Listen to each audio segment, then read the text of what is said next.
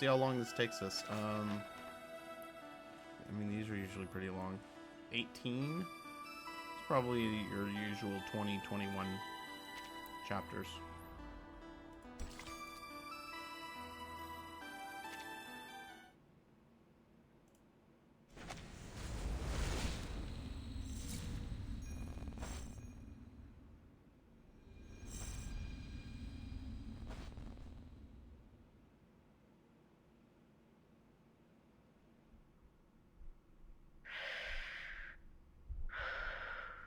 Take a deep breath and Take relax. a deep breath and relax. This is my debut. I can't fail. Not now. I have to do this for Mr. and Mrs. Kozlov and everyone in the circus. I didn't know she I was a must circus make them performance. proud.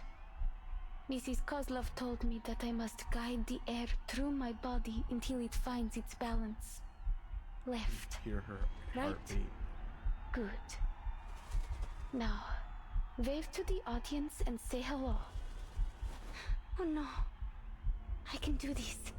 I'm almost there.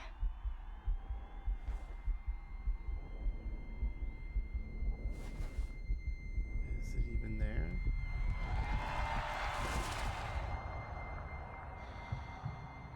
Я могу справиться с этим. I can have this handled. First, I need to. There's no absolute direction up there. Up or down depends on the reference you choose. I think she has the right to know what the storm really is. We will still need to cross the year 1999. Alia, come home.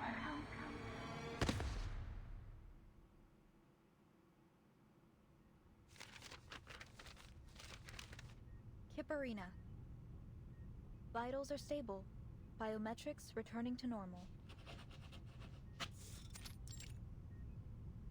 Cosmodrome. The Laplace researcher still hasn't shaken off the weariness of her journey. The medic examines her closely, weighing her emotions as she explains the current situation. I'd heard you'd already left. Never thought you'd be back so quickly. It's obvious you care about them. So I'm sure you know what to do when they wake up, Miss Pointer. Pointer? Pointer gives a nod, her eyes fixed, scanning the blinking screens beside the bed. She hasn't suffered any serious trauma. All that Miss Kipperina here needs is rest. But considering her condition, I recommend she stays here a few days longer for observation.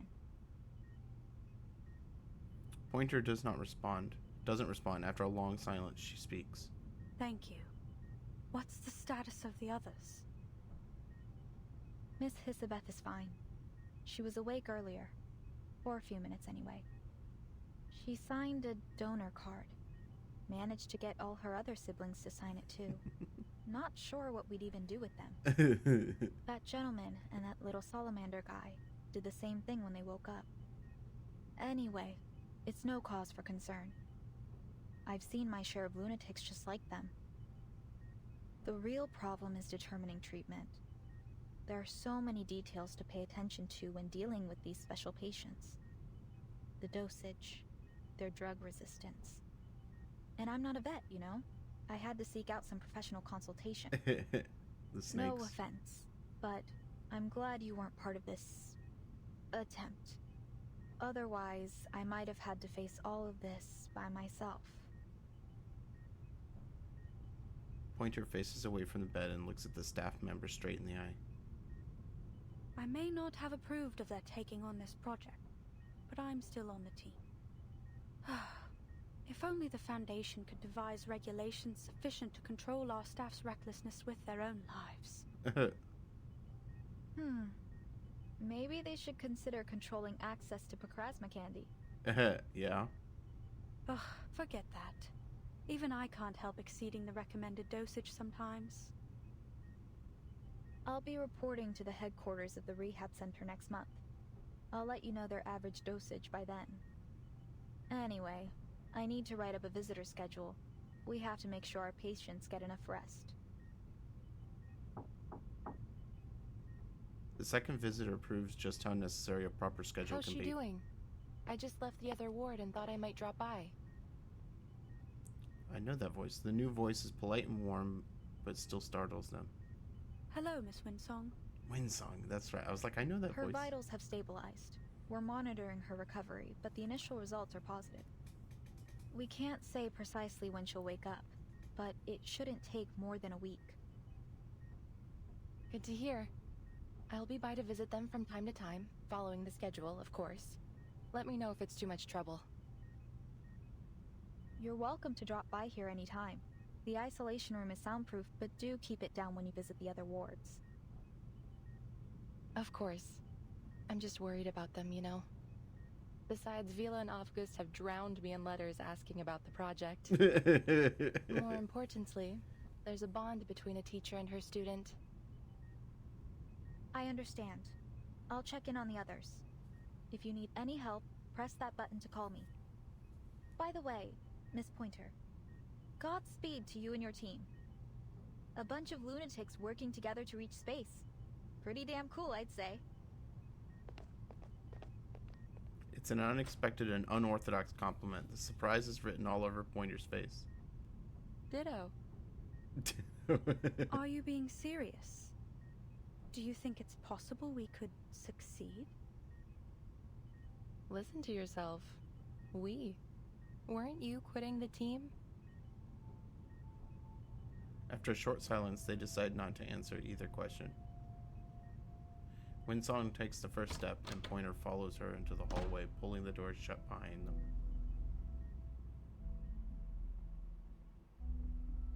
Your comment on Hisabeth's project. You said it was unrealistic. I don't think you really meant that. But even if you do, why not stay and give them a hand? Their latest ideas for the teleportation disc sound solid to me. This one failure shouldn't be enough to walk away. You've worked with Hisabeth long enough. I'm sure you'd already know if she's pursuing a fool's errand. Pointer chooses silence again, but this time Winsong presses her concern. So, what do you really think? My thoughts are unimportant. All attempts to talk them out of it have failed. And what's worse, the more forcefully I attempt to dissuade them, the more determined they become. All right, so lay it on me. Why are they doomed to fail? I see no reason to expend any energy explaining it. So you don't have an explanation. Winsong gestures at the ward behind her. Whatever. I'll just have to make my own judgments on the matter. Hisabeth is an excellent researcher. Sharp and decisive. On those merits alone, she's earned my trust. My analysis points to a dangerous level of uncertainty in this project. The price of failure, even optimistically, could be much worse than a few days in recovery. There could be more permanent injuries. They could even... Her shoulders shrink in, but her voice remains calm. My nature compels me to do whatever I can to reduce the danger to our staff. And I want to keep my friends alive. What does it matter if we make it into space and discover whether the storm affects the whole universe? Say that we determine this phenomenon only affects Earth, then what? We can't leave. We don't have the technology to fly off somewhere else. And if instead we determine the storm is indeed universal, and that it will inevitably swallow up the stars, well, then wouldn't it all be pointless? Kind of sound logic. Either way, my calculations are clear. The answer is not worth our lives. That's how you feel. I get it. So why not tell them? I've been attempting to find the right time to say it. The Leyline scholar shrugs. She has the answer she came for. Maybe so. Speaking of things to say, I've got some news, and I thought it was better you hear it from me. Laplace has decided to evacuate the spaceport. All staff on site are to be relocated before the end of the month. Evacuate? Where to? There is critical equipment here that can't be moved in that time frame. Besides, this spaceport was part of our active partnership with the local government. She lifts her head and Winsong doesn't shy away from her gaze. Ah, we're moving to our real branch in Plesetsk, aren't we? The one on the edge of the Arctic Circle that's proven immune to the storm. This is our storm emergency plan. You've got it. All Laplace employees are to spend a week in the care center after reporting to Plesetsk. The local staff will be put on paid vacation, as is usual. They both know exactly when this paid vacation will come to an end. Hisabeth was also waiting for the right time. And I guess this is it. Sign So, this for her, will you? Don't worry, it's not a donor card. a sheet of paper is held out to You're her. asking me to sign this so that my teammates can stay here and die in the storm.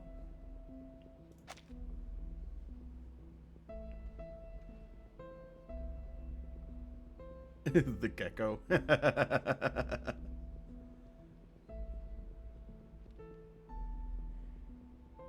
Okay, I see. So, the storm, we've finally gotten a countdown. I'm guessing that, word has come into, Verton that, we're close to the next storm. I'm not asking. I'm only delivering it to you. But they know what they're doing here. That's why I want to help. I need some time. My analysis won't be objective right now. What about the umbrellas? Sure. Just don't keep your teammates waiting. Our time is short.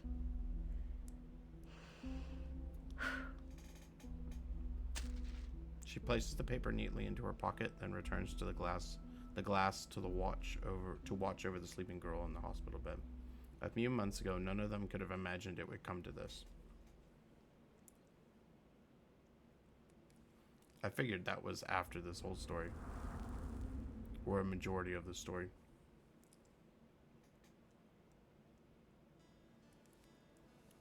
Okay.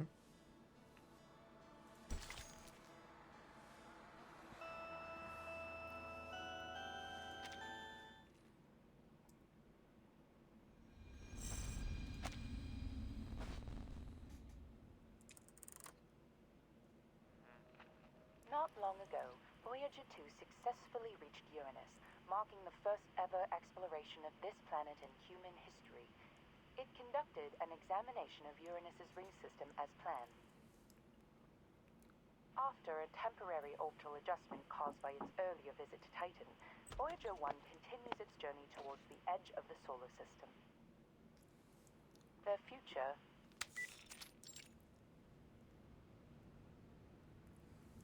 The staticky but steady voice of the news cuts out. We already know where they're going and what they're gonna do. Why are you wasting time on old news? As I recall, we've even got a photo from Voyager 1 taken in 1990. It's stored somewhere in the Laplace archives. That's correct. They even have the development reports from Seaton, and the work done on meteor burst communication tech. But none of the archives mention the whereabouts of the Golden Records, do they? So there's a chance we'll hear some new clue this time around, like, according to the sudden decrease in Voyager 1's mass, it's been speculated that the Golden Records were intercepted by an unknown entity. Intercepted? You make it sound like it was stolen by aliens or space pirates. A space pirate? I doubt they would have any interest in some ordinary records. Now why don't you get to the point? What's so urgent that you had to switch off the radio? Oh, I'm making a video. I didn't want the sound drowning out the recording.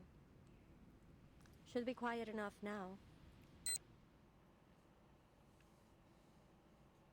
April 1986 Comet Hisabeth. Cosmodrome. Laplace researcher. So why was I mad enough to join this project? Call it a matter of personal interest.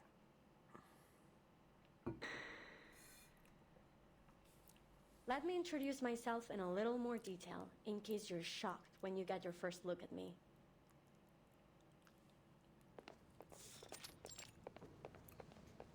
Are we there yet?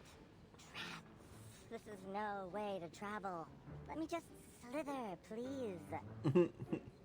We don't have a choice. We're stuck with this most unfortunate mode of transportation. Introducing 2 of the 9 siblings of the Dubois family, always loudly at odds and proud of it. Thanks to the cold weather, the others still brewmating, so they haven't yet tested my patience. Footsteps grow nearer, prompting them to look around for their source. Welcome. Let me walk you to your office. Your ID card, please.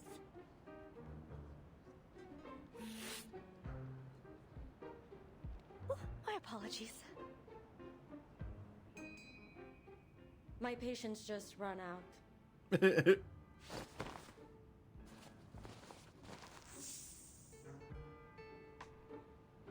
Then the snake twists his body away with agility, but not fast as Thank you for showing me the way. Why don't we speed up a bit? This place feels as cold as a goddamn morn. I can barely talk without shivering. Snake twists his body away with agility, but not fast enough. It's forced to clamp its mouth shut. When we get to the office, I'll warn them not to scare our colleagues for the 4th time. Of course. We'll ensure the heat is kept on 24/7 inside your office. Laplace never neglects the little details. In truth, as a reptile enthusiast, she's just trying to hide the rudeness of her surprise at seeing the cute snakes. Here we are. Go ahead and knock on the door. Miss Pointer should be expecting you. By the way, since you mentioned the cold weather, do you need a thermostat for your lovely pets? We try our best to meet all of our researchers' needs. Oh, we're all good. My coat works as a kind of thermoregulated insulator. It should be fine. Oh, that's cool. Understood. And please note that the spaceport here is just a part of our local research collaboration. Laplace's official branch in Plissette is actually further north, right on the edge of the Arctic Circle. It has a strict security policy, so you'll need to file an application before visiting. There's no guarantee it will be approved either. Okay. Welcome to the Plissette Cosmodrome. Just a few steps out, the receptionist turns back, drawn by a faint sound. The little golden-scaled snake flicks its tongue at her and... was that a wink? Goodbye, little Hissy. The researcher disappears down the hall, and cheerful voices ring out again. You know what, too? I think the staff here are more accommodating than most types we meet. Or are you just being more of a jerk than usual? Now stay out of trouble and don't call me by my number again. Just so you know, I'm perfectly willing to tie you up by the tails if I start hearing about any missing lab rats. The door swings open, preventing the escalation of their family feud. Huh? I knew I heard someone talking behind the door. Glad my ears don't need tuning. Please, come in. Are you the new researcher on this project? You've got it. So, I take it you're one of my new colleagues?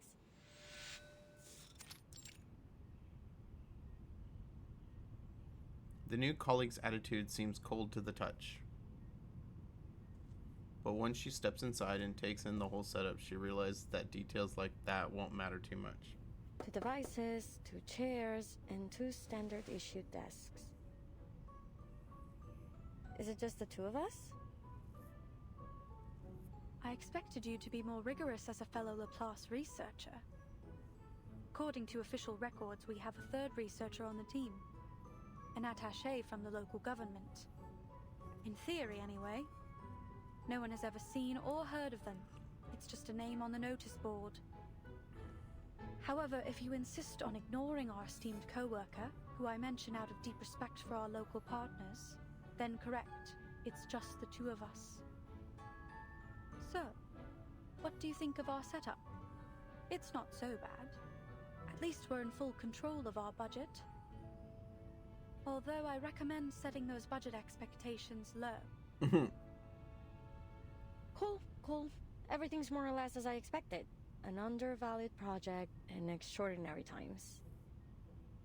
What kind of bizarre mind hatched up the idea of teleporting supplies directly into space? Do you believe our goals are unrealistic? Not at all. Only eclectic, let's say. And I've always been a fan of eclectic theories. They're often a stepping stone to true discovery. I'm certain that the combination of arcanum and science will one day make up the core of our civilization. We're not there yet, but... It's only a matter of time. Perhaps this project will be the next leap forward. So is she a pure scientist? So far, the teleport disk we've developed is functional but unstable. It's a one-way ticket capable of travel only within a short distance. But if we can improve its range and stability, I calculate its value to society to be potentially earth-shaking. Looks like we'll make for quite a team. She picks up the stack of files from the desk, clearing a small spot to lean against. But before that, we'll have to make sure our project isn't shut down before it can begin. Which means we need to cook up something worthwhile to put in our report. To that end, I know you're an expert in aerospace materials. Are there any specific specimens you need? I'll do what I can to source them for you. Oh, but be quick. Our resource applications must be submitted today. The evaluation process and all other little details mean it will take some time to arrive. Let me see. No, I don't have any particular needs for now. How do you feel about fish? Even Pointer's keen analytical mind struggles to keep up with the rapid topic change. She pauses a full 3 seconds before answering. They're fine. As are those pets you've got dangling in your hair. Cool. Looks like I've come to exactly the right place. No nosy layabouts around to moan about my hobbies. Speaking of those pets, they're not really pets. I remember mentioning them in my profile. You didn't read it, Whatever, so long as they can hold their own. Then you threw the file into the trash. Am I right? It wasn't quite so dramatic, but yes. I briefly scanned it for your field of expertise and experience. Nothing else mattered to me. Still, you should get to know your new colleagues. I'm a Melusine. We have snakes for hair. So they're not pets, they're my siblings. Technically, you've got yourself a grand total of 9 new co-workers. Please! That is certainly new information. Boy. It's unfortunate that Laplace doesn't pay out their Sharpodontes by head. Still, you should get to know your new colleagues. Wait, no, this one. Technically, you've got yourself a grand total of 9 new co-workers. Surprise! Surprise. Maybe I can convince them to go in for every 2 heads. I wouldn't predict your chances to be high, but a larger food allowance seems appropriate, given your additional mouths to feed. Mind requesting me a corner office? I need a lot of space for my fish tank. Pets and plants help me cool off. Whatever you want. Let's just finish the report as soon as possible. Then, we can apply for additional office space. 1 room for each of us. Deal? Deal. Agreement reached. Pointer lifts her right hand. A snake stretches forward to gently tap her palm with its head. Nice working with you.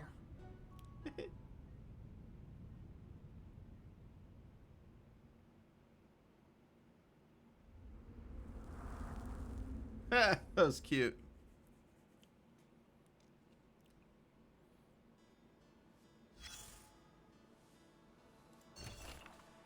Next to the empty radio dart is a log that has been diligently updated with each use. Where's the radio? Public radio, 5 minutes per person per day. Listen to whatever you want, but leave an update in the log. 12:05, restored the frequency to normal and listen to Swan Lake. 1805, turn to a foreign station. Adjusted the frequency to avoid interference. 305, attempt 39, still no reply from the cosmic friend. Answer me, answer me. 1205, restore the frequency to normal and listen to Swan Lake. Turn to a foreign station. Adjust the frequency to avoid interference. Attempt 42, observed an unusual aurora. Must be the cosmic friend. She's responding. 1205, restored the frequency to normal and listen to Swan Lake. Wishful thinking aside, remember to reset the settings. 1805, turn to a foreign station, adjusting the frequency to avoid interference. Attempt 73, the turn's migration route is different from last year. Is she affecting the magnetic field? Placette is not going to buy a second radio. Break it again, and we'll bury you in the snow. Tune to a foreign station, adjusted the frequency to avoid interference. Attempt 106, the magnetic anomaly has reached the edge of the polar circle. I so want to meet her. Off to intercept the cosmic idealist in Murney, break his bones, and reclaim the radio. I hope this imaginary cosmic friend is real, as if. To be honest, I don't know. I mean, I only just met him, so I'll have to listen to more to know for sure.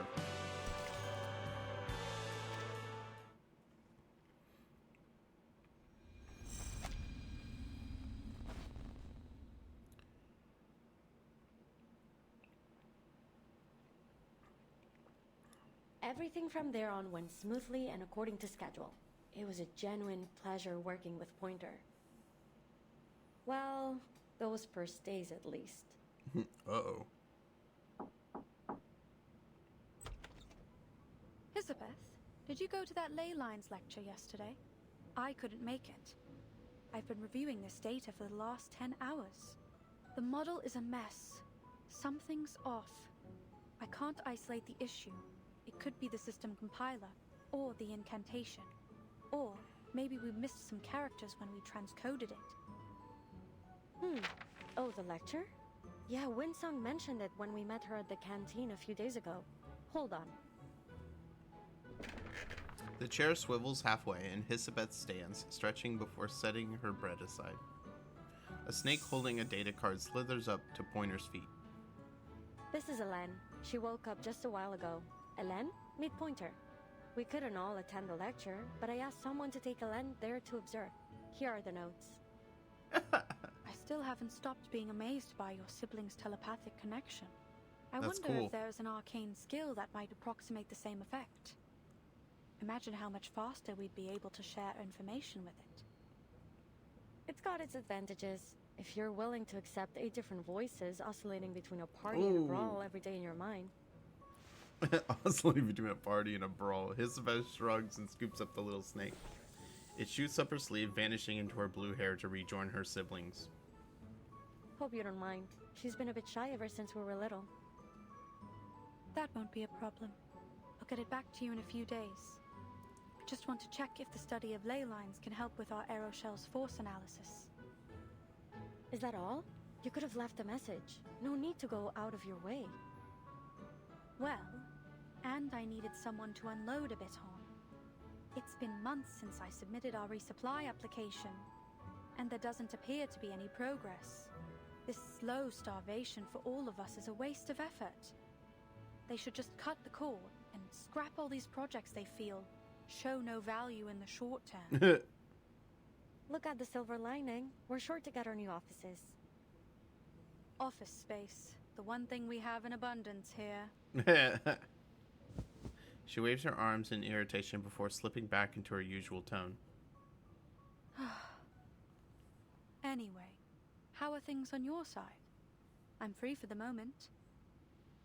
I'm progressing just fine. Take a look. She steps closer to the desk. Hisabeth shifts some Excellent. space. Feel free to let me know if you require any help. She steps closer to the desk. Hisabeth shifts some space and lays out the blueprints. You know, for all the time we've worked together, there are still many questions left unanswered between us. I'm curious. Why did you choose this project? The tenor of their conversation has changed since their first meeting. This isn't a test, it's a genuine concern. Time has built enough trust between them to ask.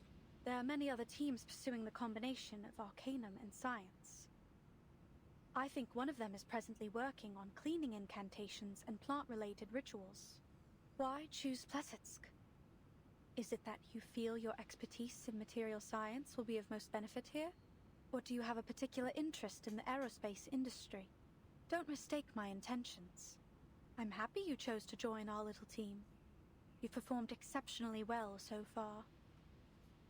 If I had to put a finger on it, I'd say it was curiosity.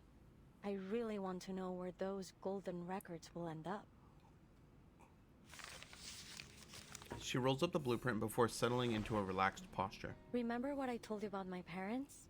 They were studying information technology at Laplace before the first storm struck.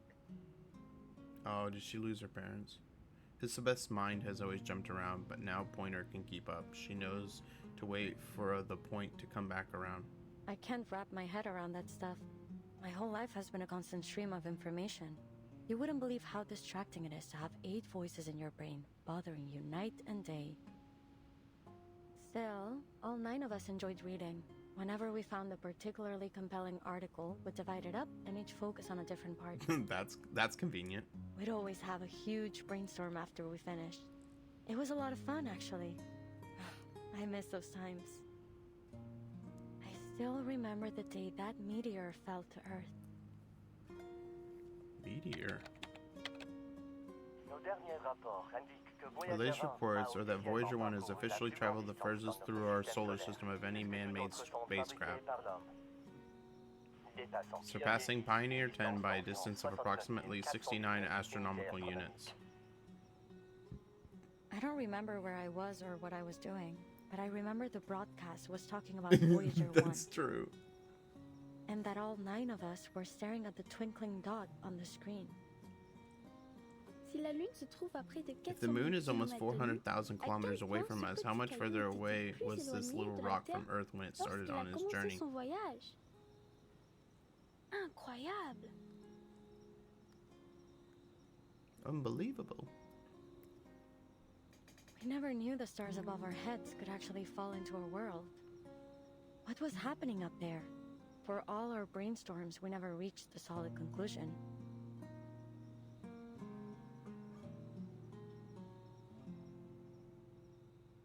Where will Voyager 1 go? Who, if anyone, will find its golden records? When will the stars stop shining? Are there researchers out there just like us living on another planet, looking for the same answers? One little meteor brought us so many questions, and we could never leave a stone unturned.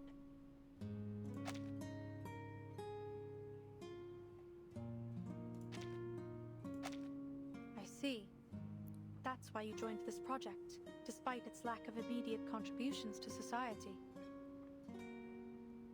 Nonsense! Our work is critical to the future of aerospace engineering. We've got plenty of contributions to offer. This time, she's the one holding up a hand, waiting for a high five. Was that an attempt to cheer me up? There's no need. I'm not easily discouraged. Palm to palm, their hands meet for just a moment. You've warmed up a bit. Yeah, thanks to the 24/7 heating, and because I keep all of us well fed. Speaking of, I'm headed to town to find a restaurant. Care to join me? There's some decent food in Plesetsk now, thanks to the new policies. Do you want anything in particular? Your call. Back then, we never thought to ask why our supply application had been put on ice for so long.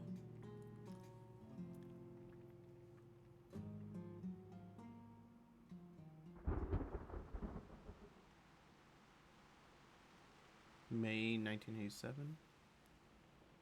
They're terminating the project? The noise startles the snakes. One by one, they poke their heads out to join the shock. Too bad the moment's already passed. Pointer doesn't even have time to snap a picture. I understand, ma'am, but you should know that our top priority after each storm is to restore the Foundation and the LSCC to full function as soon as possible. With our current shortages of resources and manpower, that means cutting all non-essential projects. Why don't you just pause it then? Non-essential? Then what is it that counts as essential? Who decided on our priority? Before the snakes can hiss again, in protest, Pointer reaches out and grabs Hisabeth. Calm down, Hisabeth. I understand that Mr. Ludwig did his best to keep as many projects running in Plessets as he could. We couldn't have stayed here this long if it weren't for him. But he's only a branch leader. He doesn't get to make the top-level decisions. They act as if all of their essential and valuable consumer technology just popped up out of nowhere. True. To think that aerospace engineering has less to contribute than their other projects? Mad! They wouldn't even have vegetable packets in their instant noodles without us. I'm sorry, but our decision is final. Please allow me to finish. As you can imagine, I have several other meetings lined up after this. Sure. Please continue. Madame Lucy has expressed that she is not in favor of this decision.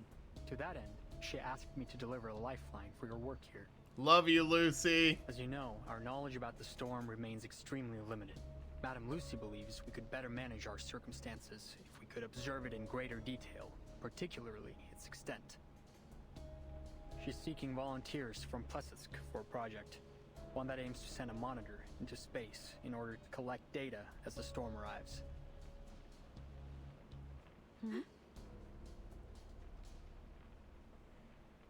Two completely different reactions.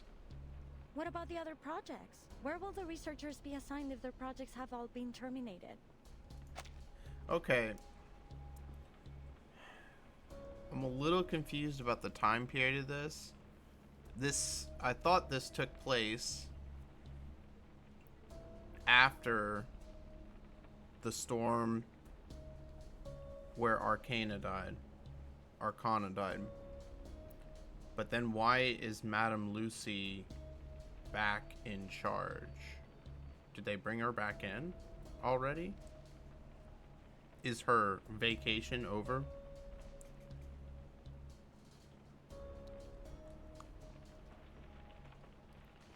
Or is she giving advice from the suitcase, so to say?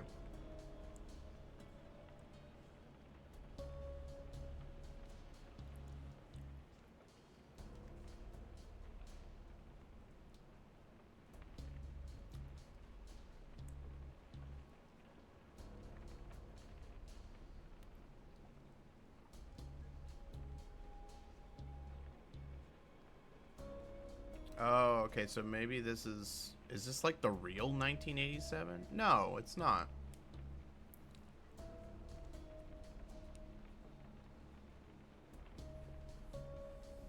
This can't be the real 1987 because they've already talked about how the storm has hit, and the first storm hits in 1999. So I mean, I guess it could be in between.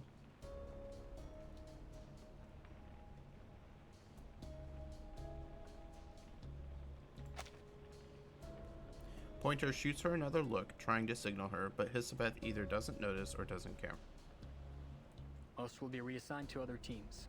I'm afraid there isn't much manpower to spare on our work here. That's the deal. If you want to stay on this project, then this mission must become your full focus. On the bright side, you'll have full access to all the resources left in Plesetsk. He makes a quick glance down the hallway to check no one else is around, then steps closer and lowers his voice. I believe you two to be the most talented researchers in Plesetsk, and I know you want to achieve something with your work here. Still, I think I should caution you against accepting this task. Sure, if you pull this off, you'd become a legend throughout our organization. There's only so much value in fame and admiration. Okay. And what would happen if we were to fail? Execution. I'm afraid your best hope would be instant death. Oh, and it may be much worse than that. No one knows for certain what the storm can do after all. So this is probably sure this after is like worth the your first, lives. the second or third storm. I don't know how many storms there were.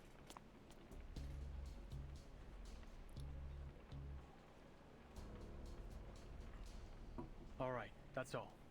I just need you to confirm that you've been informed. You'll have 24 hours to respond to our request. Okay. After receiving official documents, Pointer and Hisbeth return to their office. They say nothing for a long time. The weight of the decision before them deserves their silent consideration. Finishing her deliberations, Pointer clears the air. Hisabeth, I know you're a big supporter of Madame Lucy, but I'm sure you agree this mission is a statistical death sentence. No, it isn't. If you're struggling for a way to say no, I'll come up with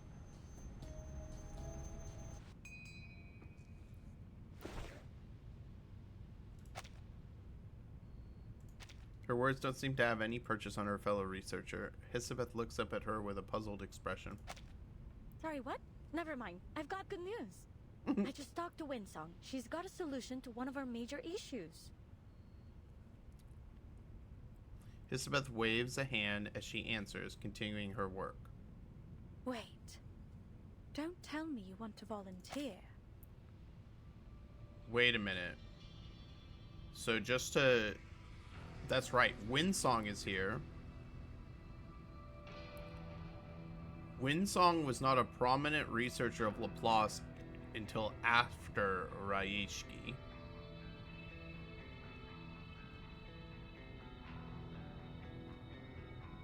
Which makes... This should be right after Arcana's... This should be after Arcana's death.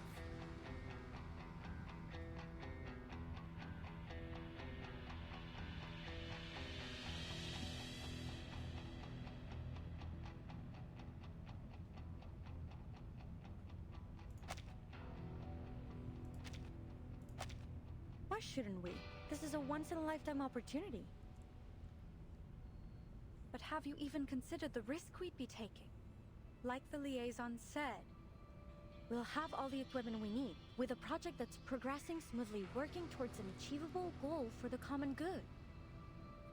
It is almost like the universe is within our grasp. All we must do is make our teleport disc work. It's not that simple. We'd still need an astronaut capable of launching the monitor. Who could we find that would be capable of acclimatizing to a zero-gravity environment, under high heat and pressure in such a short time? That's the good news. Winsong already found us an ideal candidate, an acrobat. Nice. Hisabeth finishes her task and holds out the sheet to Pointer, a follow-up work schedule. Here, I made a list of issues we'll need to tackle.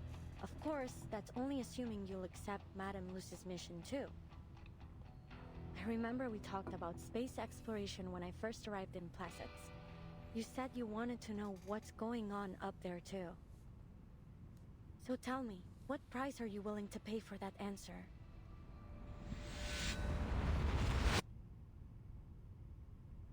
I love the, like, alien flashby. Breathe. Let the air find its balance within. Remember what Mr. Kozlov said. You must never be afraid of falling. I just have to imagine myself floating in space. That's right. I will not fall from the fire again. The Circus Barker's introduction booms above the blinding lights, followed by a wave of cheers and applause. Ladies and gentlemen, introducing Oh. our fabulous wild dancer, the youngest acrobat of the Utrinia Circus. So, those lights that flash by is like her vision up in the circus stands, I think.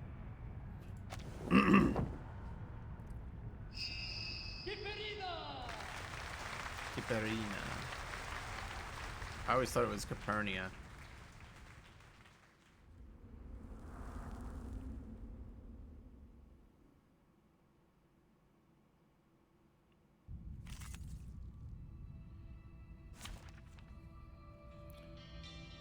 Okay.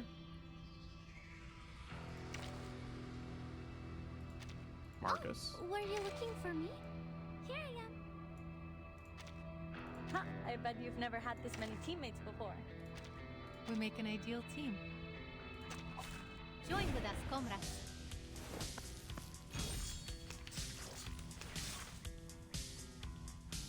Calm down and relax. It's just a simple performance, no different from all the ones that came before. Now, are my Peaceful? heart scared? Devour it all. You turned scribe.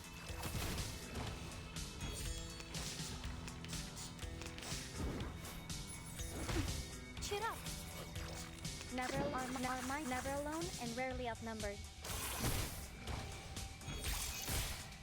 Not me. Let's make you into something a bit more useful. Phew, good. Everything has gone according to plan. Now, to preserve this memory in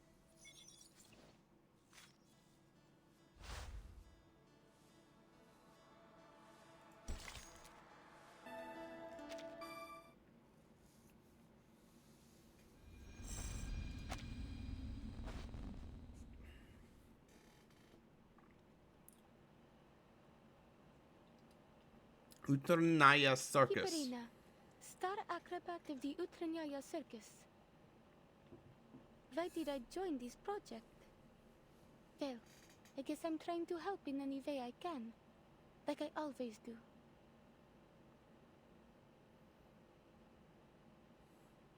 The circus is a lot like outer space. All right, let's see how you cook with this one. That exists within an almost weightless world of imagination. Close to reality, but at the same time, unreachable. Okay, that's a little stretch. I've come to love the life that Mr. and Mrs. Kozlov provided for us there. And I never thought it might end.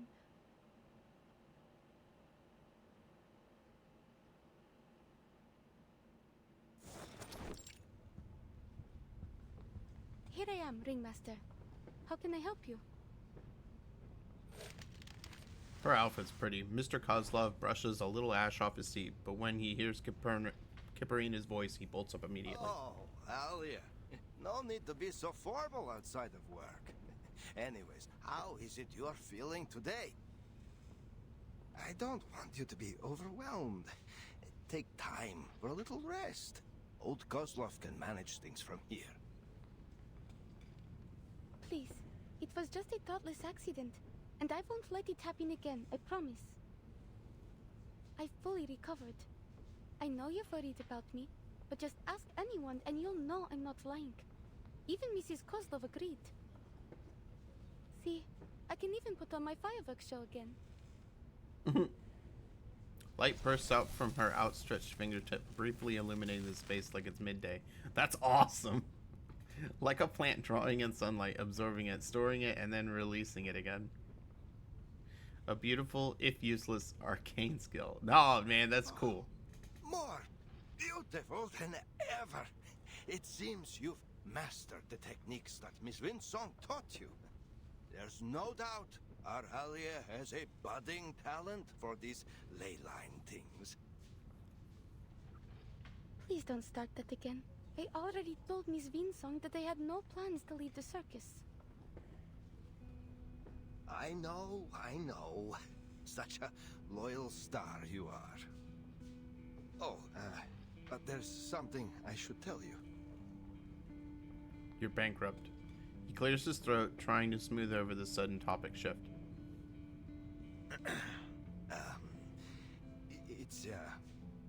We're going to hold a show up near Mirny.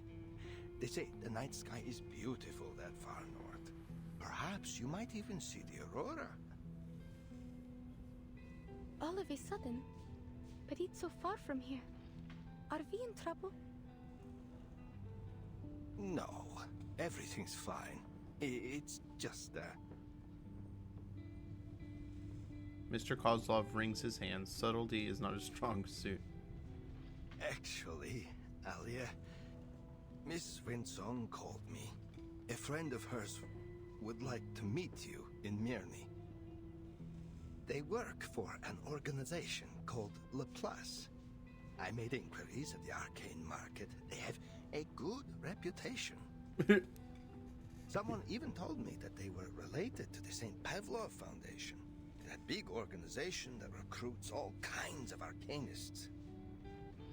We are old, Alia, but your life has just begun.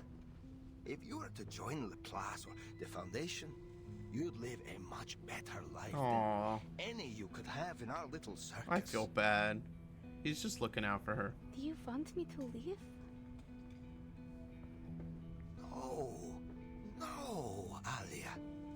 We just want to let you have another try. There may be some training involved, but we will not force you to stay. You can quit anytime you like. Natalia and I, we hope you will have a safe and happy life. After that last time when you fell from the wire, we just can't bear to.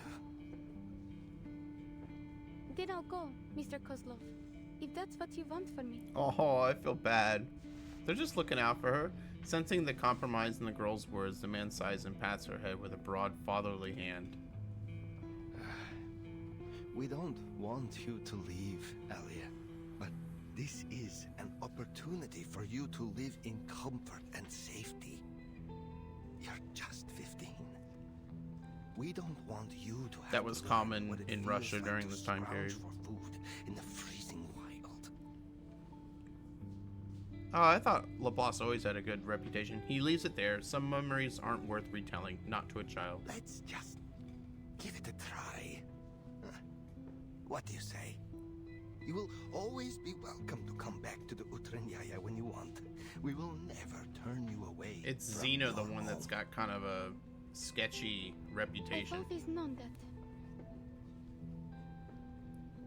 She smiles, but it is not enough to hide her quiet weight of her insecurity. Miss Winsong gave you her card, remember? I forgot where I put it. I figured they wouldn't ever find a need for a living light bulb.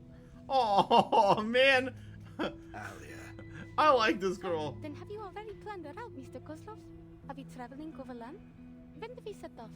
And what are we taking with us? What's the weather like in Mirny? Should I pack some warmer clothes? Oh, it's been a while since the last time we restocked the medical kit. I'll check it later. We need to prepare for the animals' transportation. I thought that we were going north. Of course. It's all in hand already. Our Alia, always such a self-starter. Muttering, Mr. Kozlov turns away. It sounds more like pride than Laplace complaint. sets a very high standard for its staff.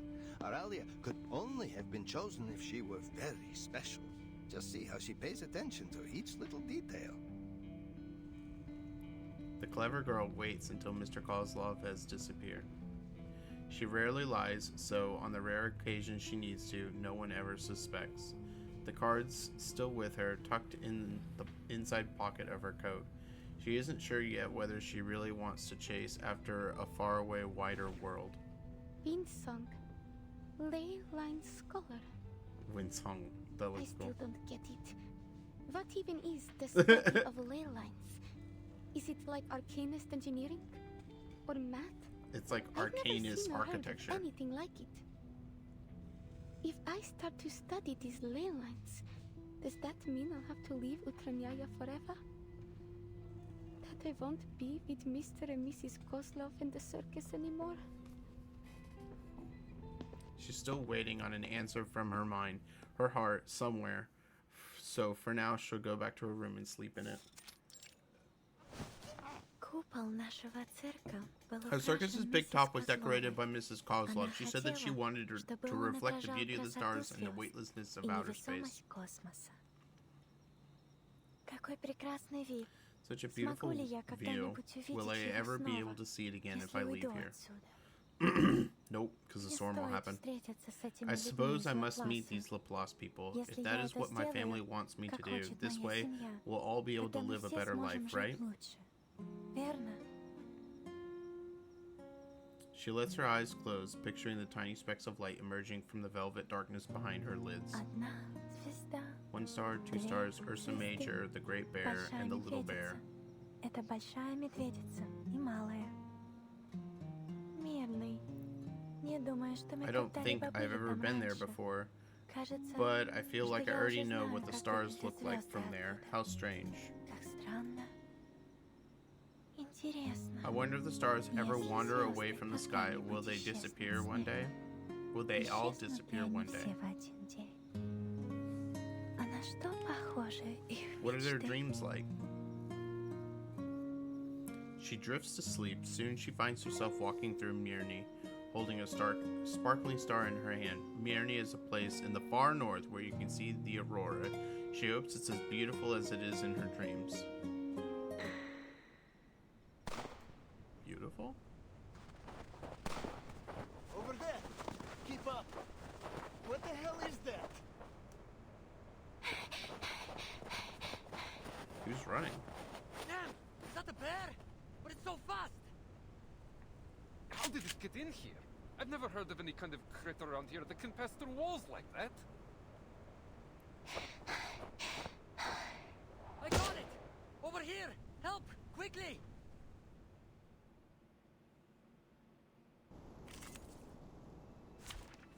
Okay. Join Okay, with us, I was comrades. checking where Mirny is. Man, it is in the middle of nowhere in Russia. Am I seeing things or have I gone snowblind? What the hell was that? What exactly are we chasing here?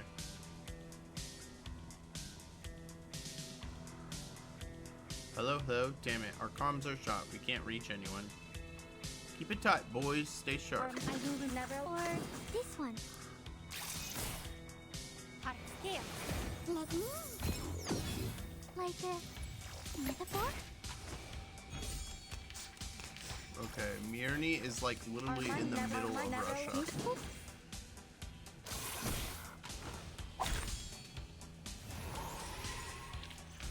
Wait, wait. Was I helpful, timekeeper? Historical population. In 1989, it had 38,000 people, so it's pretty tiny.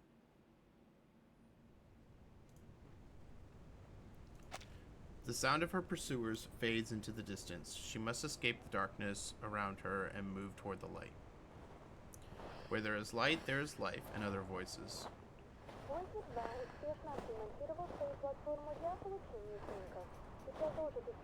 Voyager 2 has successfully repaired its imaging platform and will proceed to its originally scheduled exploration of Uranus. Voyager 1 continues its journey to the edge of the solar system and beyond. According to our projections, it's expected to pass by Proxima Centauri in around 70,000 years. A hand slips out from under the blanket, fumbling around until it finally finds the radio switch. The same strange dream again. It's gotten more and more detailed since we arrived in Mirny. Interesting. I Okay. need something to distract myself. Miss Vinsong and Mr. Kozlov made an appointment to meet next week. Until then, I should continue to prepare for a show. Utranyaya is making its debut in Mirny tonight. It's a new beginning. She peeks her head out just a little, peering past the tent flap. Across from the circuit tent stands a small restaurant, and in the distant sounds of conversation put her at ease. The streets of Mirny echo with the steady rhythm of patrolling boots. She hasn't seen the aurora yet, but even so, the novelty of it all makes her heart race. I just need to cheer up and do my best. I guess it's also my debut in Mirny, and first impressions are everything. Okay. Maybe Mr. and Mrs. Kozlov will change their minds if I can win over the audience. Oh, she feels like she's being tossed away. She steps out of the tent, ready for her first performance in Mirny. Maybe he should have explained his struggles as a child. That would put her at ease in a weird way. Ladies and gentlemen, introducing our fabulous wild dancer, the youngest acrobat of the Utrenia Circus, Kiperina!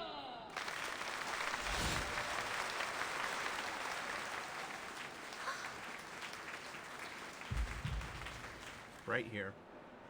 Heading toward the light, she sees many creatures making noise. The sounds seem to rise above her head. To see more clearly, she pushes through the crowd and looks up. Cheers and shouts, applause and heartbeats, they circle the figure above like planetary rings. Points of light burst around the figure's silhouette, and a few of them feels familiar. These particles were born from the nebula of her own. She looks around, smiling in the middle of the noise. Earth is such a lively and beautiful place. Yes, it's beautiful.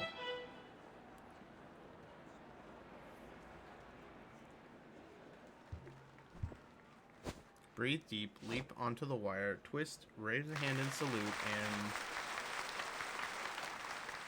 and then exhale. Will they let me stay if I keep giving perfect performances? The audience like erupts this? into applause, a perfect score for her routine. Will they let me stay if I keep giving a perfect performances like this? The doubts buried in your chest begin to stir. On the wire, Kipperina looks back, only to realize there's no one ahead of her nor behind. Should I move forward or back? Instinctively, she clenches her fist and follows the cheers with her eyes. From these heights, it's hard to recognize anyone. There are no friendly faces, no family. She's alone on the wire. And that's how it's supposed to be. Hey May, how you doing? Just like her dream, a flickering star points the way forward. Don't stand still too long. They all want you to move on. They all want to see how far you'll go.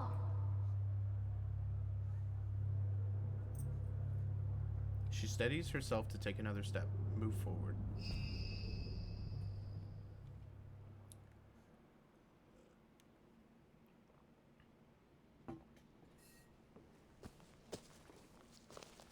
Show is over. The audience is gone. Mr. Kozlov packs away the stage props. Natalia and I were a little worried for you back there, but it seems our worrying was for nothing. The show was even better than we hoped. Show is over. The audience gone. Mr. Kozlov packs away the stage props, his voice booming with pride. Natalia and I were a little worried for you back there, but it seems our worrying was for nothing. The show was even better than we had hoped. Ooh, you gonna dump all in for Finon? Is he like your new Aventurine?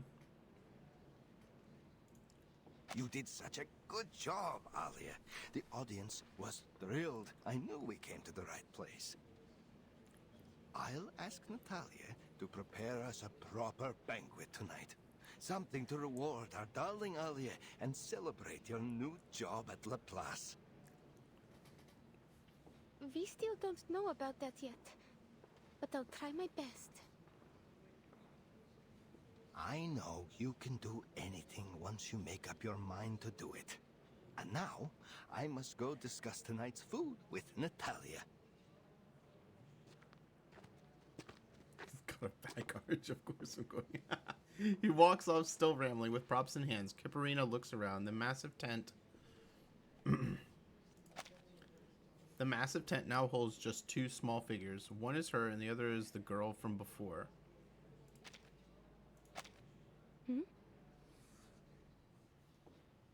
The girl seems lost in the performance. She stares up at the stage, her eyes just as bright as the star that guided her to the other side of the rope.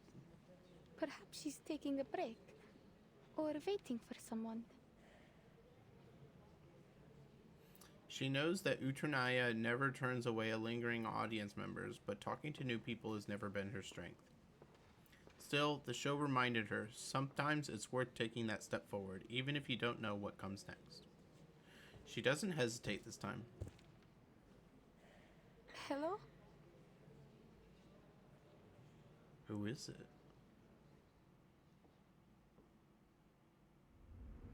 What?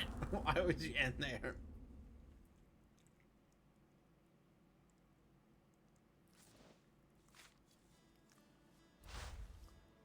Okay.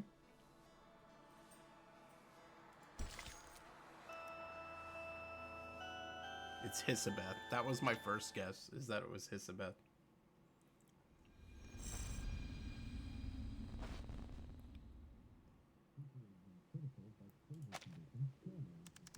Мы верим, что Voyager-1 будет продолжать We исследовать believe галактику Voyager 1 will дальше continue to и explore the дальше. galaxy on and on, Путешествие в глубины traveling into Вселенной the depths of the несущие с universe, собой carrying with it стремление humanity's человечества к spirit of исследованиям, exploration. It is вероятно, likely to продлится persist дольше, longer чем жизнь than на life on Земле. Earth. We'll see about that. The radio catches her new friend's attention. In an odd way, she spent the past few days fascinated with the little musical box. Until another voice cuts through the broadcast. But will the weather be like tomorrow? Maybe we can take a longer walk if it's sunny. You haven't seen the diamond mine here in Milne, have you? The girl shakes her head, sets the radio aside, and waits for Kiparina to speak. Kiparina kneels down. Now they're eye to eye. Is anything coming back to you? I asked some people around about you, but no one had any clue. Don't worry. Most of us in the circus were adopted by Mr. Kozlov, so he won't mind if you stay with us. He always gives a hand to those in need. And I'm going to meet an extraordinary lady tomorrow. She knows a lot. Maybe she will know who you are. Kiparina is used to this kind of blank stare. She's seen it on the faces of children that were lost while they were at the circus. How Mrs. Kozlov had comforted them and kept them entertained until the smiles returned to their faces. She stands up, steps back, and reaches her hand toward the girl. Hey, look at this.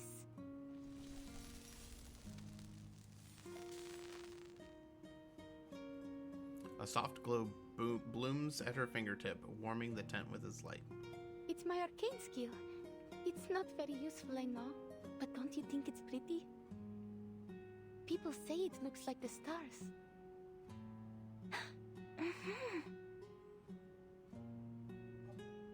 The tiny light serves its purpose. She seems far more at ease now.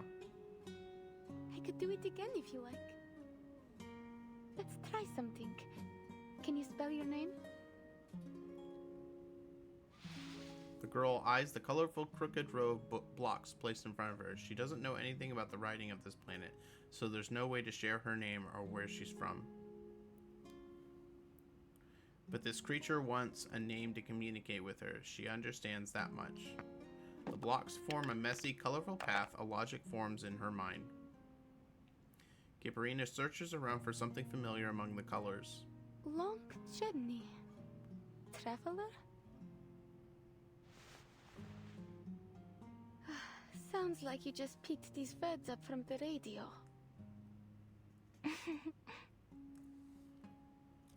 Did you go on a long journey to reach Mirny? How was it that Mr. Kozlov decided on our stage names? Give me a second. Long journey. We could call that a voyage. That would make you, who traveled a long journey, a Voyager. Voyager. So we finally meet Voyager in the story. Kiparina stretches out her hand and traces the imagined path of the Voyager probe. The girl watches for a moment, then imitates the gesture. Kiparina. She twists her finger and points to herself. Voyager.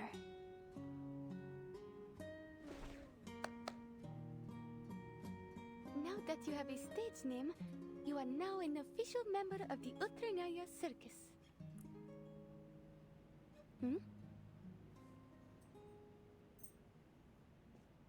Voyager spins herself toward the tent's entrance. A moment later, footsteps and a familiar, friendly voice arrive Alia, together. where's that girl? The one who was staring at the animals before? I brought a bunny around for her. I suppose I'll be looking after her now.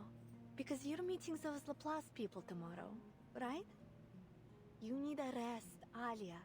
Now, do as Mama Kozlov says. Go have a nice meal at the restaurant in town and then straight to bed early. Mrs. Kozlov, I don't need to. Hush, just go. I didn't cook anything for you tonight.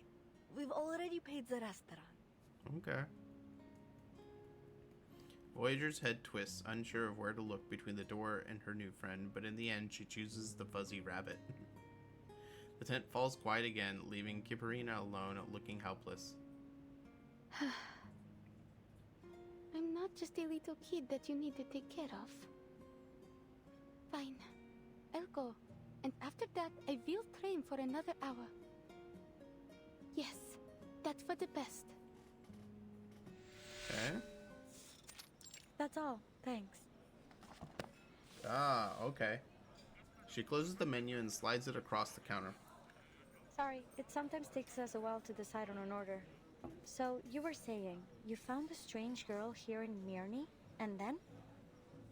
Hold on. That special device you're holding, did you get it from Winsong? Yes. Before I came to Mirny, I fell from the wire during the show. And Miss Winsong happened to be there. I don't remember the details, but she said my arcane skill was able to protect me. She helped me draw out the aura from around my body and analyzed how it worked. Though I didn't understand that part at all.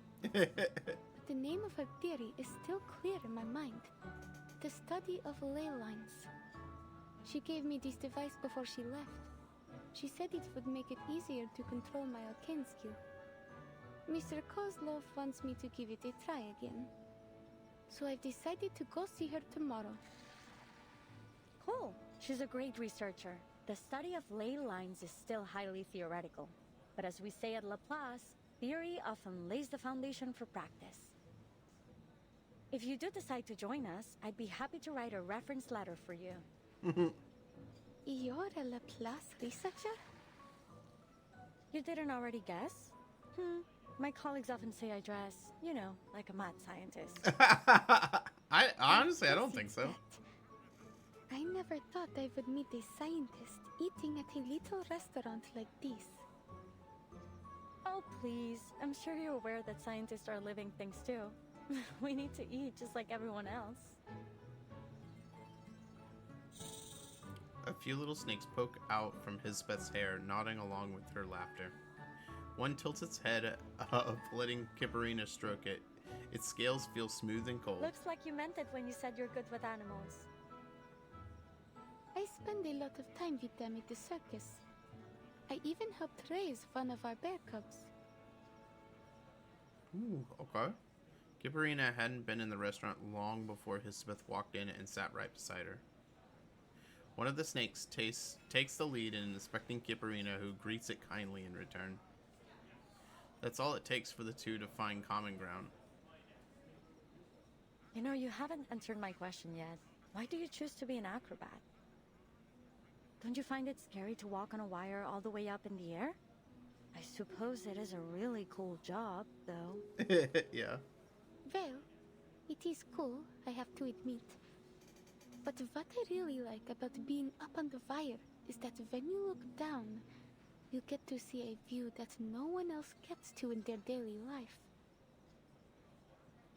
When I stand on the wire, the audience below look just like stars, and it feels like I'm floating in space with them. Isn't that great? In that moment, I stop worrying about my performance and forget all expectations. I can just be in the moment, shining like a star. Oh, intriguing. You know, in a way I came all the way out here because I had the same thought. I want to work with the smartest minds in the world, whether humans or arcanists. They're also like the stars in a lot of ways, each one bound to go down in history. And I'm trying to find out what really exists beyond the limits of the sky. Do all your siblings share the same feeling? They're such neat little snakes. Oh, it looks like they have fallen asleep. We've always been on the same page when it comes to these things. Hisbeth turns her head. Kipperina notices her pupils narrowing to a slit. Your arcane skill is exactly as I expected. It captures photons from the aurora and stores them as latent energy. Then when it's deployed, it appears to form a kind of prismatic plasma barrier. Cool. What? I'll explain next time. It's complicated. It could take hours to get it into your head. Still, it is most obvious to me that you're exactly the person we want for this opportunity. What do you say? Will you give it a try? Huh? An opportunity to reach the stars. You mean you're the colleague Miss Vinsong mentioned? The one who invited me to Mirny? I should have known. Was this a test? I thought you were a friend I could talk to. Aww. A friend? Superb. That's the best compliment I've received in months. Relax. This wasn't a test at all. We just happened to share the same taste in food. But I do hope you'll consider our offer seriously, in the spirit of the good time we had together. Are you serious though? You really mean you want me to become an astronaut? The invitation seems too far-fetched. Even in her wildest dreams, she could never have imagined it. Exactly. But Hisabeth's response carries a rare weight, different from her usual casual tone. Don't rush to a decision. We can wait till tomorrow. In fact, the materials I've been expecting should arrive tomorrow as well. Maybe the delivery guy will bring you a small gift along the way. You don't have to. Sorry, I didn't prepare anything. Oh. Don't be silly. It's just a friendly gesture. I believe you come from the same region, so I'll bet you two will get along quite famously. And he has an interesting nickname too. It was, oh, right. Name day. Yeah, they talked about this back in the Raishki event. She says she dresses like a mad scientist. I wouldn't really call that a mad scientist. It's more like she's got an odd lab coat, but the rest is like a club dress. She's ready to go clubbing.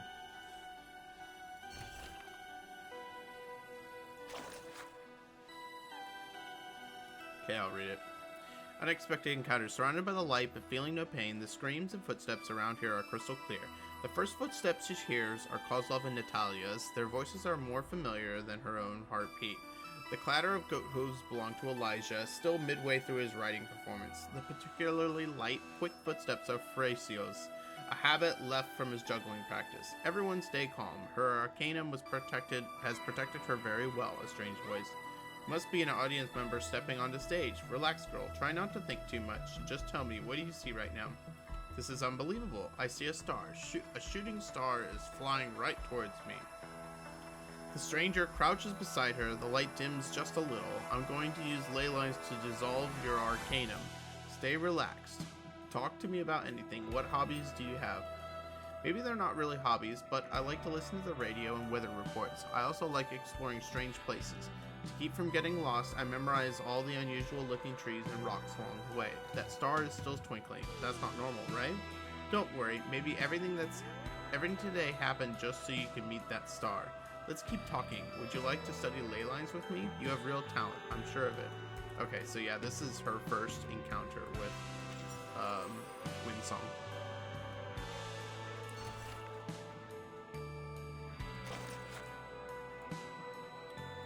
The Great Utranaya Circus. We have the best stage on Earth. Each show is as unique as a flake of snow. We bring the most spirited performances in the world. Elijah can turn any animal into the finest steed alive. Ferencio's performances will make you laugh until you cry. And Kiparina, our tiny, adorable aerialist, walks on a wire so thin no one can even see it. Ringmaster Kozlov has folded his entire life's reputation into this little tent. From now until next month, this new world welcomes you.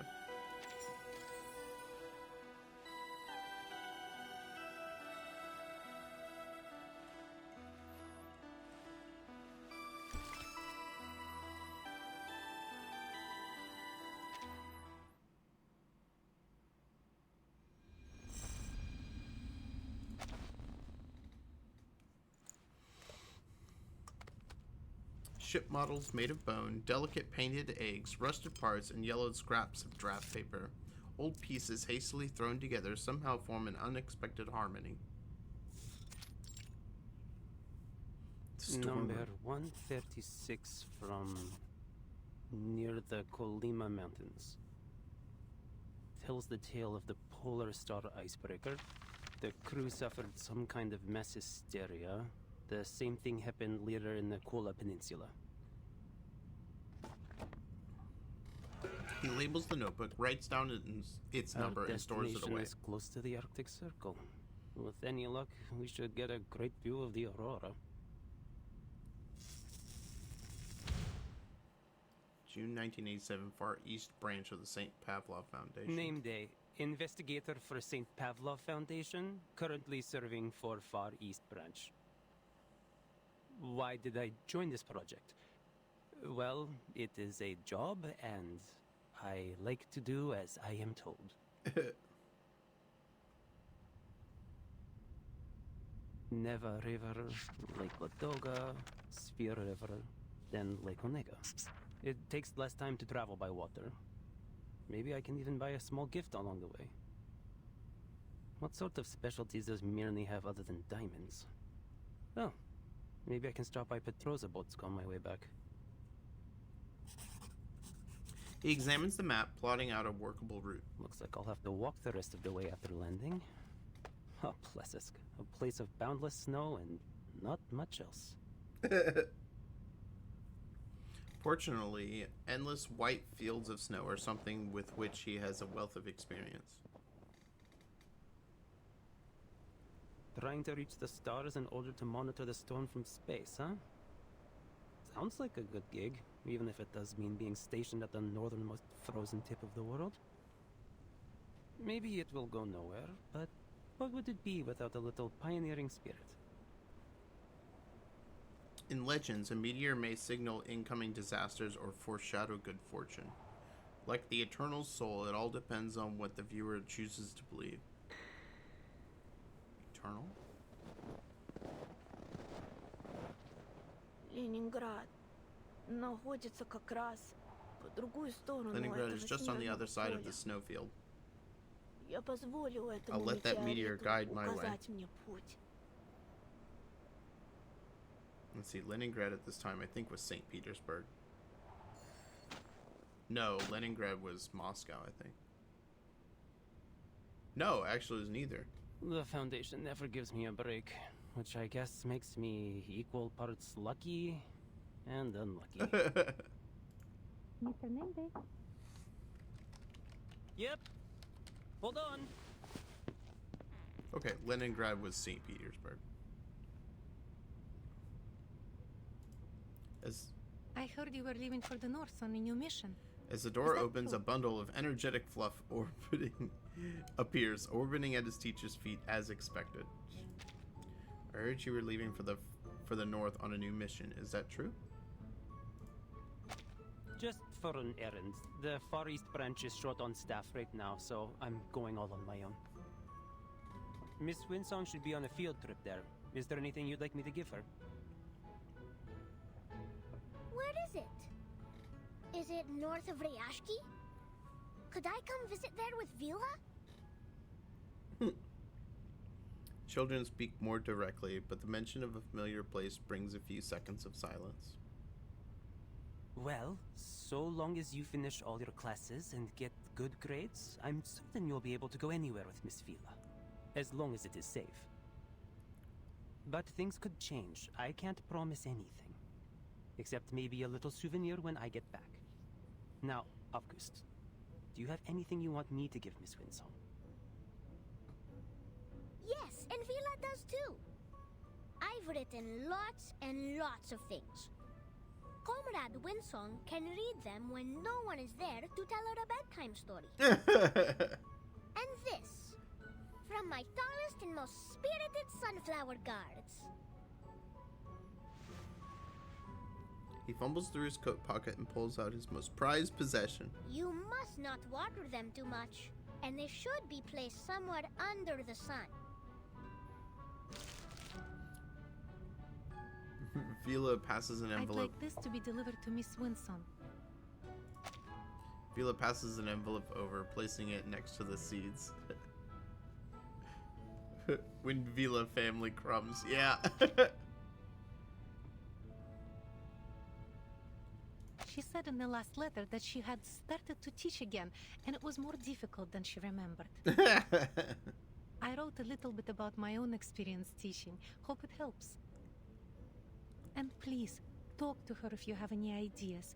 You're so good with kids. Nina, Piotr, and Pasono ask about you all the time, always wondering when you'll visit again. I didn't ask. I know how busy you are, Mr. Raccoon. And so is Vila. Every day she's either painting something or talking to the white clothes. Talking to the white clothes. With any luck, I'll be free for a while after this The mission. nurses, I guess. I'll come the back and do doctors. some magic for you kids. What do you say?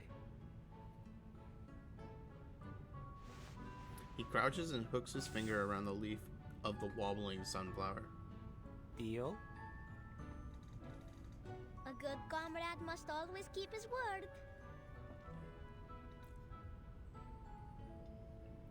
The fuzzy hat bobs up and down twice, an earnest and sincere nod. The conversation shifts back to the two adults.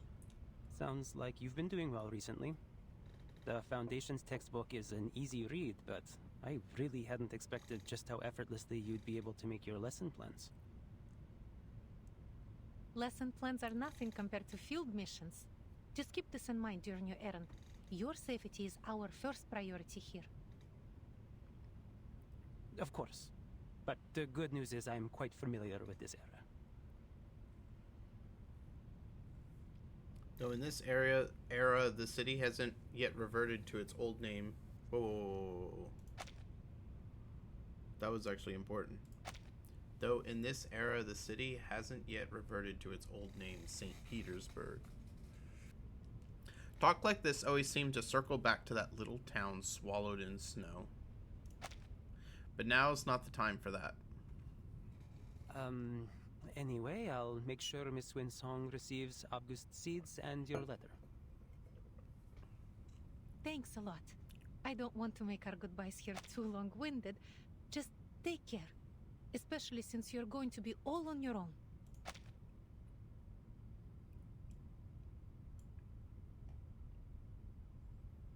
Little town swallowed in snow. Going to be all on your own. Well, I won't exactly be all on my own. Little bit of a break there. Sorry. Hey, so, any idea how far this place is? I think we must be pretty close. I can almost see that unmistakable Laplace metal roof. Wait a I've minute. actually got some business lined up in Munich. Those diamonds of theirs are certain to fetch a tidy profit back in the East Branch. Isn't this guy from... I should have never let you out. Can we make a deal? You stay quiet, and I'll get you safely to our destination. Then you can say whatever you've got to say to whoever made the mistake of inviting you here. You know, you really like to talk. I'm beginning to understand why no one else would take this job. Whoever heard of a merchant who doesn't like to talk? Huh, admit it. You'd be burned to tears if I were not here. Okay, so he's not actually in the story. The chatty salamander is tucked under Name Day's coat. It's muttering, smothering along with it. Bandit? In Arctic Circle? That's new.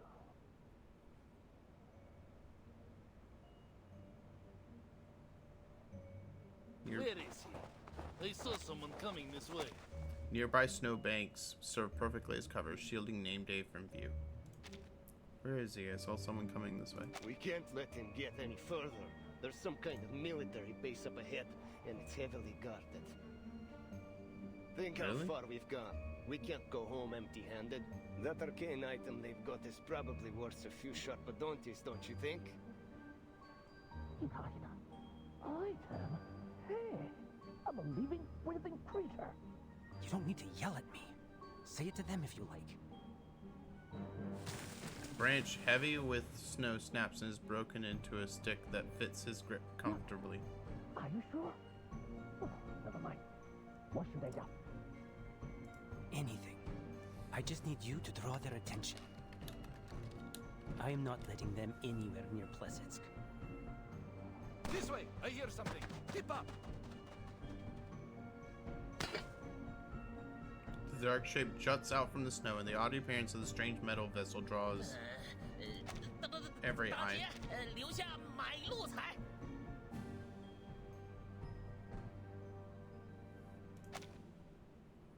Name Day's blade lands right in time, stopping the hand reaching for the vessel.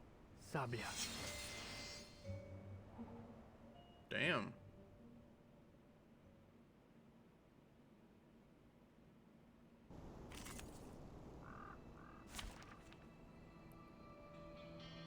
Oh, okay, we got Name Day here. I'll do my best.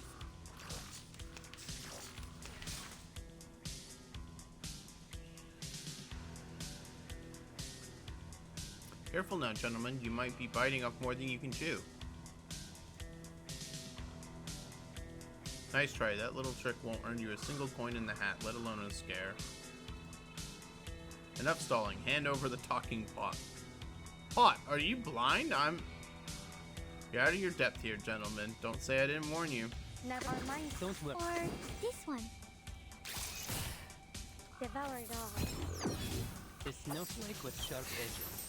Great. No mistakes. Careful with It's the better pages. think twice. Never Whatever you say. Never Useful?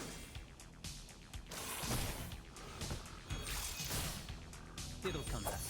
Let's make it into something a bit more useful. Oh, wow. Now, Okay, so the preserve this Plesek memory in Cosmodrome our is actually dreams. real. I didn't know. I thought they were just making it up, but it's actually... It's like the actual Russian... It's the Russian site for space. It's like our, I guess the equivalent of our, Kennedy Space Center.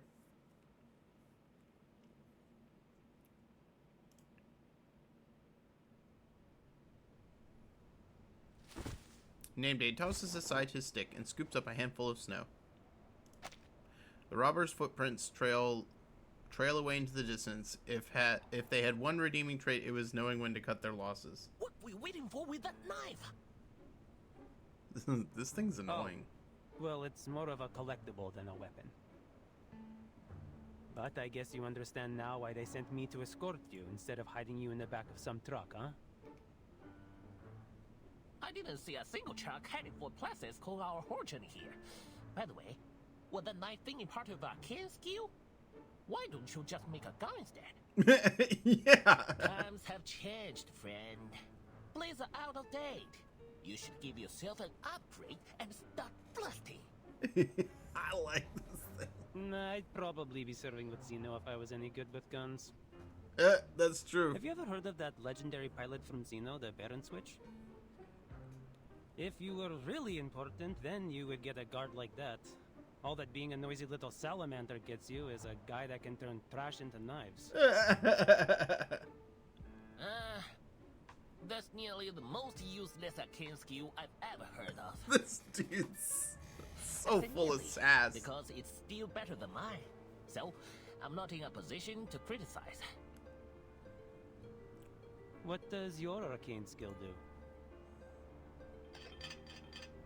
Salamander's silhouette flickers, crumbling into a puff of ash, then, in the blink of an eye, reforms itself. Red envelopes. That's it. It's certainly something.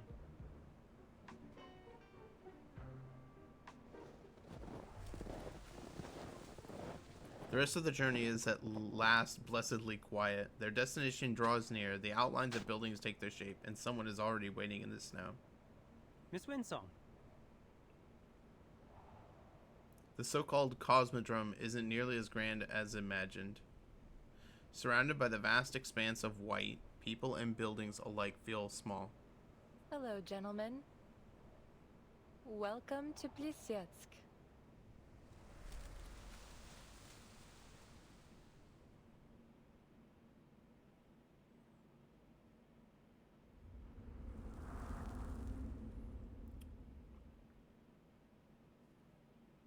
Okay, so Plisietsk is the same thing as Mirny.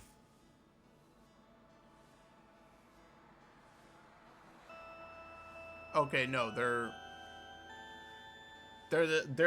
really close to each other. They're like it says it's 9 miles from each other. So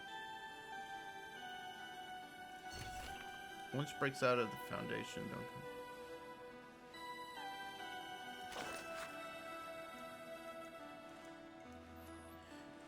That kid seems to have disappeared. You know where he went? Who? The talkative one, obsessed with Roman myths. Are you describing yourself? Name Day. I'm talking about Name Day.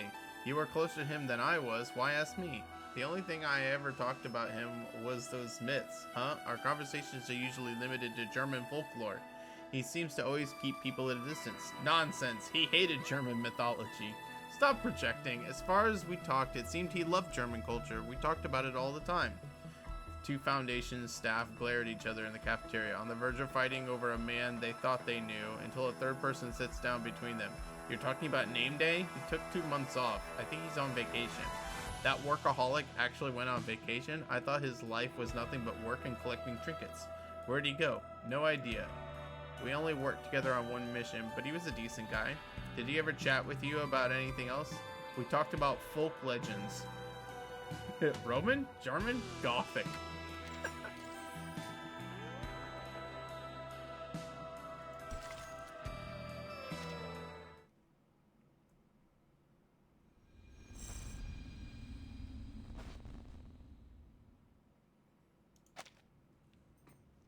You arrived earlier than expected.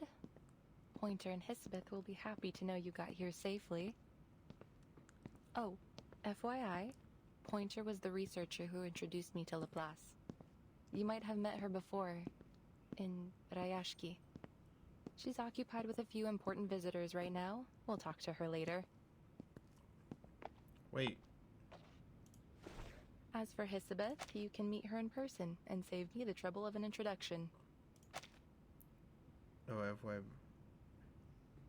Oh, that's right. Name Day did go to Rayashki.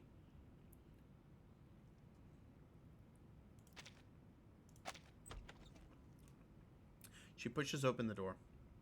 Meanwhile, on the other side of the building, Pointer enters through another door. Our appointment was set for an hour from now. You're a bit early, sir. What a stick in the mud. Pointer steps aside, motioning for the people hurrying behind her to go in first. She studies the quiet girl, not finding anything particularly unusual. There wasn't much work to do today. And Alia always has everything prepared ahead of anything important. It's nothing to worry about. Please take a seat. Windsong and Hisabeth will join us later.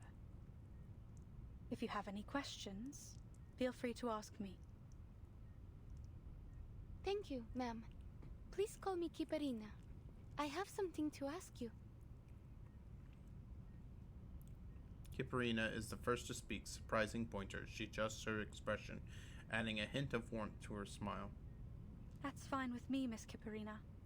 My name is Pointer. So, what would you like to know? If I take the offer and complete all the required training, what will I get in return? Do you pay in rubli or something equivalent? And I'd also like to know if my family will receive my pay in case anything happens to me. Pointer looks up and examines the girl once more. She can read the worry in Mr. Kozlov's face, but she still can't quite place the look on hers. Somewhere between courage and fear, too fine a line for Pointer to draw. Plants and machines crowd the limited space, struggling for a balance somewhere between a jungle and an office floor. It's warmer here than in the hallway outside. Name Day glances sideways, but Windsong has no intention of speaking. Hello? Is anyone there? The materials you sent from the Far East branch have arrived safely. Everything you asked for on your list is there, but you should check it over as soon as possible.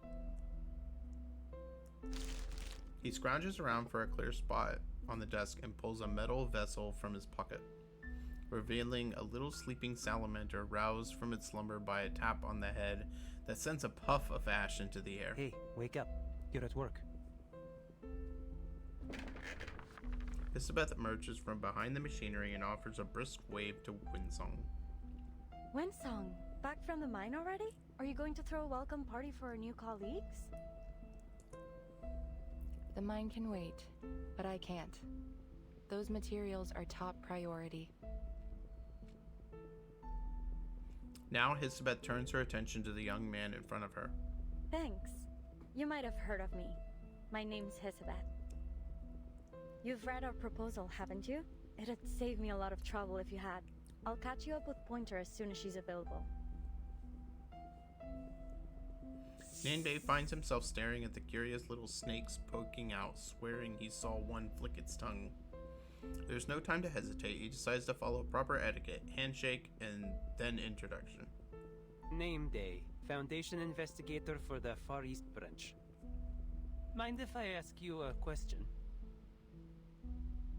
Go on, but this is an office, not an interrogation room. She looks around with an airy glance and, spotting an extra object on the desk, gives the little salamander a second gentle Why rap did you ask on me to smuggle in this runium? the head. What?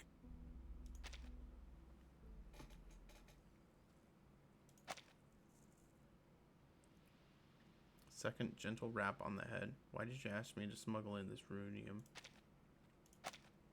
Don't get me wrong, I didn't report it. It's just... it's odd. You didn't ask for much, just a few pieces. It is a rare resource, I grant you, but I think you could have gotten this amount with no trouble by submitting an application. All you'd need to do is wait for a few weeks. We don't have a few Was it really weeks. worth the risk? Yeah, because we don't have a few weeks to spare. Yep. Saving every bit of time we can is vital. It is as precious as this bag of sunflower seeds from a distant land. You don't find them often in these parts. Here. She lifts her hand and tosses Hisabeth a small cloth bag. I've already taken my share. Why not plant some of these in the office? It won't take too much effort. If you're lucky, you'll get to see them turn their heads towards the light bulbs. Hisabeth pulls out exactly what she was hoping for. Rare arcanum energy tossed carelessly into the air but caught with practiced ease. Actually, Mr. Nameday, you're the perfect man for this job. You knew what you were smuggling, you had the perfect excuse to come here, and you were kind enough to help. It was quite the effort to track you down, you know? So, Ooh. how did the trip go? Any trouble? You bet there was. Though, I'm still not sure what those bandits were after. The runium, or a noisy arcane item. There's a shortage of supplies everywhere nowadays. People take what they can, whether they need it or not. Even if they manage to take the cargo, it would probably just end up in another branch of the Foundation or La Paz. Anyway, you saved us a lot of time and resources. Okay. Just bear in mind, this runium is not something that you can replace, even with Sharpadontis. Thanks, we'll use it sparingly. Please send my gratitude to Miss Villa. Cool. And one more thing. What would you say if I asked you to stay? Don't worry, I won't play the Winsong card. It's only a personal request. I won't play the Winsong card. Save a lot of time with our procedural work if we had a Foundation investigator on the team. And it could be a great opportunity to earn a reputation. Imagine the prestige if the project ends up a success.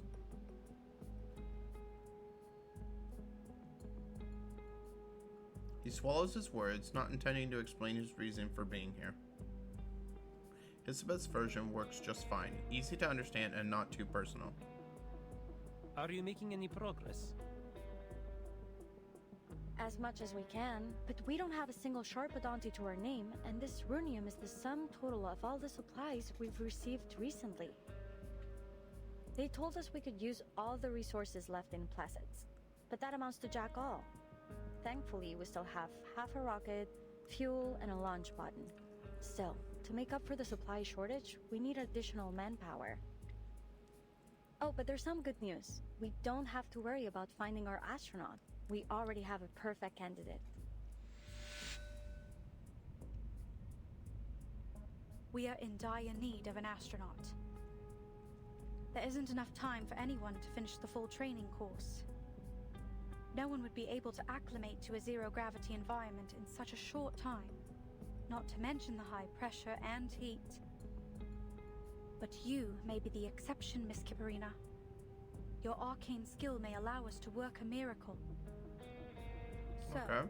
if you take the offer, we'll provide you with a salary and try to get you a permanent position here at the Place. Elizabeth is already working on it. She has a contact in the Foundation who can help with the procedures. All right then. I have no more questions. Pointer notes that, despite their thorough explanation, the girl seems no less worried. But, just to be clear, I don't think my arcane skill is as useful as you believe. It only makes a little fireworks show. She's being modest. You know how children are when they receive a compliment, but I tell you, she is more than willing to take your offer. Okay, please give this her is an weird. opportunity. You'll see how reliable she is. Like, before, I felt like Mr. Kozlov was just looking out for her, but, like, when I hear him here, it almost sounds like he's eager to get her off his hands. By the way, another little arcanist girl joined our circus recently. Do you think she could stay with you too?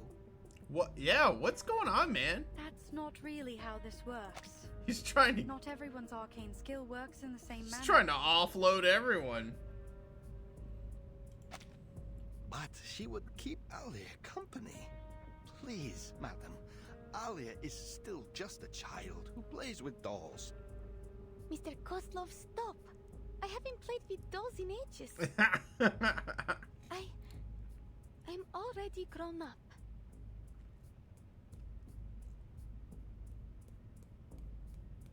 Seeing emotion break through the girl's steady silence at last, Pointer feels she's reached the root of the issue. We'll take a look at what she can do. Would you be able to bring her here now? Of course. I'll be right back.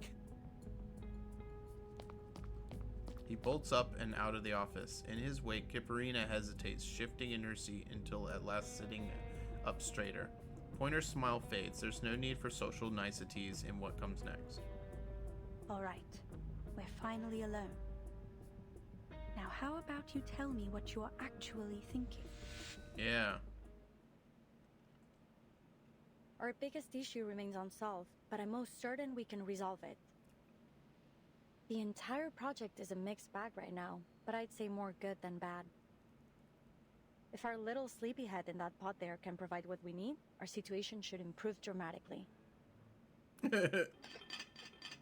She tips the little vessel, giving the salamander a brief experience of zero gravity. I was dreaming of cutting a tree on the moon. You'd better have a good reason to wake me up. I'm not your lackey. We made the deal, that's all. And I'm freaking tired after that trip. You didn't do anything. You just stayed in your Yeah, bottle. about that deal, I need something from you, now. This little pod of yours, it's electrically insulated, heat-resistant, and highly durable against arcane energy. In short, the perfect aerospace material. All I need is to send off a bit of material from it. Don't worry, just think of it as dental work.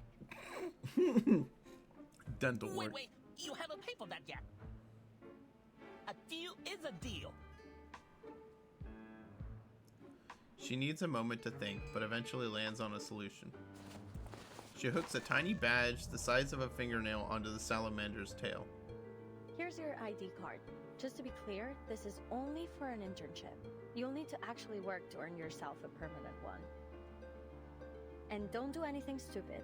I vouched for you, and now both our necks are on the line. Ooh, it does look good on me. I knew I belong with La Place. The engineers at the Foundation's East Branch are way too competitive for my liking. So, what else you need? I brought some records about gunpowder-fueled flight and a few books on Eastern alchemy. Though, I'm not sure you'll be able to read I love the little badge on his tail now. As the little salamander chatters on, she flips over its vessel and inspects it thoroughly before pointing out the square markings on the vessel's base. The others gather close, unable to resist their curiosity. What does this mean? Oh, that? You know, I got this part from the Panjiayuan Antique Market. It's not a genuine antique, but the craftsmanship is quite excellent. He's upside down. Characters here mean microwave safe. Funny enough, microwave ovens were not that popular when I got it. Speaking of Panjiayuan, you can't find a flea market as big or as fun anywhere else. If you're ever looking for antiques and collectibles, it should be your first stop. If you want to go take a look, I might just be nice for once and take you. The little salamander notices their eager eyes. At last, a chance to show off its salesman charm, a moment it's determined to seize. No thanks. Just making sure it doesn't mean danger explosive. I already learned that lesson from another escapade with an arcane invention. She returns the dagger she'd borrowed, who knows when, and slips the vial of metal power into the desk drawer. Alright, I've collected enough. You were so busy talking you didn't feel a thing, did you? Now back to our visitor in the checkered pattern uniform. Have you made a decision?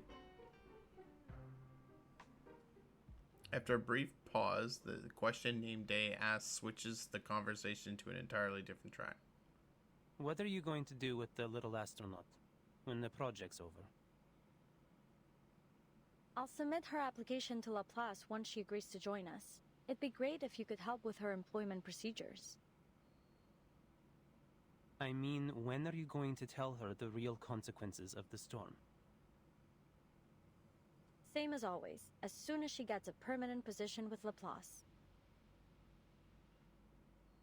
Named Day glances at Winsong, thinking she might chime in, offer an explanation at least, but she only nods.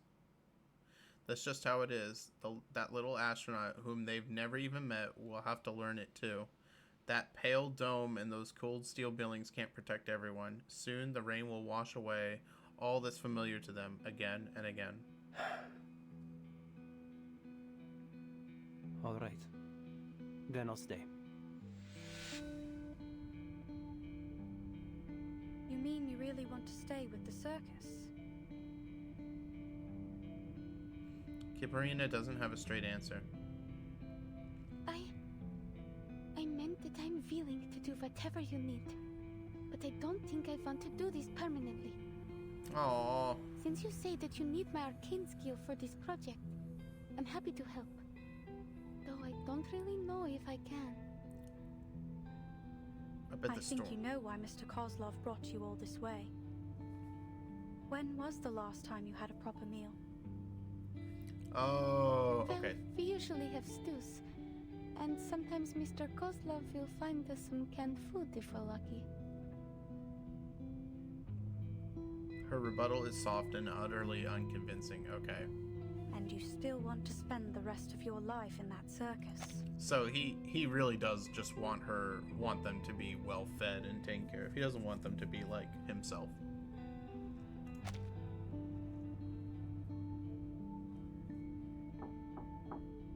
A knock breaks the silence. Kiparina uses the moment to lift her head. By the time she sits back down again, the light that had flickered in her eyes is gone. This is her, the girl I talked about.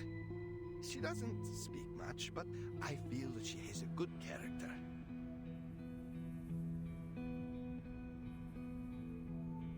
The girl casts a sweeping look across the room, pausing briefly on Pointer.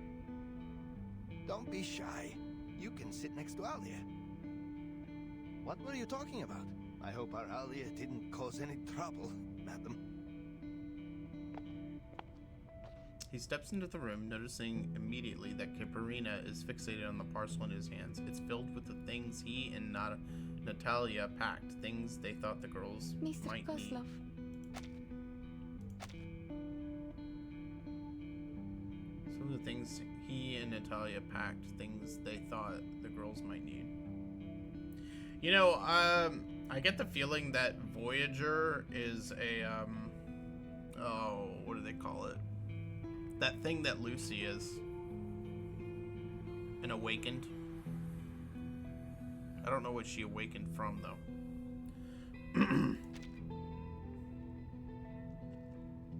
Will I ever have the chance to return to Utraniaya? Ooh, okay.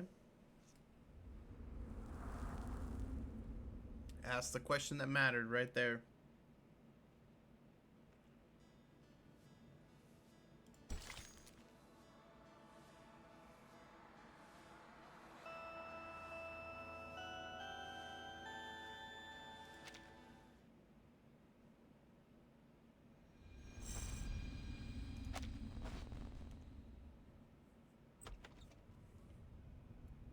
Will I ever have the chance to return to Utraniaya? Isabeth pushes the door open just in time to catch this scene. She lingers nearby, curious, watching the girl receive her answer. We can talk about that in the future. Of course, we will keep in touch. You and Voyager can pay us a visit whenever you like. The girl's called Voyager, madam. She's clever, quiet, doesn't eat much. You will take her in too, won't you? Pointer doesn't object. She runs a brief analysis and concludes that the company of a peer could help ease the pressures of Kipperina's training. After listening carefully, Mr. Kozlov pats Kipperina's shoulder. I always hoped you would settle down and live a comfortable life. Promise me you'll do your best, Alia. Yes, Mr. Kozlov. Oh, you finally reached an agreement. Cool. Looks like I won't have to do any more explaining. If you're saying goodbye soon, maybe you ought to consider bringing her a parting gift. She looks like she could use one. Yeah, something to remind her of home. Nameday picks up the thread without missing a beat. Winsong steps forward just in time, joining Kipperina's side, and Elizabeth trails off. Or maybe you can offer a few words of encouragement? What do you say?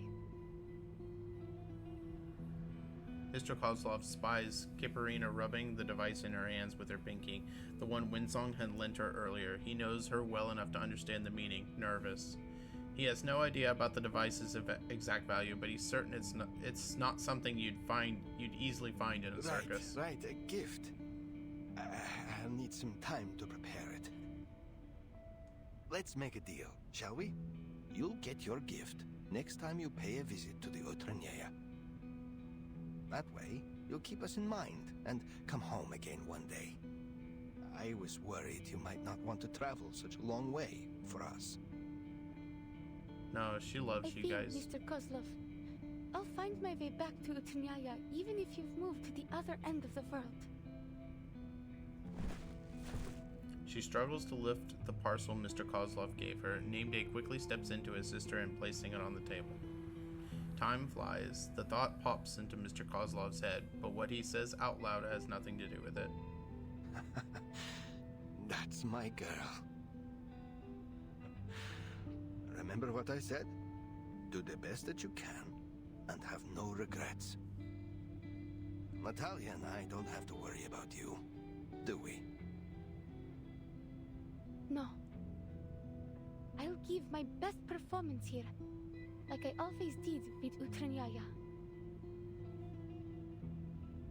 Almost like she's trying to convince herself, she nods twice in a row and makes a solemn promise in her most serious tone. A question rises up in her just below the surface. How can she be sure? She chooses not to ask.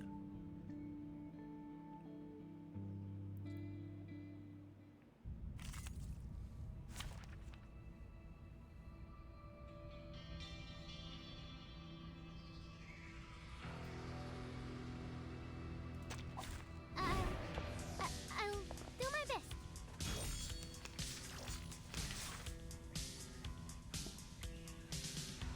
You seriously think some no-name circus performer can pull off something this important? I know they have their reasons to doubt, but like it or not, this is my job now. Never mind, I will. Or this one. Let me. Hard scale. Great. No mistakes.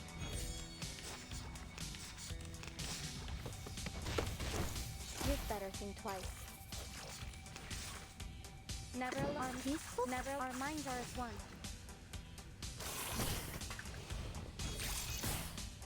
Time to turn the page. I should stop dwelling on what they said. The only thing that matters now is living up to the trust and expectations others have placed on me. Now, to preserve this memory.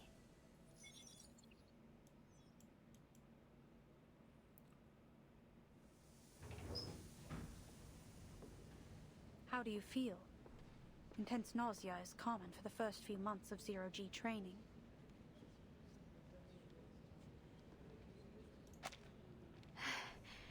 I think I'm fine. Man, one hell of a spacesuit, girl. Very kind to ask, ma'am. You got freaking... you got some sick threads. Her first training session was rough and more than a little messy, causing her to throw up. Pointer helped her to the infirmary. Once she could breathe again, she stammered out a request, just like the one she made today. I'm ready for more. You're at this again? Elizabeth already checked your vitals and arcane skill test reports. Her conclusion was clear. You need to rest and recover before we begin again. If you push yourself too hard and become too sick to perform the mission, that won't help us either. Listen to the experts. But I can do more. All I need is a bit more training. I need to perform flawlessly. We don't need flawless, not at the cost of your health. We need satisfies all requirements, nothing more. She adjusts her tone, searching her mind for something that might qualify as comfort or encouragement. You're already doing better than we anticipated. She fears the words come out too flat, but Kipperina shakes her head sincerely. Thank you. But I still haven't memorized the flight procedures, and I'm still struggling with my arcane skill. Maybe I can ask Miss Vinsong to give me another ley lines lesson. That's not pushing myself, is it? That's acceptable. But you will ensure you get a minimum of 8 hours of sleep every day. Pointer gives in. She too once been hell-bent on proving herself. Promise me you'll eat well and never skip meals. Yes, ma'am. Miss Hisabeth said there would be a team-building dinner tonight. I'll attend it and train for another half an hour after we come back. No, that's not what I meant. There are few tasks more difficult than instructing a child who is too mature for her own good. Anyway, go change. We'll go together.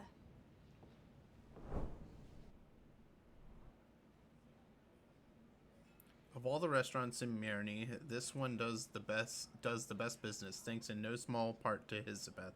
With all those mouths to feed, food has always been a vital part of her lifestyle, one that she is only too eager to share with her team. Plus, the tables here are big enough for everyone in their group to have a seat. We sat here when we first met, no? I think so. This table seems a bit too small now. Well, there's strength in numbers.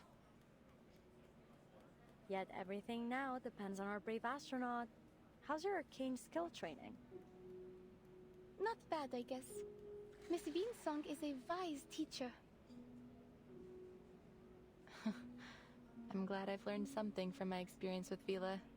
I hope you'll get to know her one day. Whoa. What's with Vila?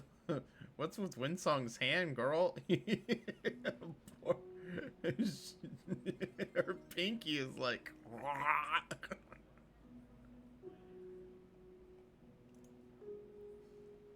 You'll have plenty of time to make friends once you return from your mission. Looking forward to it. But first I have to go back to the circus. I think Mr. Kozlov will have my gift prepared by then. I'm sure he will.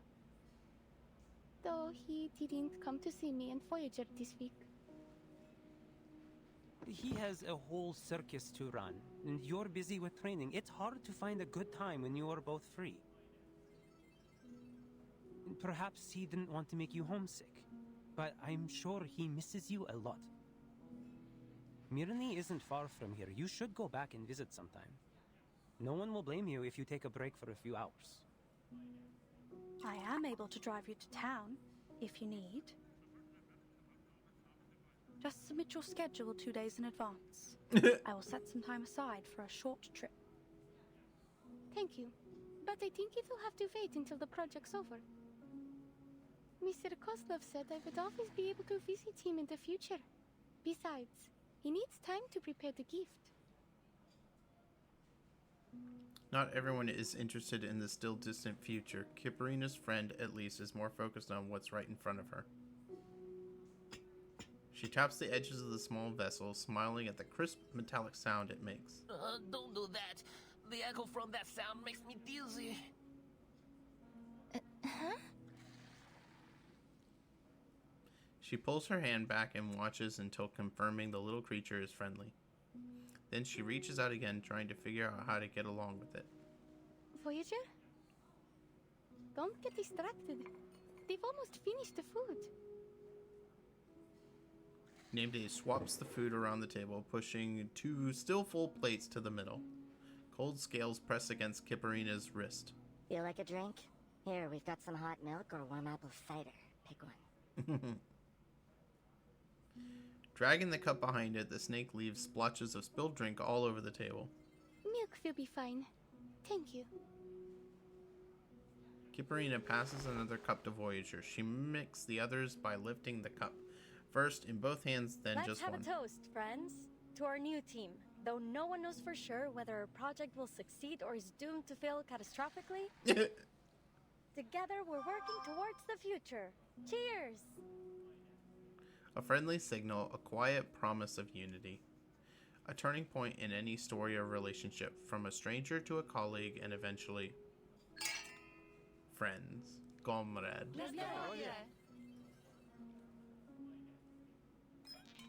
Having said that, the odds are in our favor. Even though Laplace is no longer in its prime, it still has the best technology and the finest scientists. The finest scientists? You mean us? I couldn't agree more. I've always believed that perseverance is the most basic fundamental quality that any researcher should possess. Perseverance. There's only one thing that I think we should persevere with. Our efforts to return to the future. Didn't know you Laplace researchers missed the good old days so much. Laugh if you want, but you can't deny that our era was better than this one. Wait, have they explained it to her? Kiparina keens her ears in, trying to catch each word. The room is warm. The conversation at their table is easy and relaxed. The question she's been keeping down finally bubbles out of her mouth. What was the future like? I've read through the manual for temporary employees. The data we're going to collect may help people get back the things that they lost, right? From the futures that you've been to. What's Leningrad like in 1999? Were there any circus shows in your era? Does that mean everything was better than it is now? I have trouble imagining it. Were there sweets for everyone and stores that never ran out of food? Things were much better then. Well, except for the study of ley lines. It was still struggling as a scientific pursuit, especially when it came to attracting new students. Though even now, its only student seems to lack much interest in it. That's not true. Sorry. I'm just having difficulty focusing on it with all the other demands on my time. It's okay. Miss Winsong was only making a joke. At the expense of her very overworked student. Oh! It's true. Things were nicer in the future. I do miss the sweets, and that the shops were never empty. Every witness seems to offer her some Every witness seems to offer her the same promise. It's worth it. Life should move forward, not stay stuck in the past. Amazing. I'm sure we'll make it back one day. This time she raises her cup first. To the brightest future.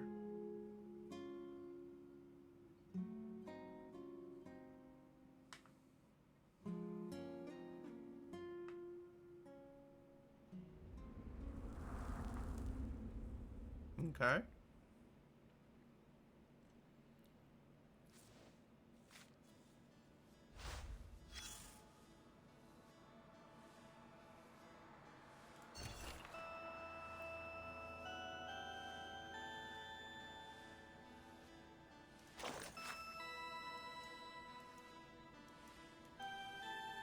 The spread of enigmification.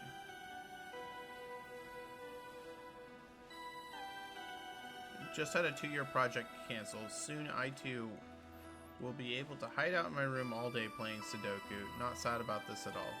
I wouldn't start celebrating just yet. It looks like you're about to lose your vacation time since there's a shortage of staff everywhere. What are they gonna do? It's not like a simple number theory major like me can contribute to rebuilding in the wake of the storm. Nothing's gonna stop me from going on vacation. Would you look at that? The enigmification is spreading nicely. Good. At this rate, I'll have the entire Laplace break room all to myself. As more people start slacking off, supplies will be cut too. You might get to hog all the daily meals from Laplace. From all of Laplace, but that's probably the best you'll do. You know, it'd be hilarious if a bunch of random numbers and formulas turned out to be the key to defeating the storm, and you got roped into non-stop 24/7 work trying to crack it, with Madame Lucy interrogating you 3 times a day about your progress. That sounds absolutely disgusting. I need a nap just at the thought of that. Oh, and as part of the humanitarian gesture, I'll make sure your voice gets added to the machine too. Well, isn't that something? There are still poor souls who didn't get a vacation even at a time like this, with all these non-essential projects getting cut. There's plenty, like John from the medical team, John from the mechanical engineering group, and John from the materials science. Basically, every non-theoretical department is pulling all-nighters to rebuild Laplace under Madame Lucy's brand of ruthless pragmatism. It really makes you wonder if the storm was part of a conspiracy by the Johns to steal funding from the rest of the teams and justify their overtime pay. Coincidence? I think not. Okay.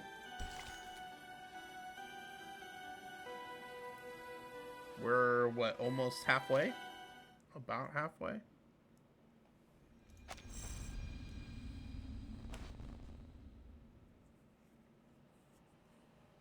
(1987) plus X Cosmodrome 3 months before the storm. 3, 2, 1, cut. And just so we're clear, everything went well as usual. The video in this disc, to put it simply, is too much for anyone to handle. Guess what it's used for? Go on, give me the most ridiculous answer you can think of. A little tip. Think like a modern person. The development of technology allows us to save a lot of things as digital data nowadays. Yes, it's a last record. A video is much more convenient than sitting down with a pen. She places the data card on the table. It immediately draws in all eyes. Data secured. Pointer, do you want me to add your part to the video now? Or maybe later?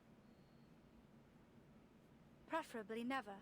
This whole lost record thing is your passion. Besides, I know nothing about material sciences. But you spent so much time transcoding the incantation. You simply must show up in my video. Please, I insist. We're a team. We shouldn't miss anyone's perspective, no? Yes. Even for her, long hours can wear things down. There's a trace of fatigue in her otherwise calm reply, a lag in her response. Super. Then let's take a look at our work so far and learn from our mistakes. Well, my mistakes.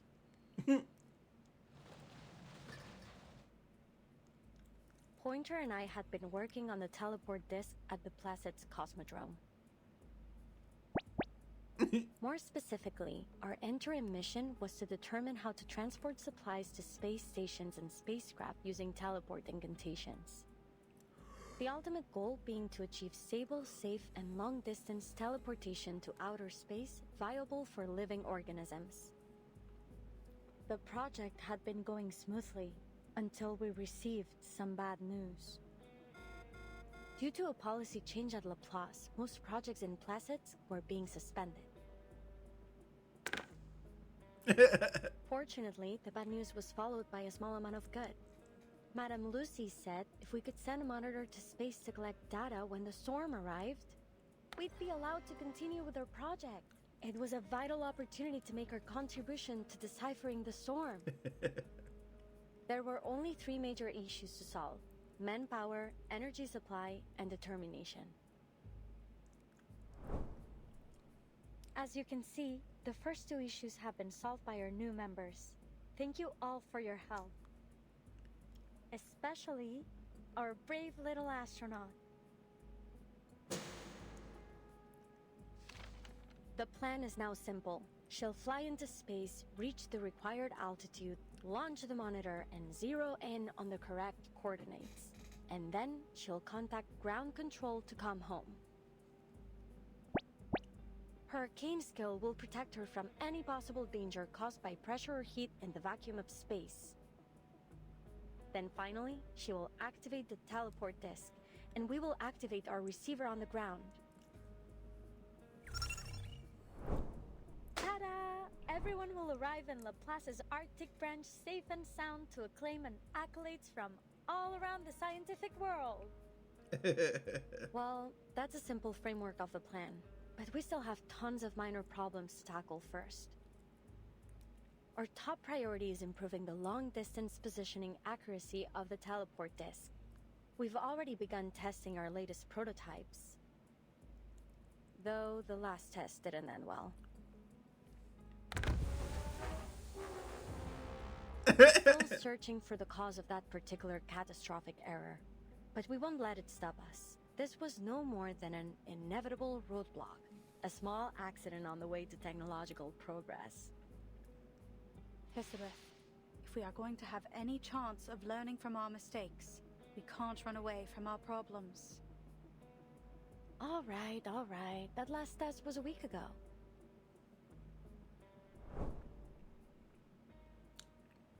Same as the last time. Though we've made some improvements, we still need an intelligent creature to run the test. And I guess it'll be me again. Are you sure? Considering the danger and your value to the project, I think you ought to let me. How can I ask anyone to try my invention if I wouldn't use it myself? Now, what are you waiting for? Get to the safe zone. Oh, and remember to secure the blast door. Miss Kipperina asked about the test yesterday as she was feeding the fish. She said she's been able to control her power more now. You'd be much safer with her help. We're a team, right? We sink or swim together. As the clock strikes the hour, a small figure peeks in through the door. My training just finished. I hope I'm not late, Miss Elizabeth.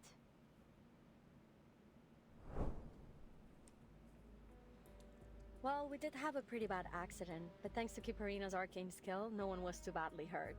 Windsong is one cool teacher, and that girl's a phenomenal student. The margin of error remained high, a significant problem for sure. But we'd learned our lesson after spending all that time recovering in the ward. That is, that we should prepare for the worst, so that those who survive will know what to do with, our legacy. Our last record matters, my friend.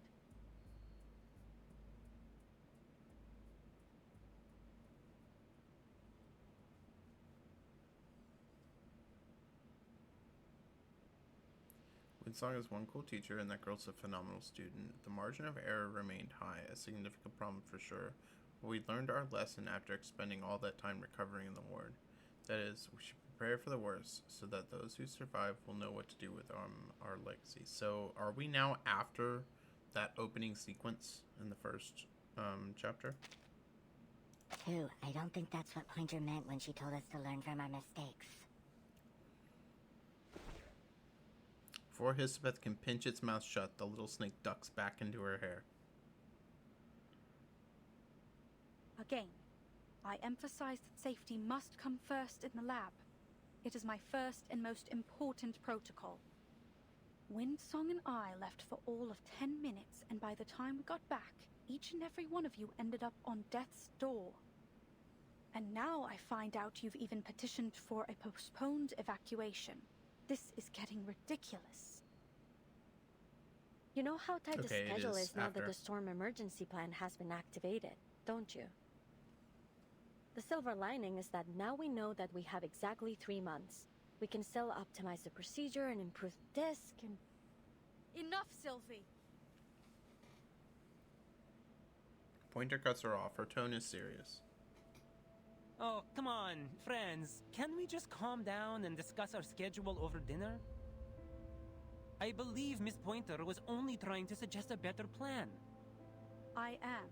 I suggest we stop all work on this project immediately.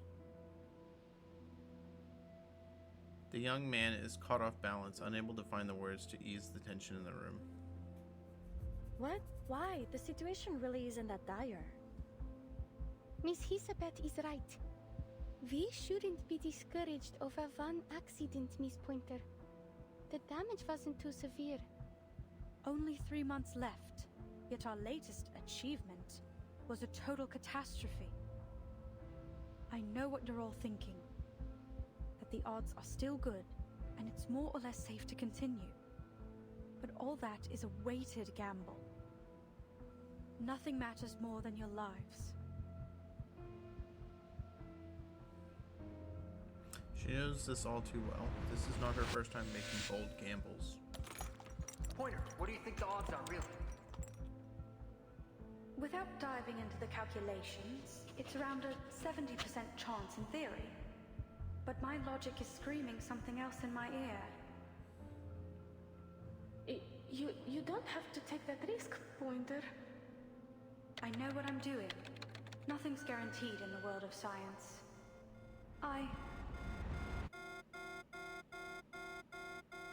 She closed her eyes, interrupting the playthrough of her memories. The risk is too high. I can't allow it. But it's like we always say, there's nothing guaranteed in the world of science. You never know before you take that fateful step. Such a firm, matter-of-fact statement. It sounds exactly like something the old Pointer might have said. My analysis points to a dangerous level of uncertainty in this project. The price of failure, even optimistically, could be much worse than a few days in recovery. There could be more permanent injuries. You could even...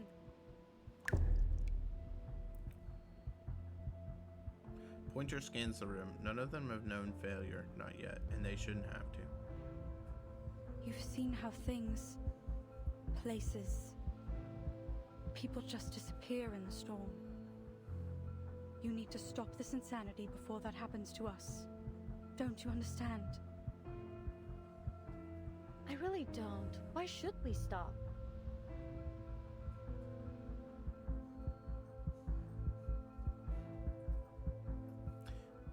No, you're right. We shouldn't pretend as if it's normal to risk our lives for this. At the end of the day, if we die, our research dies with us. She thinks for a moment, then a spark of inspiration flashes across her face. No, you're right. We shouldn't pretend as it's normal to risk our lives for this. At the end of the day, if we die, our research dies with us. But if something were to happen to the team, you would be the one to survive. That's why I want you to keep our records, to take down everything in case the worst happens. Here. Pointer looks down at the data card. Machines are only capable of faithfully recording and replaying data. They can't interpret the meaning, and they certainly cannot understand the reckless choices of human beings. Those who come after might skim through the logs and learn how the team met, chose, collaborated, and parted ways. But what about everything outside the frame? The temperature of the lab, the taste of the restaurant's signature dish, the hesitation she feels right now. No device can preserve those details, only memory can. Some need to move forward, others need to stay behind. She doesn't look up and never reaches for the disc. She's made up her mind. I won't take it. And I won't submit this petition for you. I can't stand by and let you kill yourselves. I'm done. I quit. Oh. Quitter.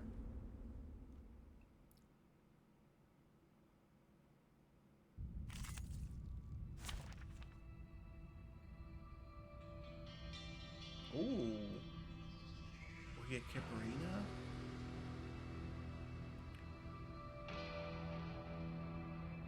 If we get Kipperina, I guess we don't need you.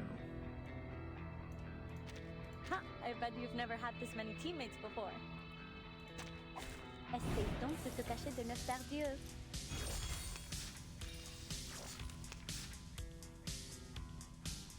Miss Kipperina, your coordinate training is about to commence. Perform the designated actions according to guidance. To the guidance, your performance will be evaluated accordingly. Close your eyes and try to use your arcane skill to hit this robot here. Don't worry, they were built for exactly this purpose. Narrow Nippon, más allá del concepto mundano del tiempo. En la acumulación de laberintos, suéltalo todo una vez más.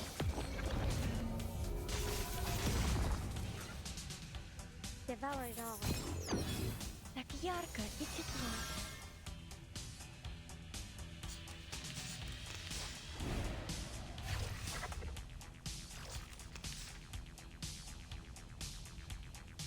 Proceed as before, but now focus your attention on this distinct unit. Our minds now been so connected at home, space, and order. Do I have to do this? Behold the phenomenal world! Next time, I should be able to do it a bit better. That's right, you did well. I'll make sure Miss Winsong hears of the good news. Yet another proof nearing perfection.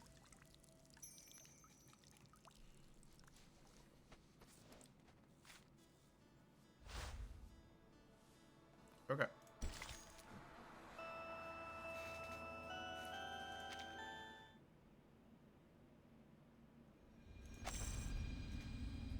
Okay.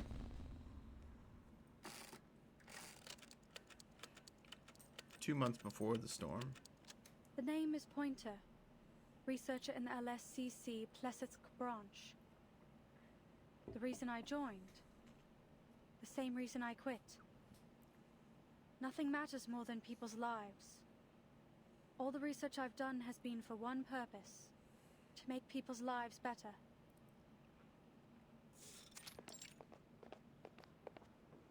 Pointer, there you are. How's everything going? Winsong doesn't mind her quitting. Whenever she runs into Pointer at the branch office, she always stops for a few words, often with updates on the aerospace team. I heard you're busy with the evacuation. Seems many stores in Mirny have already closed up. Stores. As soon as I finish the handover here, I'm heading back into town to help with packing, coordinating, and explaining the situation to the locals. Same old, same old. Same old, same old. You know, Hisabeth said that exact thing when I asked about the team's progress yesterday. They seem to be doing all right. Good. Winsong takes out a small bag from her coat, nudging the conversation in a lighter direction. Oh, by the way, I've got some seats left. Do you want to take them off my hands? Do I look like a gardener to you? Okay, well, bitch. it's just that I heard from a few people here in Mirny that a Laplace researcher was giving out sunflower seeds. And it wasn't me, so I've been wondering just who it could have been. Don't you want some? Seriously, everyone loves them. On the day Pointer left the Plesetsk Cosmodrome, she handed out these seeds to everyone she passed. What was she thinking? Maybe she just wanted to break all ties, to stop herself from turning back. She keeps this bag, saving it for the right moment. Thanks.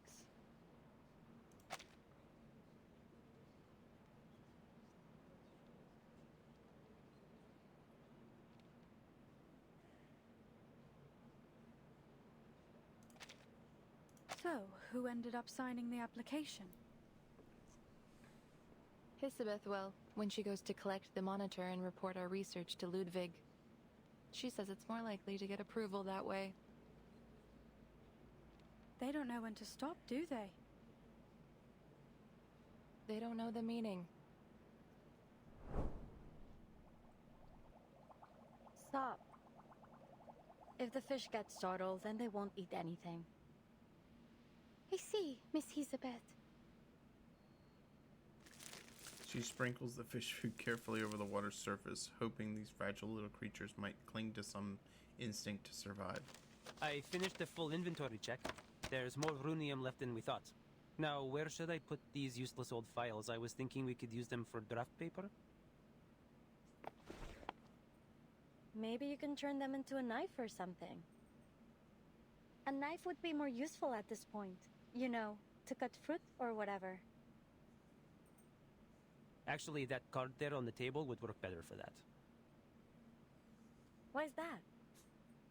It's all about the material. Metal makes a better edge than paper. Never quite understood why you made them like that. Oh, I was testing out a new alloy. I used it to make Winsongs and Pointers cards. It gets harder and sharper when heated. Give it a rub with your hands and you can use it as a letter opener. Their words trail off. They've been trying not to bring up Pointer's departure to pretend like everything is still just as it was.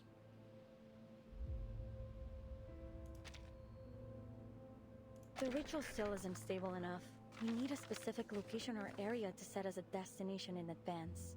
But first, we need a way to pinpoint a recognizable area. The formula should be... Miss Winsong sent me a message. She said, don't forget to collect the monitor. Oh, she sent it to you too? Tell her I said thanks. No, that number doesn't look right. I tried my best, but those arcane minerals you were asking for are scarce as all hell. I haven't been able to find a single supplier. Then we'll carry on without them. That's it. Nope, wrong again. Pointer was the master of numbers. With that brain of hers, she'd have had this over and done by now. A sound from the corner of the room draws her attention. Voyager is stacking pieces of mineral shards into a wobbly tower. In the lamplight, the peak sparkles, strangely memorizing. Careful, don't hurt yourself. They're more powerful than they seem. Yeah, too bad 37 isn't here. She'd be like, she figured this all out in like minutes. Though at this point, 37's like 8 years old or something. Probably still smarter than most of Laplace. In the lamplight, the peak sparkles, strangely mesmerizing. Voyager nods with a vague but accepting gesture, and Elizabeth turns back, ready to refocus on the data. But the fragile silence is broken, and other words spill out. Miss Elizabeth. The little would-be astronaut walks over and stands beside Elizabeth. It's rare for her to approach so closely. I have a question for you. Sorry if it's not a good time, but it's important to me. And it's something I hope you'll answer honestly. Startled by the coming topic, Nameday broke the fish tank accidentally. He scrambles to scoop up the spilling fish from the floor. Sorry, ladies. Please ignore me. I'm not here, and I didn't hear a thing. Но если я заплачу, мисс But Киперина, if I pay Miss умная Kiparina молодая as a девушка, smart lady, неудивительно, it's что hardly она surprising that быстро she'd be во quick to всем figure things разобралась. out, don't Вы you agree? согласны? What? Elizabeth looks down at her. The upturned face is young, but so very determined. So, what's your question? Miss Pointer said something before she left about places and people disappearing into the storm. It's hard to believe that she would ever give up on our mission, unless she knew the price of failing was truly horrible.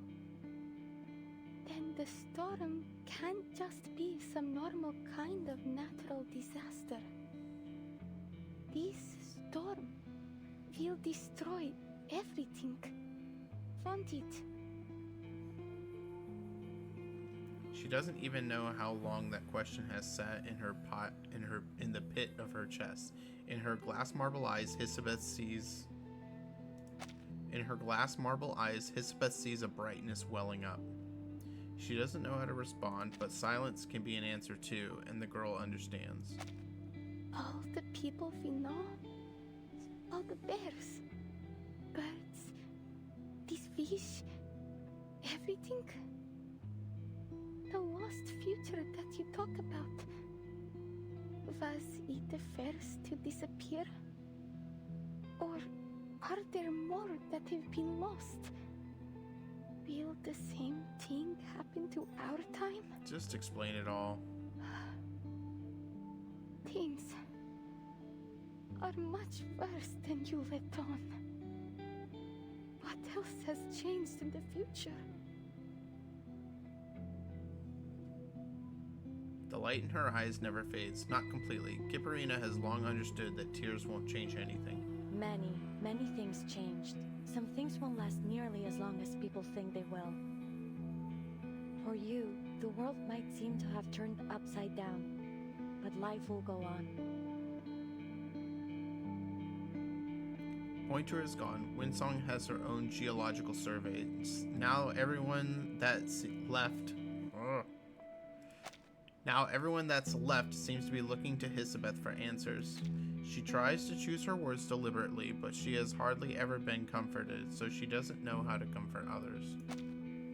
So, now that you know what's at stake, are you ready to officially join Laplace? I'm afraid there is still a great deal I cannot tell you until then. Many of the answers you're seeking are classified, for employees only. Pardon me, Miss Hisabeth. But given the danger of the mission we are expecting Kipperina to perform, I think she has the right to know what the storm really is. I understand that you don't want to go against Laplace's rules. But I'll bet there aren't any rules against me figuring it out, and you simply nodding. Am I right? Yep, there we go. Hisabeth nods, so Kipperina goes on. I won't get to see Mr. Kozlov or get that gift in the future. So, if I join Laplace, I won't see anyone from Utranyaya ever again.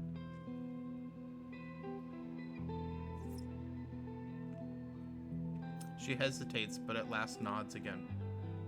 The choice is yours. I won't force you to do anything. Remember the day we first met in the restaurant? I said I would write you a recommendation.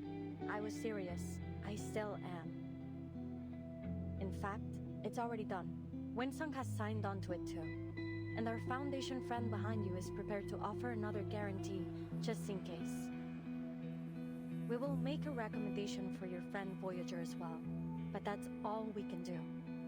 I'm afraid we can't protect everyone, nor can we make this decision for you.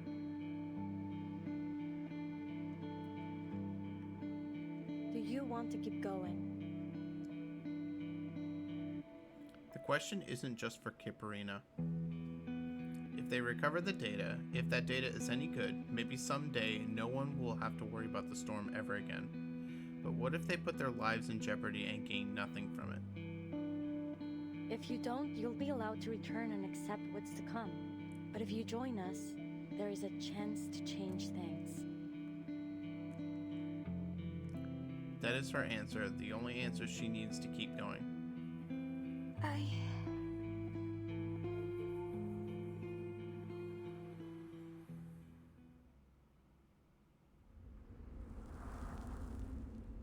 Yeah, that one we knew was coming. I don't know how they kept it from her for that long.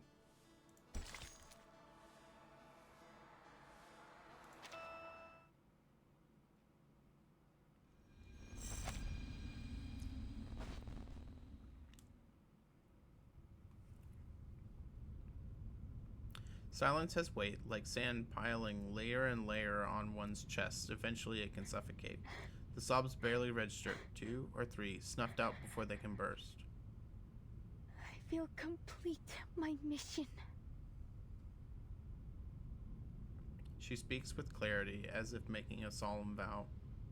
And if I successfully come back with the data, I'll consider joining Laplace. But I can't make a decision now. I need more time to think. I will stay until my job is done. You don't have to worry about that. That is what Mr. and Mrs. Kozlov and my friends in the circus would all want. It is the right thing to do.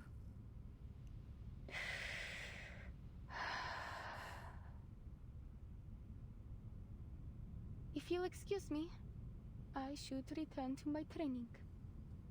I'll see you later. She's already on the move before the last word is spoken, leaving behind another layer of suffocating silence. It doesn't take long before someone else tries to wriggle out from it too. Us too. Need to double check the warehouse inventory. Might find something useful. Wait, haven't we done that already? Those... Alright, we'll let you know if we find anything. They leave the room one after another. In the corner, Voyager seems entirely unsure of what to do. Join them if you want. I have some unfinished business.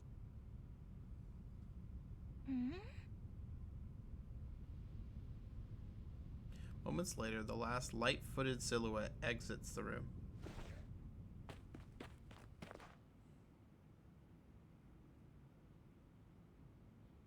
The familiar gold glint rests at the far end of the hallway, her head lowered against the wall. Voyager tries to approach, but hesitates, stopping mid-step. She looks around to make sure the hallway is empty, then lifts her violin onto her shoulder. Alia.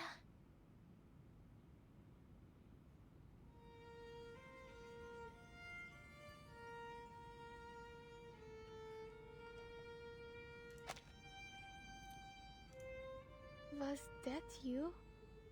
Did you just say my name?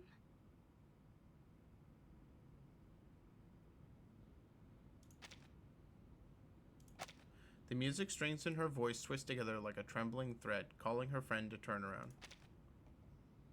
You weren't up to... As she sees those flickering sparks, her voice falters.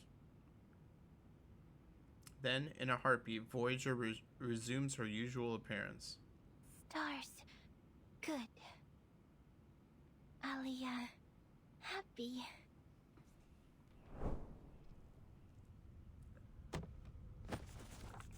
Hisabeth has the office to herself for once, but the progress she had hoped would come to her is still elusive. After yet another failed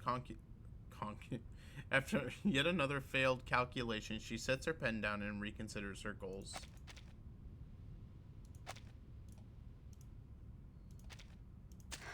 These calculations need to be finished today.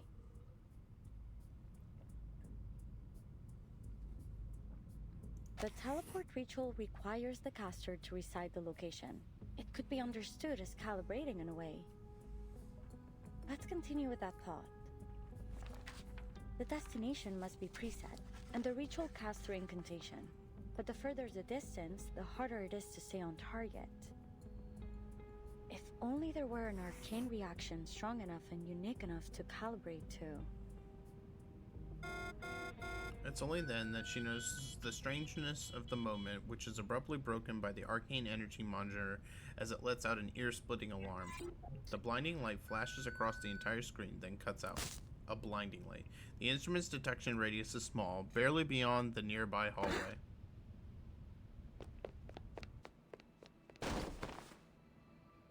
She narrowly avoids a full-on collision in the doorway. Luckily, she catches herself using the girl's shoulder. What happened? Are you alright, Miss Hisabeth? Was that you? Did you cast that arcane skill just now? No, those energy levels were too high for you, beyond most arcanists. Who was with you just now? Voyager. He was just trying to make me feel better. Did it interfere with your experiments? I apologize, Miss Hisabeth. I promise it won't happen again. She just left. If you want to find her, I'll go with you. Are you saying she was the one that cast that arcane skill? Yes. It was so pretty. It was like a neutron star. It's obvious that the concept is beyond Calpurnia. She tilts her head expectantly. It's a type of highly magnetized star that emits powerful beams that can be traced to show us its precise location. We call them the beacons of space. Such a strong arcane reaction would be so bright that it'd be trivial to locate even from an extreme distance. I don't know much about space. but it sounds like a difference between finding a star in the sky and looking for the sun. But then the universe is also very big. I imagine if you were looking from far enough away, even the sun would seem small.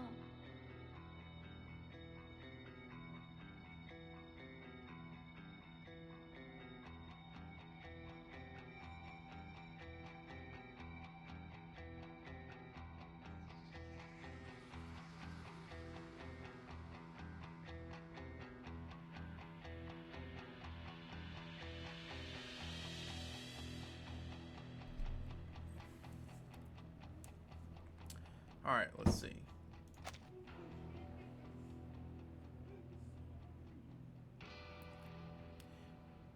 Such a strong arcane reaction would be so bright that it'd be trivial to locate even from an extreme distance.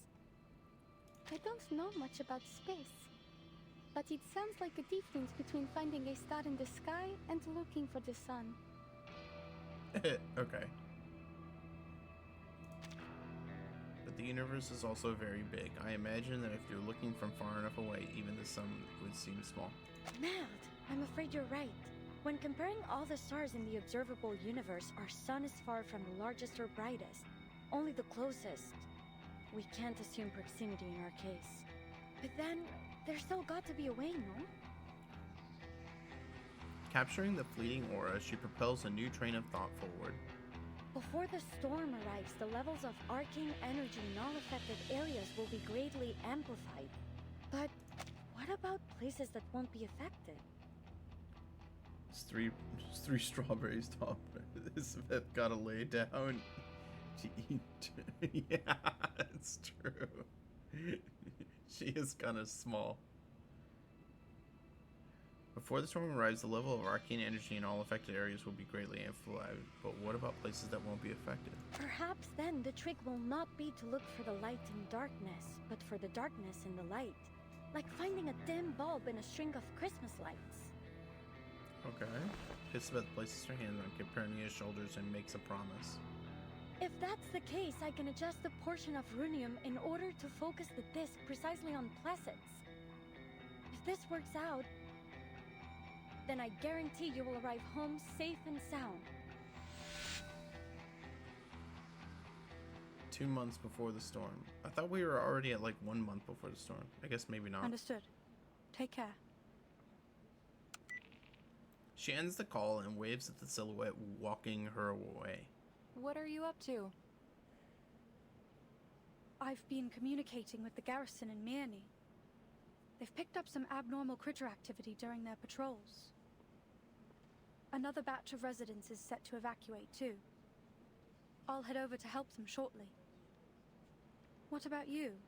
Your geological survey? Are you staying at the branch, or will you head back to HQ? Haven't found anything that's worth digging up yet, but I've decided to give it another try. Should be back here in time for the evacuation. Though I'm hoping to stick around for my little apprentice. She said she'll only give us her decision on joining Laplace once she's back from her mission. I can't wait to hear the good news. You still pretending not to care? Ha! My concern, whether it exists or not, will have no tangible effect on their results. I just hope they don't kill themselves for nothing. Hisabeth is planning a final teleportation test the day after tomorrow.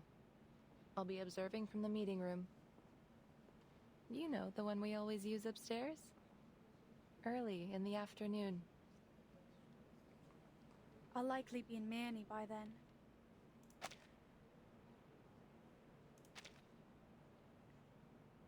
Quit acting like you don't care. A brief silence follows. In the pause, Windsong deftly shifts the topic to conspicuous glass tank in the crowd. Hey, Ulrich. We meet again. What's up, Ulrich? He's here? You look even worse than when we last met. Ah, Miss Windsong. And Pointer? What have we here? Two of our busiest bees working together in the Plessis branch?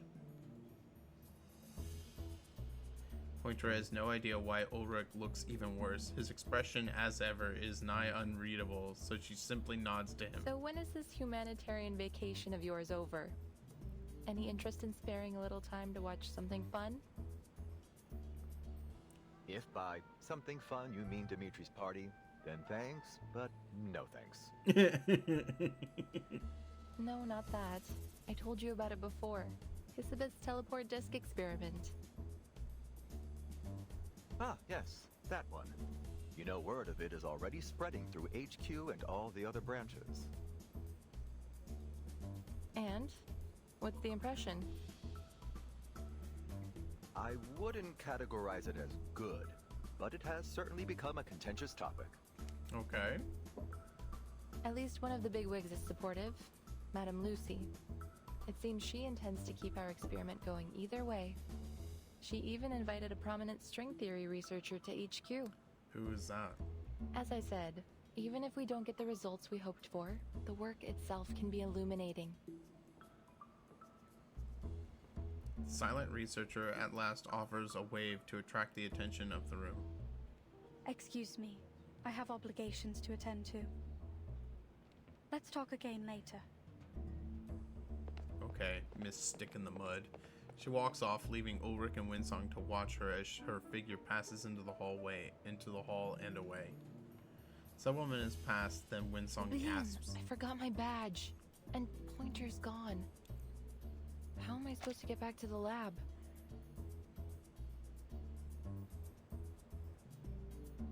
As her figure passes into the hall and away. Sorry, Ulrich. Do you mind walking me back? By the way, you didn't answer whether you'll be at Hisabeth's experiment.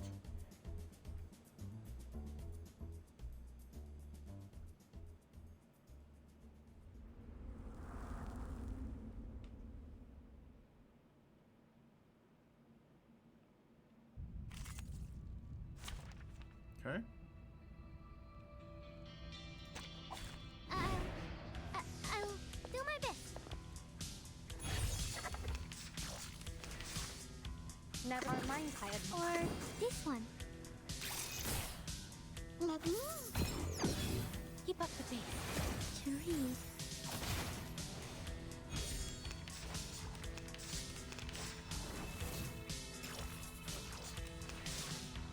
Never or This book never or this one. Time to turn the page.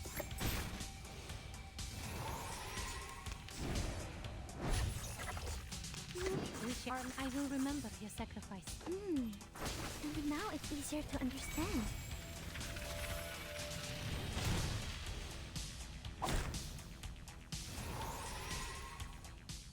Perhaps even the stars in the cosmos have songs to sing too.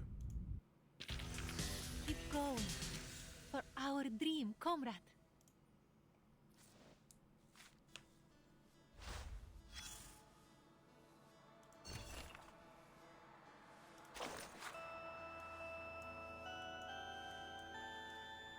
Who are these two people?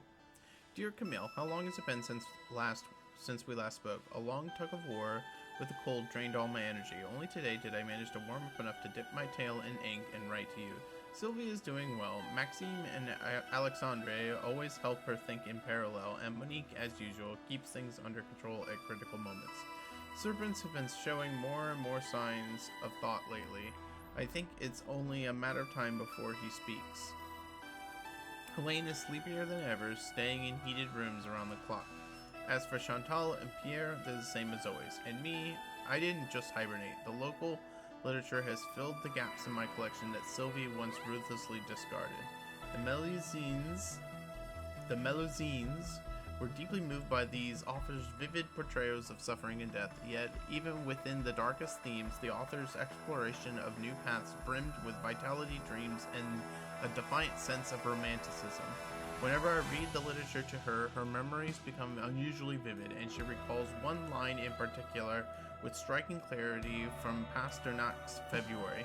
The truest verses arise by chance, tempered in the fire of pain. Of course, there's no way to verify this, and Sylvie would never admit it, but I believe she's the most romantic in our family, or maybe the second most. After me, I wish you were part of the Dubois family too. That way you'll truly understand what Sylvie's memories feel like when she sees a shooting star. I truly hope that we can talk about all this someday, maybe after Sylvie's little challenge is complete. You could visit Placettes. I promise Sylvie and I will both be warmly waiting to welcome you. Your dear friend, Estelle. Okay.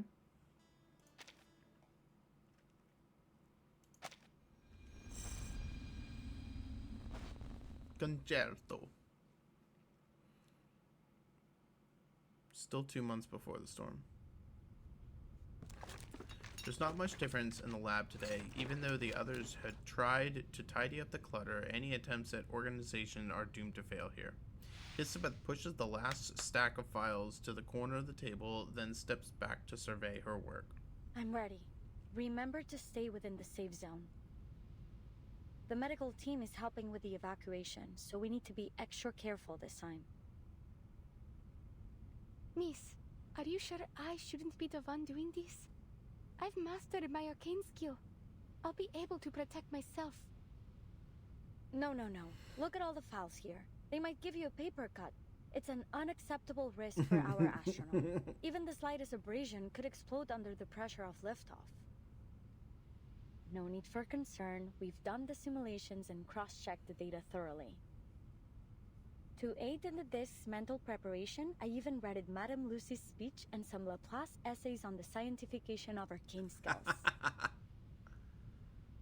But... Kiparina. Elizabeth's tone is formal, far more serious than she is known for in any other situation. Kiparina's back straightens. Take the others behind the blast door. I'll use my arcane skill to protect the field as much as I can. In order to maintain communication, you'll need to stay behind that door, or else the signal will be disrupted. But with my arcane skill, the risk should be minimal. But if something goes wrong, what will you do? I will take care of myself. The only thing I ask is that you pay close attention to what I do. Because in the worst case scenario, if you find yourself out there alone, you'll need to be able to perform this intuitively. I don't know if I'm ready. Maybe, but it's still too early to give up, little astronaut. She gives her a gentle push on the shoulder, nudging her back. The automatic door begins to close. She doesn't finish her sentence before the doors shut completely. Enough talking. We don't have time for any dramatic farewells. Wait, whose idea is this? Couldn't be Pointer's. She packs meticulously. Let me guess. Winsome? She reads the words on the ID, smiling smugly at her confirmation. I knew it. How is she gonna get back into the lab? Before activating the disc, she hangs the unexpected find around her neck. I'll just have to surprise her with it later.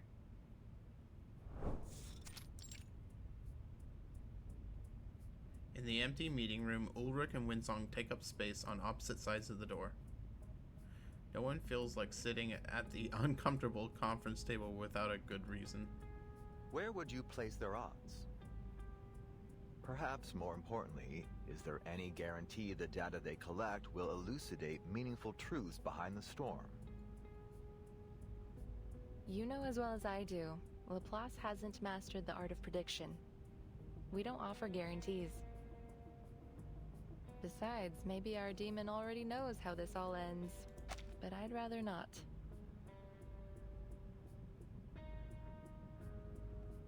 Perhaps more importantly, is there any guarantee the data they collect will elucidate meaningful truths behind the storm? You know as well as I do, Laplace hasn't mastered the art of prediction. We don't offer guarantees. Besides, maybe our demon already knows how this all ends, but I'd rather not. Personally, I hate spoilers. As do I. Ulrich shrugs, about to continue the conversation by mentioning a neat bit of tech he's recently looked into when a strange but familiar voice cuts in. Slackers! Slackers! Yes, I've found the room. Thank you. Ulrich's voice modulator stutters for a moment before finally spitting out the name. Is that Adler?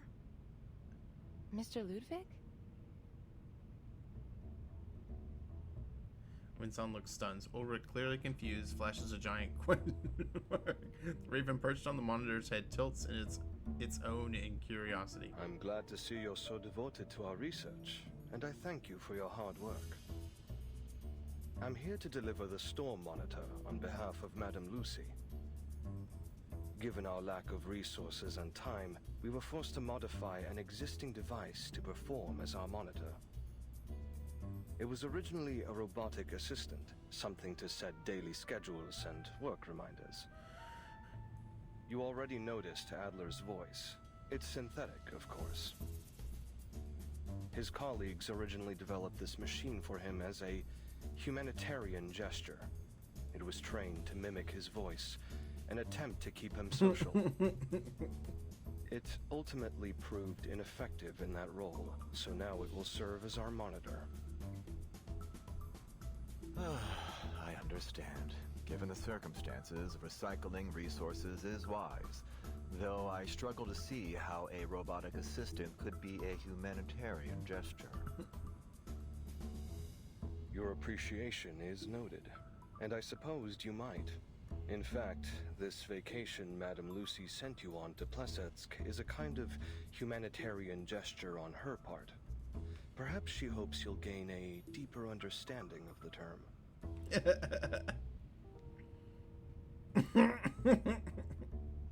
The raven, pleased with the silence, offers no further input. Winsong taps a few times on the monitor and smiles at her new discovery. Mind if I take a closer look? Wow, there are a lot of voice packs programmed into this thing. How to temper steel. Madame Lucy's voice, I'd bet. And then what else is here? Sweetheart? The superstar? Oh, and Sputnik 1 too. Warm and fluffy company. Who could that be?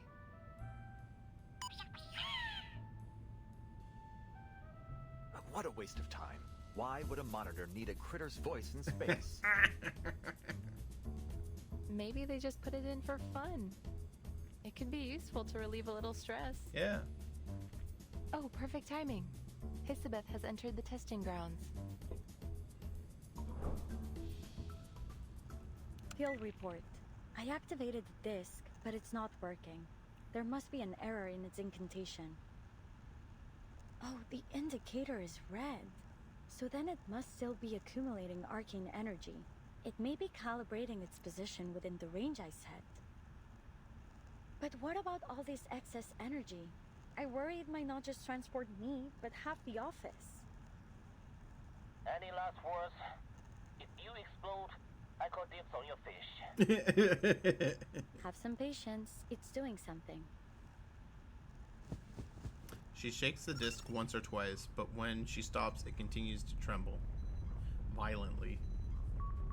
The entire office begins to rattle along with it. The fish in the eco tank dart anxiously. Bad news. I don't think any of those fish are gonna survive. Wish me a safe journey.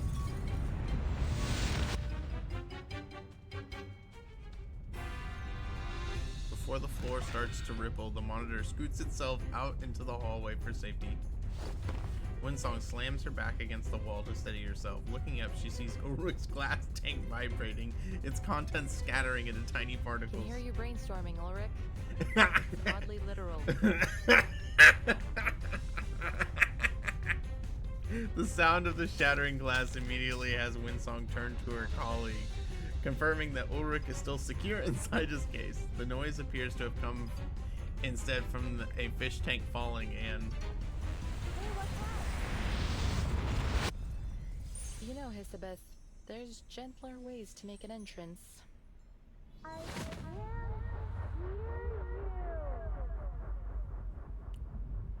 The voices around her, whether in her headset or her ears, are garbled, twisted by the movement of space. Midair, Hisabeth adjusts her posture and lands squarely on the meeting table. Aside from the poor fish that were flung out from their stone tank, it isn't the worst entrance. Okay, that was cool. The fish flopping on the floor began to slow, except the one that has landed fortuitously in Ulrich's tank. Poor fish. I attempted to turn my aquarium into fireproof ceramic to keep it safe, but it looks like it just made it easier to shatter. Wait. Mention of her arcane skill triggers a panic. She glances down at the object she'd been handing to Winsong. It's heavier than it should be. This must be Laplace's first ID badge with a ceramic strap. I forgot about this. Luckily, it didn't affect the card itself. She blinks, letting the shimmer of her arcane skill fade. That's a unique design. Thanks. It might make for a nice conversation piece. Ulrich is busy saving the poor fish swimming atop its head, dropping it back into the tank. Congratulations, Miss Hisabeth. Your results appear more than adequate. Indeed, you have exceeded my expectations. Is that stuffy off the stock for good job? Merci all the same. Congrats. So does your success here mean my lovely apprentice has a chance to land back on Mother Earth safely? More than a chance now. Though I'm afraid the adjustments we've made to the process will be impossible to replicate at scale. Nonetheless, you've convinced me. The Raven rolls toward them on his mechanical perch. Your application for delayed evacuation is approved. Nice. The cheers in Hisabeth's headset reach her before she's finished processing the words. But I haven't even submitted it yet. Well, you may submit it now.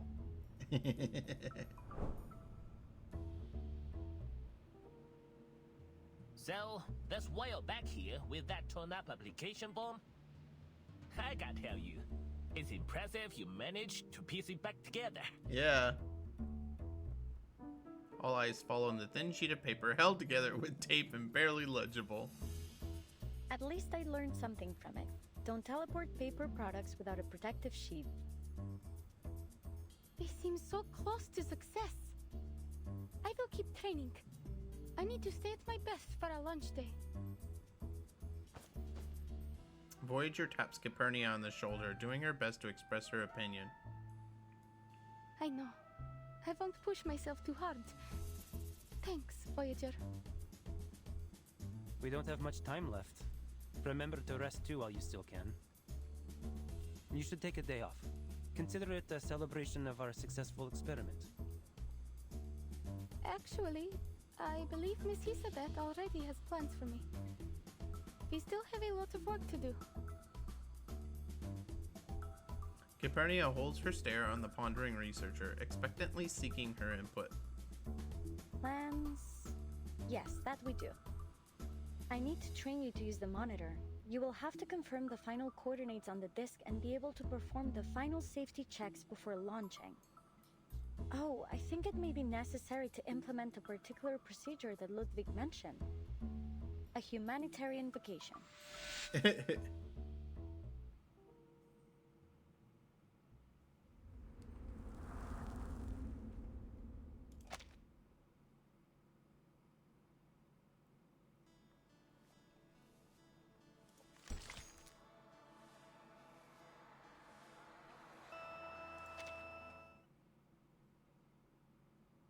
I don't have much time left.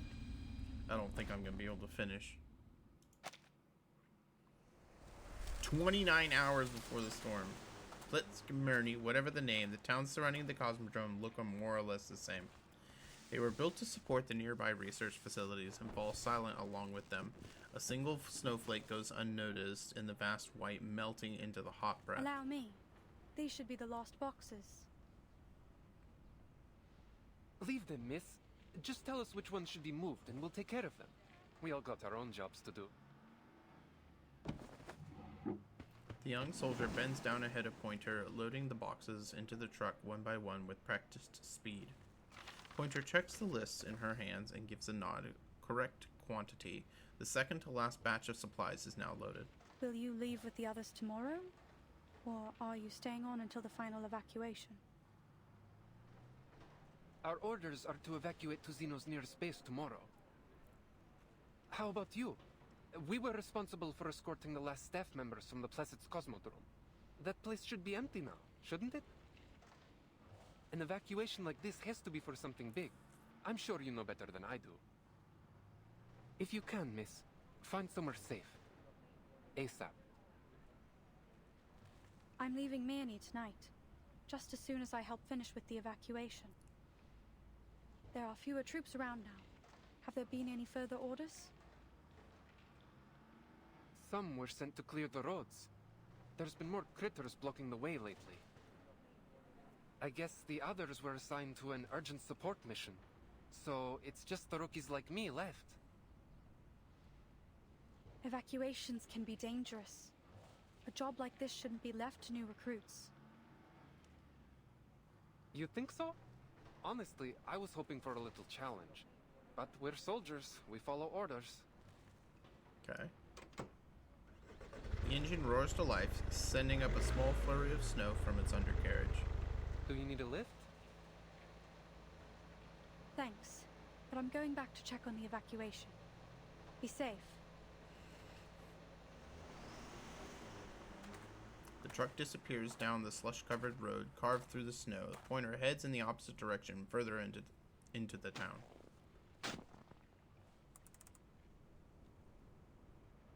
So, this is our humanitarian vacation here? An open mining pit? You've got it.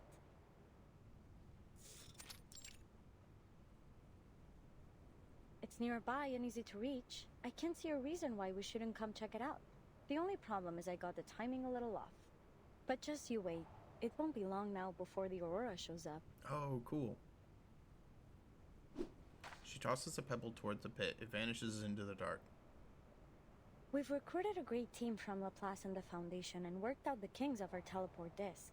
If we can just manage to collect some useful data, our future could be brighter than any Aurora. I hate to be negative at a time like this, but this is still a big gamble. But we want big today. Didn't you join us to bring about a better future? Just think. Our achievements on this project could pave the way to a promotion or at least a transfer. Don't try to butter me up with promotion, dog. Anyway, it's bad luck to talk like that right before a mission. Worse than bad luck, it's cliché. Strangers coming together to do great deeds, risking mortal peril for the good of humanity. Now, just before the climax, we'll start talking about their motivations and backstories. All to give the story a twist. When someone bites it in the last act, and then the whole gang is haunted by their last moments of peace together.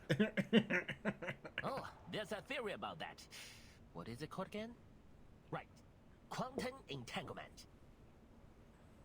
Where I'm from, there's a book called I Ching that has a similar idea, that the things we do are mirrored in faraway places.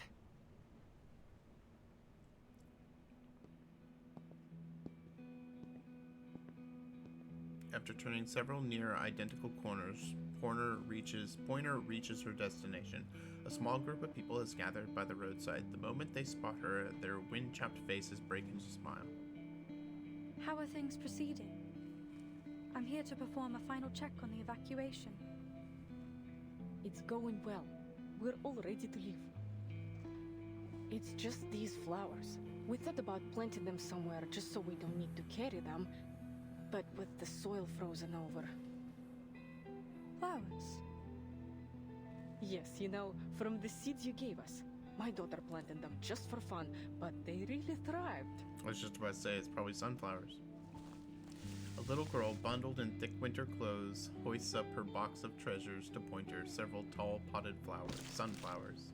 Mommy said it's really, really difficult. It's a miracle, Miss. But you and I did it together. Yes, I suppose it indeed appears miraculous. But how are you going to take them with you? I think it will be a bit too heavy to carry on the road. We've given away the rest to some of our neighbors. But these are the ones that bloomed the best. It hurts to think we'd just leave them here to die. It's so cold now, and it's getting hard to find food. We know we have to evacuate soon, but no one has told us where we're going or what's next. Yeah, where are Despite they all the evacuating hardship, them? These seeds you gave us somehow managed to bloom under my daughter's care. Look, they're absolutely radiant. If even these little flowers are ready to fight to survive, how can we give up? The townspeople around her chime in, and the girl beams even brighter, holding the box tight in her arms. That's true. She wants to tell them to save their space and energy for more important supplies. The seeds were a gift from Windsong, likely altered through an arcane skill, perhaps already adapted to grow in permafrost. But at this moment, it doesn't seem right to judge these flowers that hold meaning for others. Thank you. I'm not aware of the local species of flowers here, but I'm certain all the same that these are the most beautiful flowers in Murney. I hope you can find a way to take them with you. Watching the golden hue of the sunflowers fade into the distance, Pointer steps back onto the street. Watching the golden hue of sunflowers fade into the distance, Pointer steps back onto the street. She will check on the vehicle she parked earlier, take one final patrol, and then leave without looking back. Yet Murney is, in fact, just large enough for a chance encounters to still occur. Am I seeing things? Pointer? The glint of a Laplace uniform blends into the snow, and she squints until she recognizes the waving figure. Oh hey, weren't you on vacation? Why are you back here with the evacuation team? Well, I had nothing else to do anyway, and we need all the help we can get. Did you hear? There's still a team at Pleasance. Ludwig even approved a delayed evacuation for them. I guess they're planning to stay to the very last moment. Can you believe that? Ludwig actually approved it. They are going to stay in the Cosmodrome? The news is nothing like she expected. Her voice rises in shock. Unbelievable, right? That takes a lot of guts. Who would have guessed we had people like that here at Laplace? If you've got time, maybe you should go check on them. See if you can talk some sense into them. He aims to pat her shoulder, but considering her mechanical components, he lowers his hand halfway. Anyway, I have a street of houses to check one by one for stragglers, so I've got to get back to them. Oh, it's freezing cold out there. Don't forget to check the components. I'll catch up with you when we get back to the branch.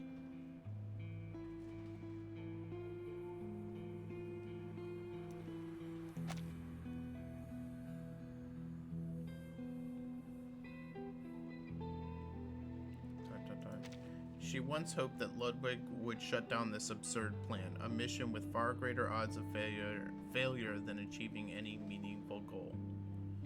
So that's what your plan was to just let it get shut down by someone. Man, she's a petty little baby. But she should have known better. Laplace is filled with the most stubborn people imaginable. They would never give up, no matter how many obstacles stand in their way. The storm is coming. What else is left for her to do?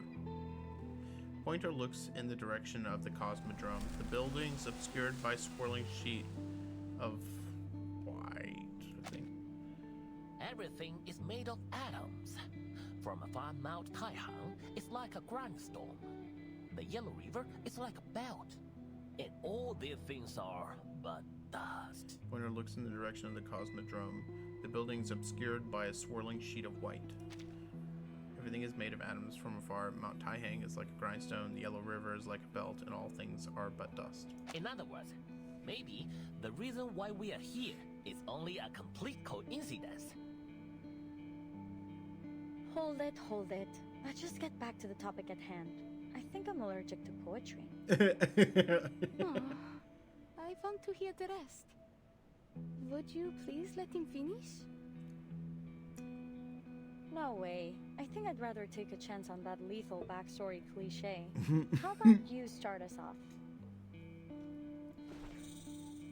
The little snakes tilt their heads in unison. Every eye lands inquisitively on name day. He almost wishes for a petrification spell to hit himself.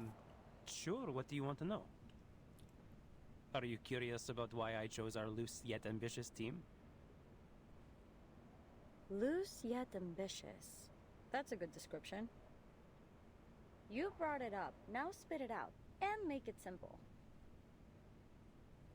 Maybe I shouldn't have oversold it. I just think you have a good plan. What if this works? What if we do this and it changes the world? And I could be a part of that. It's a tempting thought, don't you think? Okay. I just don't want to see another place I hold dear lost to the storm. So you mean it was for your hometown? Yeah. I guess you could say that.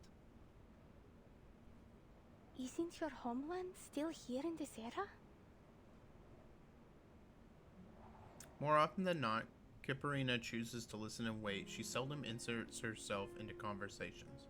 Have you just accepted the fact that it will disappear? Again? He shakes his head. My home isn't in this era. Maybe the names are the same. Same old familiar buildings, but nothing that matters to me. What's gone is gone. Don't feel bad for me, though. Now I have my own portable hometown. He raises a finger and taps a little ornament dangling on his ear. I'm wondering... He raises a finger and taps the little ornament dangling on his ear. Hey, I always figured you kept that around in case you needed some quick cash. You know, like those pirates that had coin earrings. Oh, no. My brother said he would kill me if I gave this away. It's meant to be for the last living child, a family heirloom of sorts. If I lost it, I think my family would crawl out of their graves and haunt me. If they had graves. Still, if I was in dire need. Family. The word stirs emotion in all those listening. Kipperina lowers her head, trying to hide her expression. Alia family? Aww. She points to the ground, doing her best to respond with the words she's learned, even if the meaning is slightly off. No, Voyager. This is not my family. They're new to Nyaya. Oh, I thought Voyager was These saying are that... my friends. I thought Voyager was saying that Kipperina is her family. She knows this word, but until now she only used it to describe Kipperina. For Kipperina, it's a word that breaks down barriers and opens doors. You told me that as long as there are living people to remember what has been, that what we're doing will be worthwhile. I've tried to accept that, but I still can't. What has been? It's not just an old building or some candy in a store. It's the place I grew up and the people I love that will be taken away. It's everything in my life. It is my life. I know I must accept it, that I can do nothing but accept it. But how can I ever accept it? Another long silence. Everyone standing here has a reason to keep going, reasons strong enough to chase the absurd. In other words, no one here knows the real answer.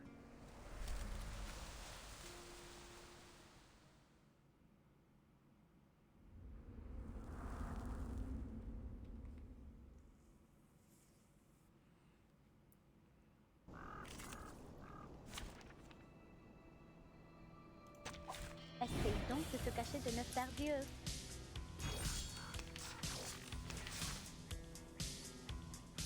Everyone, listen up. It's time to pull out. Never mind, I will. Or this one. Let me. Keep up the pace. To transcribe.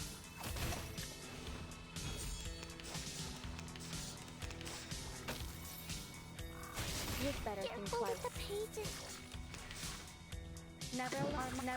Our minds are as one. Devour it all. I can't read it. Now, to preserve this memory in our dreams.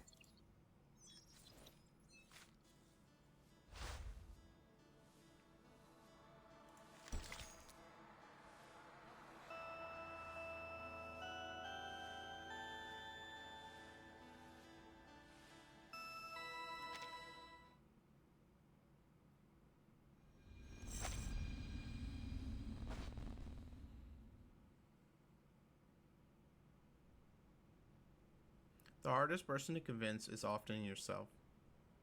Sensing Kipperina's disappointment, Name Day finally speaks up. About that, I don't know.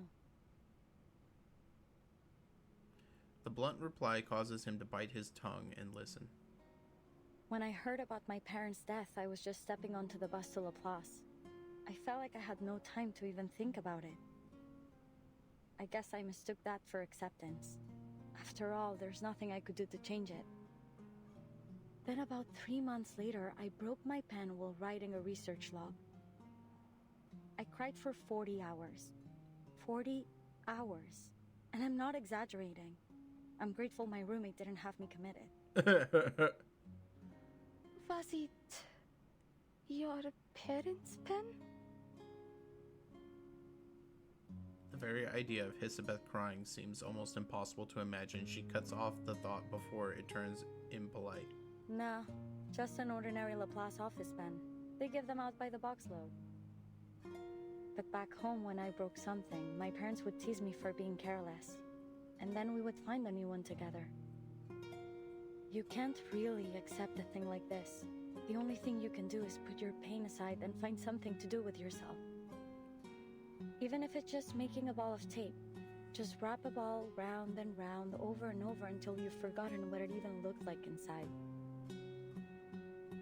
Maybe that is something I can try. The little astronaut nods solemnly. Cool, you should. I'm speaking from experience. You know, when you're young, everything bad seems like the end of the world. Forgetting your homework might as well be the apocalypse. She's right. Name Day swallows the words he had meant to use to lighten the mood. He's heard enough of them before. He's even asked himself the same. Are you going home, Mr. Raccoon? No. I'm heading out for a mission. Vila said it's a time that you're familiar with, but that you didn't ever plan on going back. I know Vila had another home before she moved to Rayashki. You must have one too. What was it like? Does it snow there? Yes, it snowed there. So much that it made the trees sag and covered up your footprints as soon as you've walked past. When the Volkov froze over, my sister and I would go and fish from holes we cut in the ice. Comrade Basuno once fell in the ice doing that. We didn't see him at school for weeks. Playing on the ice Pasano can was be a little dangerous, jerk. little locust. Legend has it that the girls who drown become Ruselki. He asked Vila once, and she confirmed it was only a myth. Most stories are like that, heavily embellished in the retelling. To hold the boy's drifting thoughts or rein in his own memories, he squats down until his head is level with the sunflower. But it's all gone now. No matter the era. Even if I went back to that little dot on the map, it would never be the same. Like Rayashki. Just like Rayashki. Another patch of land whose story was lost to the storm, remembered only by the few lucky enough to have lived there. He tries to pull the topic back before it veers somewhere neither of them can handle. Поэтому мы должны выжить. That is why we must Потом stay alive, всё then встанет на things will круги work своя. out someday. Леня, держись. Жизнь — это очень Leona, важная вещь. yeah, stay alive. That's the most important thing. Иди. Keep Следуй going. тому Follow the маршруту, route I который я told you. тебе Never дал. look back. Никогда не оглядывайся назад.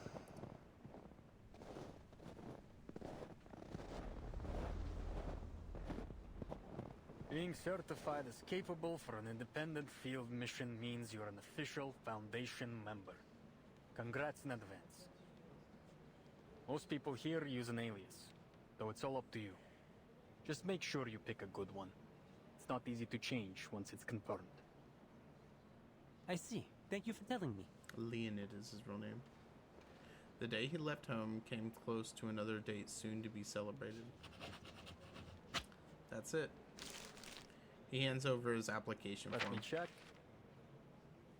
All right, no problemo. Oh, his name day. The storm has made everyone's life harder here. The Foundation is always in need of more manpower, and in need of honest men like you, even more so. Welcome to the St. Pablo Foundation Far East Branch, Mr. Nameday.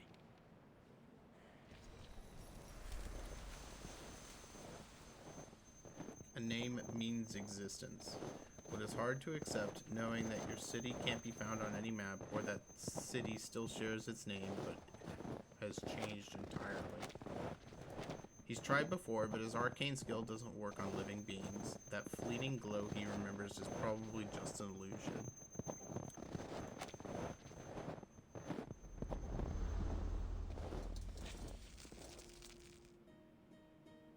You're thinking about something.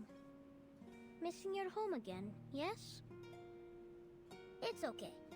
Vila said as long as we pay attention in class and keep learning, we will be able to rebuild Rehashki in the future.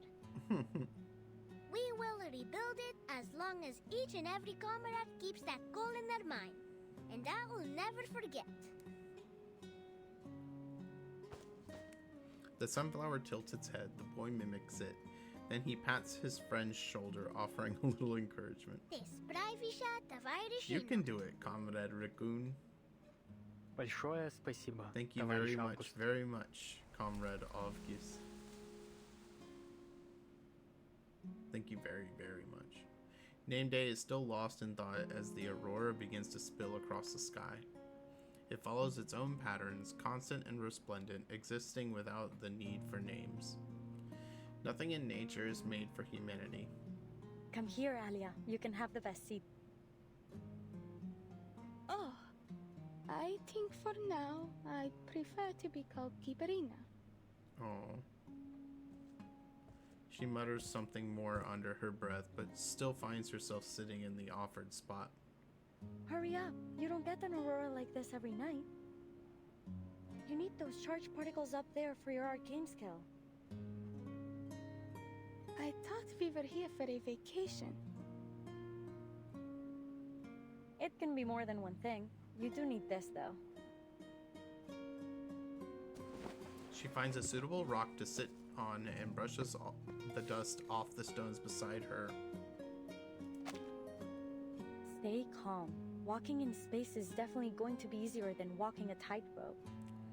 She finds a suitable rock to sit on and brushes the dust off the stones beside her for Kiparina and Voyager.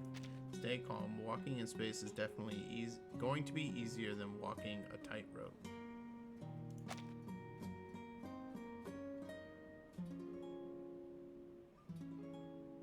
Cool. There's no absolute direction up there. Up or down depends on the reference you choose. In short, there's no falling down. Kiparina nods seriously. Tomorrow? No, the day after tomorrow. I'll be up there, drifting above the earth with the stars. I wonder if they'll feel warm to the touch.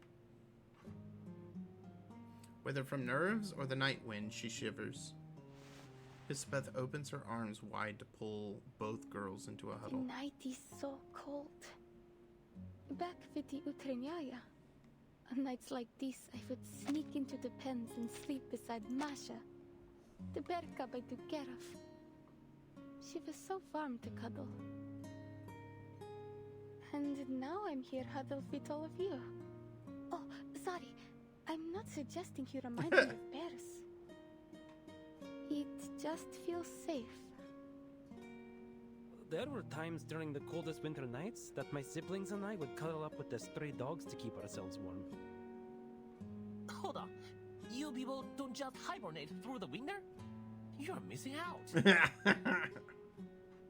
This is the first time their little team has sat together without the mission on their minds, chatting instead about past lives and faraway memories. Before she realizes it, sleepiness sneaks up on Calpurnia. She stands to shake off her sudden drowsiness, and Hisabeth rises with her. All right, we should head back. We don't want our little astronaut to be too tired.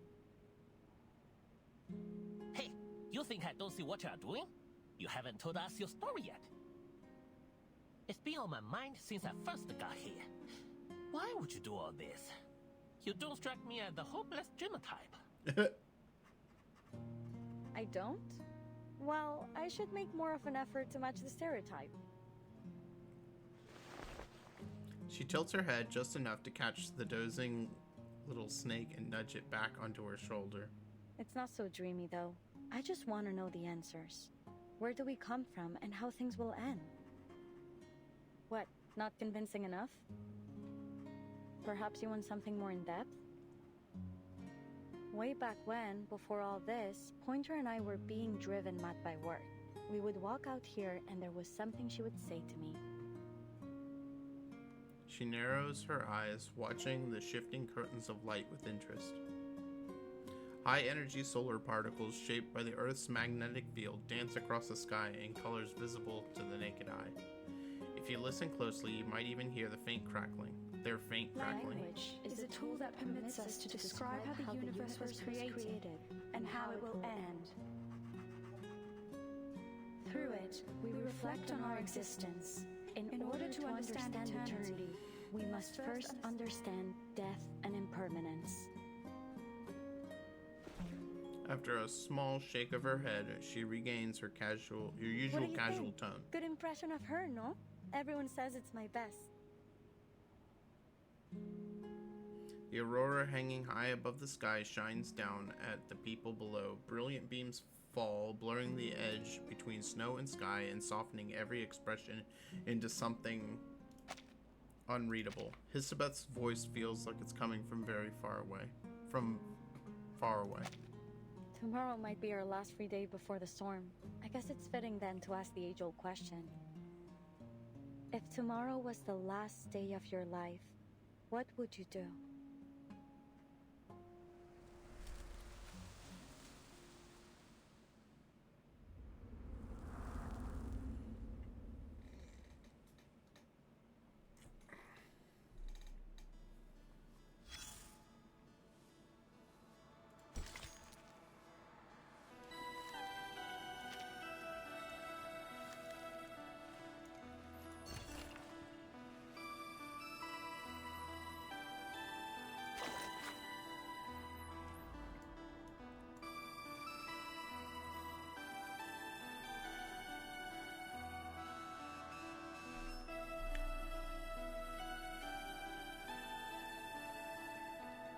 Cabinet of Wishes. Become director, drink endless wine, succeed in projects, world peace, conquer the galaxy, go home for a visit, live to see next year, touch Mars with your own hands, establish relations with alien life, grow flowers in Siberia, free yourself from material needs, become a true engineer, defeat death, marry Anastasia, and witness history.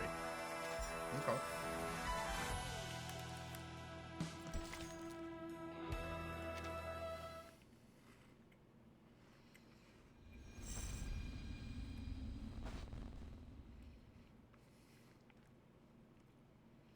"17 hours before the storm.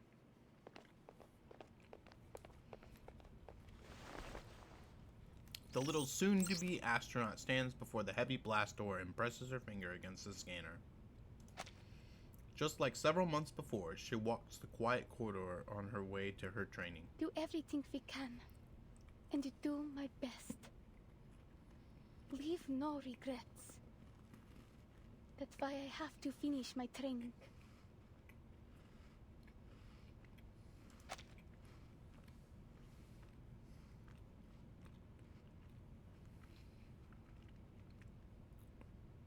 The closer she gets to the end, the more the nerves take hold. So she looks for comfort in steady, familiar routines. Raz, dwa, 1, 2, 3. three. She finishes her count silently. Right on cue, the blast doors slide open.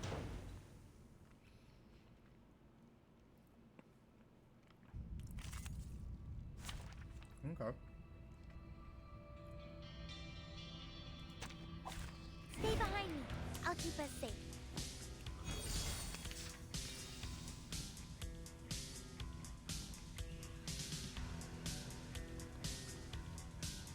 I'm going to perform better in this simulation than ever before. Esto más allá del concepto mundano del tiempo. En la acumulación de laberintos. Suéltalo todo una vez más. Don't take it on step.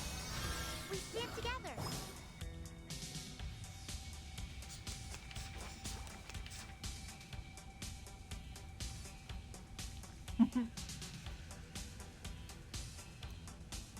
That's it. Don't stop now. Memorize every step as you go. El connection between it. En todos los momentos. En la acumulación de laberintos. Suéltalo todo una vez más.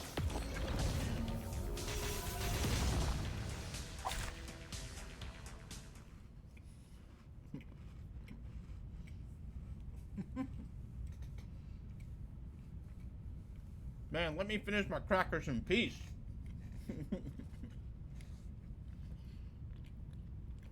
Alright, nicely done. Now we'll move on to zero gravity training. I haven't had a eureka moment like this Hey, in a Jill. while. The poem I just wrote is amazing. Huh? Wait. You weren't listening, were you? Then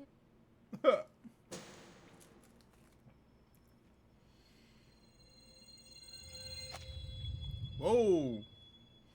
The way Linus calms her, compared to the other simulated operations, arcane skill practice, and centrifuge spins. Yeah, I did get it right. This is her favorite routine. It's like walking a tightrope, but without the fear of falling. With gravity out of the picture, the sky itself feels reachable, the world stretching out like a velvet blanket around her. Если это последний день моей If this is жизни, the last day of my life, как я могу how can I доказать, что я prove that I жила в was этом here in this мире? world, with my name, my memories? Моими воспоминаниями?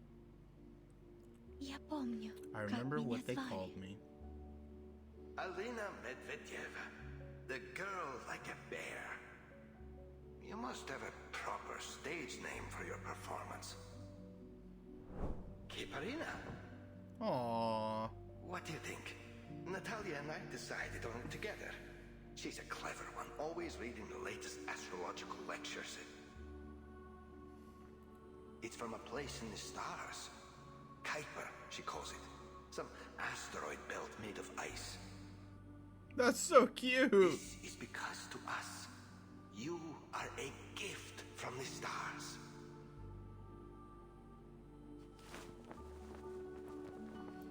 He lifts her high, steady and secure. To a child it feels like flying. So close to a starry sky built from light bulbs and canvas. Mr. Kozlov, Mrs. Kozlova.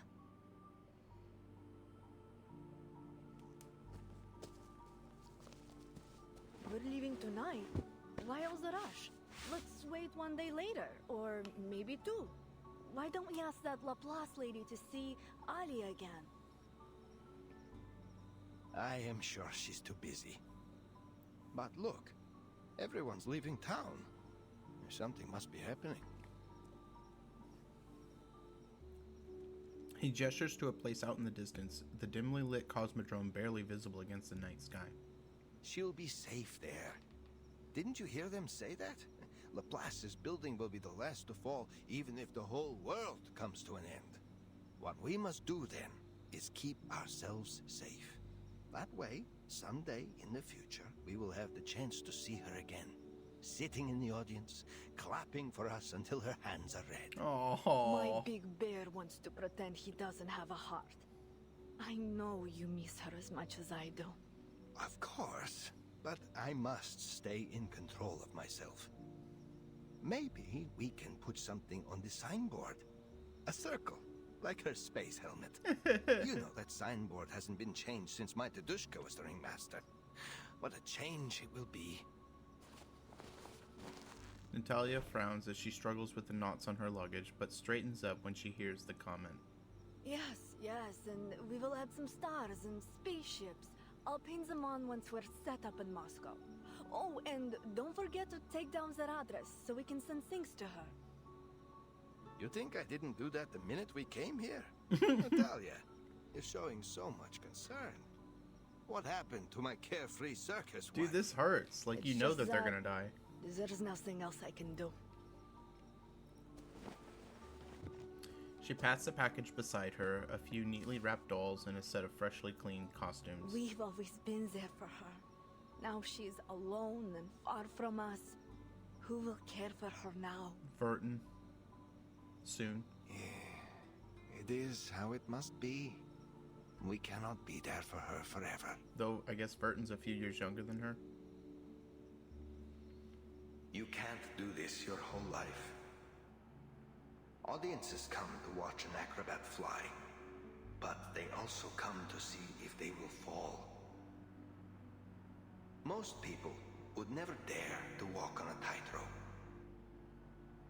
They pay to see people do the thrilling things that they would never do themselves. But it is a dangerous business. I often wish that you will one day find a safer way to live than this. Неужели Is ходить по walking on the земле ground really any действительно safer? безопаснее? Сколько я How long проживу? will my life be? 8 лет. 8 years, 10 10, years, 15 years? What's 15. next? When И will что it end? потом? Сколько лет мне осталось?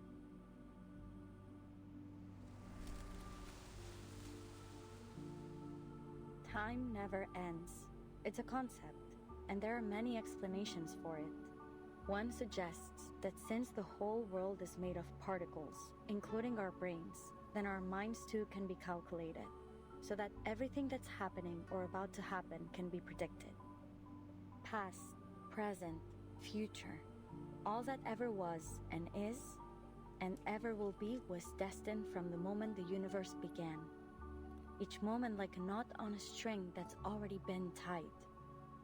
Our lives just moving along a fixed track from birth to death. Then there is another. The theory that none of this is really happening at all. That all perception is illusion.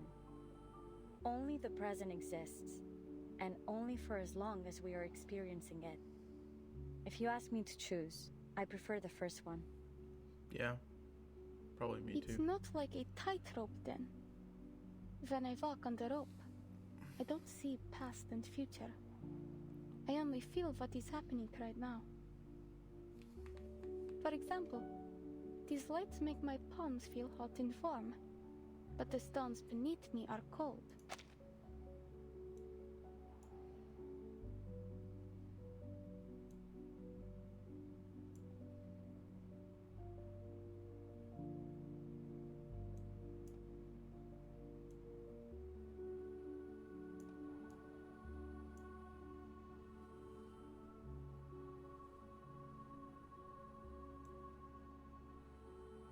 I prefer the first. Like, actually, no. I prefer the second one. I don't. Why would you prefer the first one? I don't know what I was smoking earlier. Yeah, I definitely prefer the second one. Cool. Sounds like you favor the second theory. But it doesn't matter which side you're on. There's one thing both have in common. Our existence, whatever you make of it, is just a fleeting moment in time. But those countless moments string together into eternity. I'm small to the universe, just a person. But I'm a part of Utranyaya, which is bigger than myself. We belong to a people, a country, a planet, and a galaxy. Maybe that's how we share in eternity, by existing as part of it. Each one of us, no matter how small, takes part in creating the universe. The researcher widens her eyes in a brief surprise, but just as soon returns to her usual confident and breezy smile. You got it.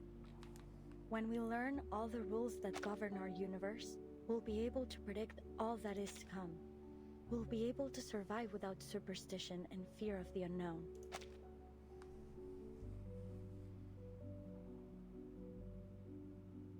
Выжить. Survive. Это That's легче easier сказать, said than done. чем сделать.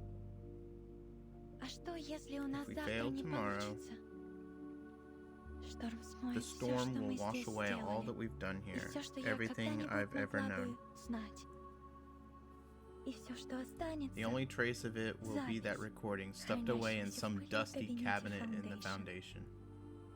И если так, Even so, I я hope one надеюсь, day, when they однажды они mention me, they вспомнят will обо look up мне, at the sky and поднимут say, глаза в небо и скажут: смелый, a молодой brave young космонавт astronaut однажды walked ходил among среди the звезд. stars. It's not about Mr. Kozlov's wishes for Aliyah, nor about her И friends' она, Алина expectations, Медведева, сделала этот выбор and she, сама. Alina Medvedeva, made a choice to go herself. I think that's what it said.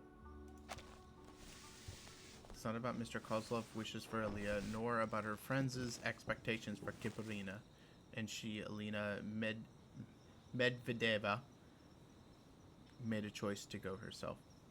Natalia returns to the tent to retrieve the last few boxes of clothes, while Mr. Kozlov is busy tightening the ropes on the luggage. There's a lot to pack. He tugs hard on the rope, tying the dolls Kiparina left behind safely onto a bundle, muttering the rest of what he didn't get to say. Children grow up, adults Of what grow he didn't old, get to say earlier. and then we die. So what's the use in worrying? All that matters is our Alia will be safe. Mr. Kozlov, you should have already left. The longer you wait to leave, the more dangerous it will be. The man is startled. He's not good at dealing with researchers, and he never expected to run into one on the empty streets so late at night. Is there something wrong, then? We are ready to go, as you can see. We're all packed up. He motions to the stacked boxes behind them, his tone on the brink of pleading. No, nothing to be concerned with for now. But we need you to follow the evacuation notice for your safety. Keep your passes with you. You may need to show the soldiers on the road ahead. And please take care. The snowfall is getting heavier. Sure, but if you don't mind my asking, is Alia all right? How is she? How is her training? Sorry, it's just... I know that she's a good girl, but I'm afraid she'll push herself too much. She's always been so diligent. Oh yeah, go ahead and tell her that you abandoned have her. nothing to worry about. Kiparina is a very disciplined and intelligent young woman. We've been most impressed with her work. I believe that she could have a very promising future with Laplace. The fatigue on his face eases a bit, and some pride returns to him. The pride of a ringmaster. Promising. I knew it. My Alia is a promising candidate for Laplace. When we first found her in Murmansk, she was just an orphaned babe. And now, see how wonderful she has become. I believe I understand. Time really does fly, doesn't it? Thank you for telling me about her. I've wanted to pay her a visit, but I don't want to bother her. And I also don't think she wants to see an old man cry. But if you say she is doing well, this is enough for me. But I must ask, miss, why are you still in town? Aren't you going to be busy with the launch soon? No, I quit on him. Pointer follows his eyes as he casts a look down the street. Bright fluorescent lights illuminate snow that swirls as it falls. The snow falls on both of their shoulders. It melts on Mr. Kozlov, but it settles in layers on Pointer's metallic frame. I'm here to see if we missed anything. Oh yeah, just make it up. Quitter. The quitter.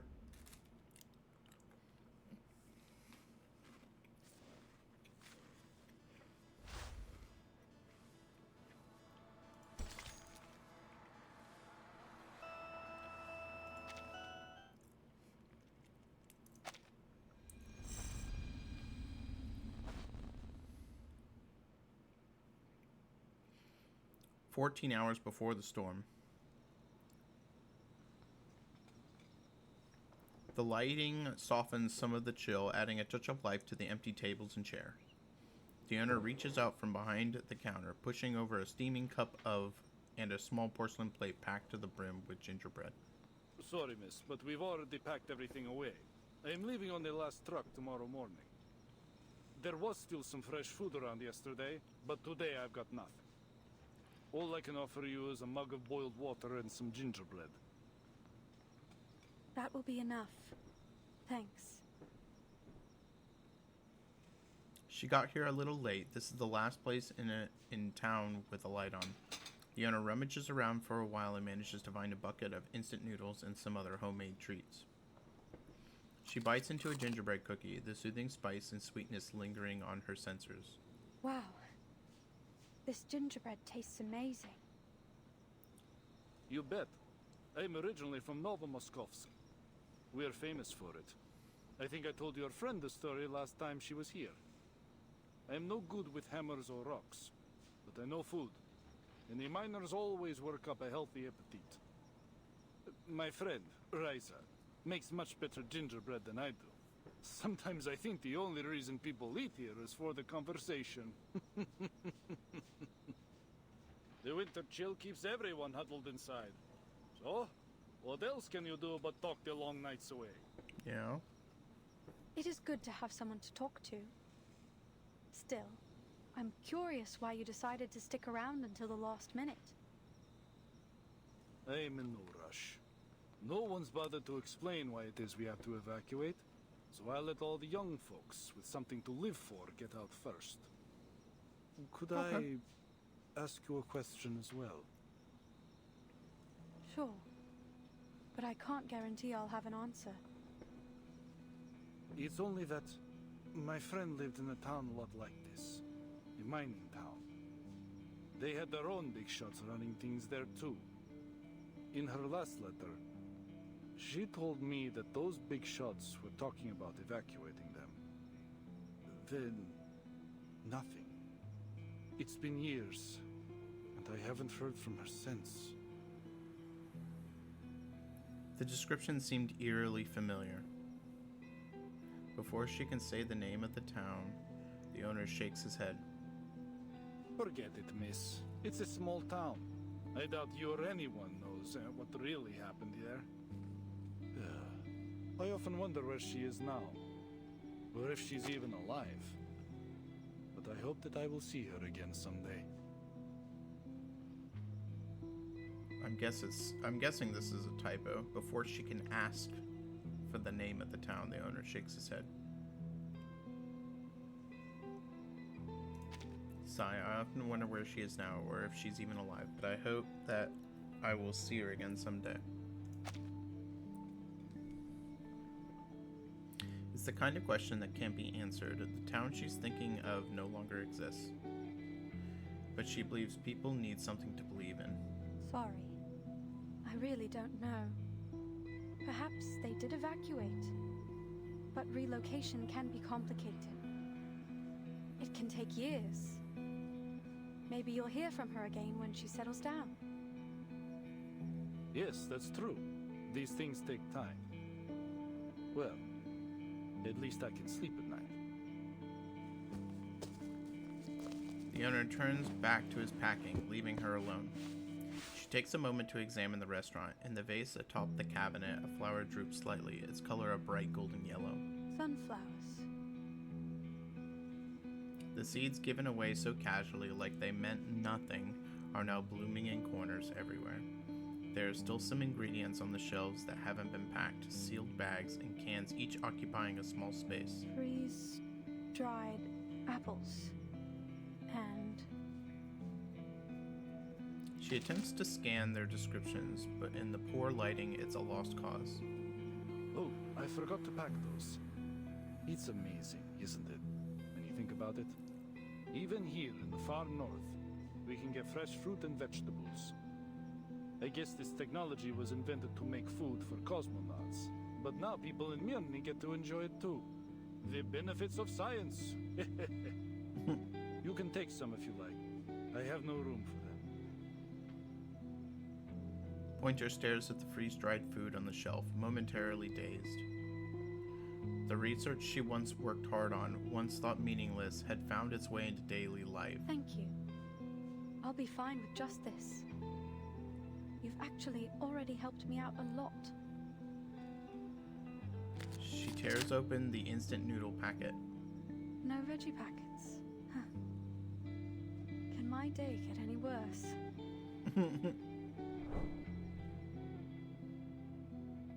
They act as if all of their essential and valuable consumer technology just popped up out of nowhere. To think that aerospace engineering has less to contribute than their other projects? Mad! They wouldn't even have vegetable packets in their instant noodles without us.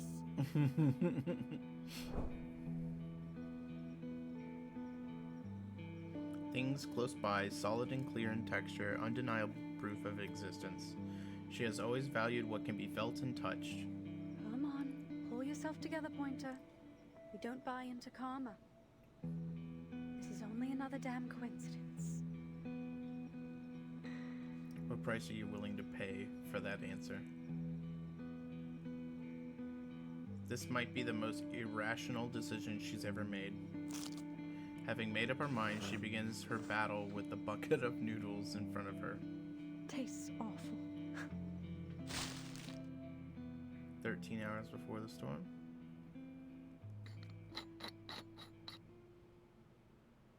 Final check. Spaceship?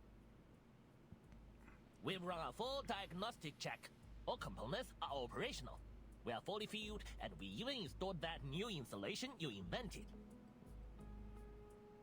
Data monitoring and communication systems? Check. All systems are functional, including the backups. Astronaut status? I'm all checked out too. My arcane skill energy level, physical and mental status, and the integrity of my spacesuit are all within your parameters. Is there anything else we've missed? Anything at all? She scans each person one by one until settling on a girl with curiosity burning in her eyes. Ah, what about our special humanitarian support staff? Maybe we should give her a check too.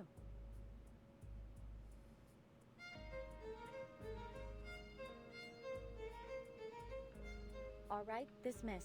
I'll see you at the launch bay doors in 3 hours. Now everyone, cool off a bit. We need to decompress before the action starts. Stay in touch via your communicators. I need everyone frosty. We're in the last mile now. There are still some things left to be checked through. If only we had more help. As the others trickle out, Hisabeth's final inspection comes to an end. She opens the drawer of her desk, stuffs the card lying in the corner into her pocket, and locks the door behind her.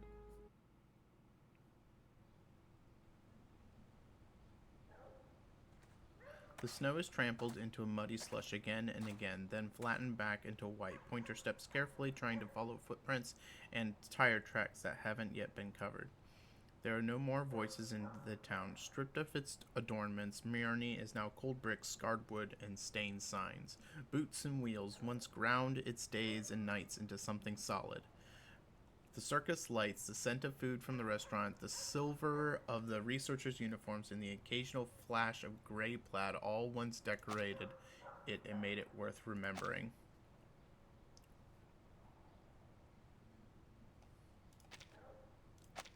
Now it is a nameless ghost town, one of countless others. It's so cold even in the daylight. At least the evacuation has gone smoothly. No sooner has she said this than she notices a figure near the entrance of a shop.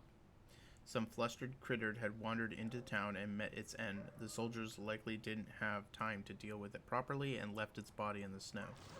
The wild dogs, drawn by the faint scent of blood, arrived to enjoy the feast. Well, that's a security risk. She calculates the best angle for a clean attack and starts to move.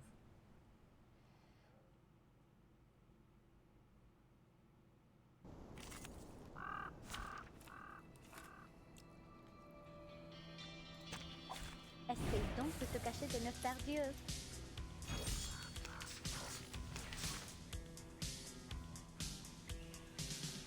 Surely those keen little noses of yours should have smelled the rain coming by now. Off you go now, pups. Never mind. Or this one. Here. Sure it is. To transcribe. You just have to do a little bit of imagination. Cheer up. Never alone. This or this one. It's like a demon poodle. Let's see those signs. Keep going. For our dream. Scamper off and don't come back. I don't have time for another round. The blood on her soles has been mixed with the snow, forming into icy red shards. Behind her, a trail of murky prints leads off across the snow. Like red ribbons tied to trees marking a trail, this crimson path winds toward... I don't really know how much time I have left at all. This crimson path winds toward where the vehicle had been parked last night. These storm predictions are based on fluctuations in arcane energy levels. There's even a chance that this won't be the storm at all. Just some kind of arcane phenomenon. No matter what the case may be, I can't afford an odyssey at a time like this. I have to get to the Cosmodrome. ASAP.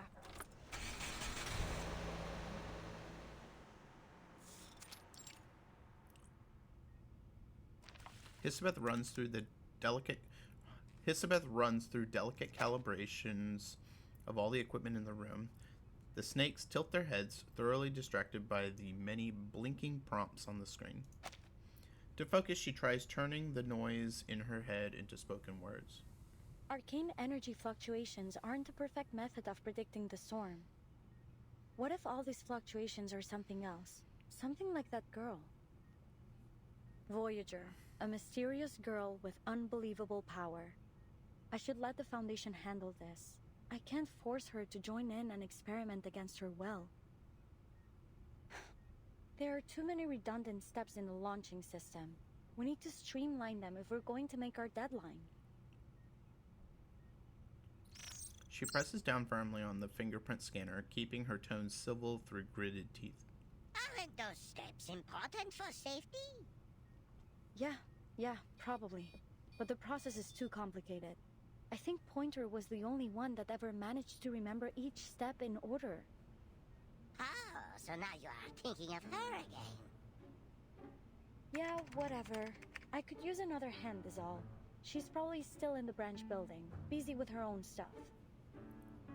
Besides... Hey, you hear that? Hurried footsteps approach the launch bay. It's an intruder! Hurry! We've got to stop them! The little snake's mouth is pinched shut and the room falls silent. She listens closely to the increasingly urgent steps. Effortless steps from a tall figure, with a tendency to lean forward. Damn, Sounds she familiar. gathered that? Could it be Windsong? Did she leave something behind again? The figure that bursts into the room is unmistakably familiar, unexpected yet somehow inevitable.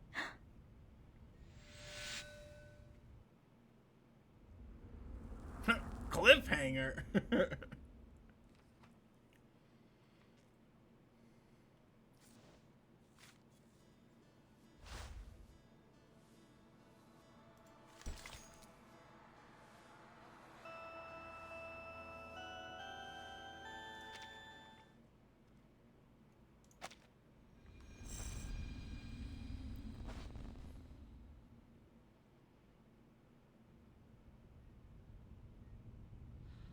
Pointer is visibly winded. Her vehicle couldn't drive into the inner perimeter of the launch bay, so she had to run the last stretch. But she has to make the most of her time. She came back to say what needed to be said. Hisabeth speaks first. Are you alright? You look like you haven't slept in days. How many times have I told you that research requires a healthy body and mind? You need sleep. I'm here for... Just so you know, I've got no time to help with whatever you're working on, and we're finishing this project, no matter what you say. Oh, let me guess, you're here for the car? Yes, I've used it a few times. Took the team out to the mine. Didn't break anything or get any tickets, but the tanks try. Her every theory misses the mark. It's not about any of that. Then you should have come earlier, days earlier, not today. The storm is due to come in a couple hours. You won't make it to the northern branch. Pointer falls silent for a moment instead, adjusting her breath. I'm here to settle your affairs. We need to secure your records in case you don't make it. And to see if the work you've done is actually worth your lives. Just so you know, if you don't survive, I'm going to finish our teleport disk and claim all the credit. Maybe I'll write a dissertation on it. I'll call it Pointer's Teleport Disk. And you'll all just be a footnote, an et al. In the citations. You know I'm not bluffing. Cool, whatever, Pointer. Just don't forget to tell me the results. Maybe send them to me via Ouija board. Ouija board! Are you being serious? Aren't you? Or are you trying to be funny now? I really can't tell. The casual air she fought to maintain finally breaks. I'm just sick of eating instant noodles without the veggie packets. But more than that, I'm sick of you and your attitude. All you do is joke around. If veggies matter that much to your stupid bowl of noodles, how could you think your lives matter any less to me? You want to treat your lives like a cosmic joke? Like your deaths won't matter? Well, they will to the ones you leave behind. After giving up on controlling her volume and her thoughts, she catches a different expression on Hisabeth's face. Guilt, sadness, shock, none of the above. She has simply put away her smile. I see your point. Luckily, I've already made a copy of everything on this data card. A brighter, more genuine smile appears. I've been wondering who I should trust with it. It's not 100% safe to send back through the teleportation ritual. It's good to have you back. The thin card is handed The to her editing again. isn't done. Hang Jung. Yeah, I can remember his name now. I didn't have time to finish his part. But who has time to edit a suicide note? The only thing that matters is that it's in the hands of someone who will take it seriously. Take it and go. You can still make it back. The data card feels faintly warm. It must have been in her pocket the entire time. Forget it. You already told me the car's out of gas.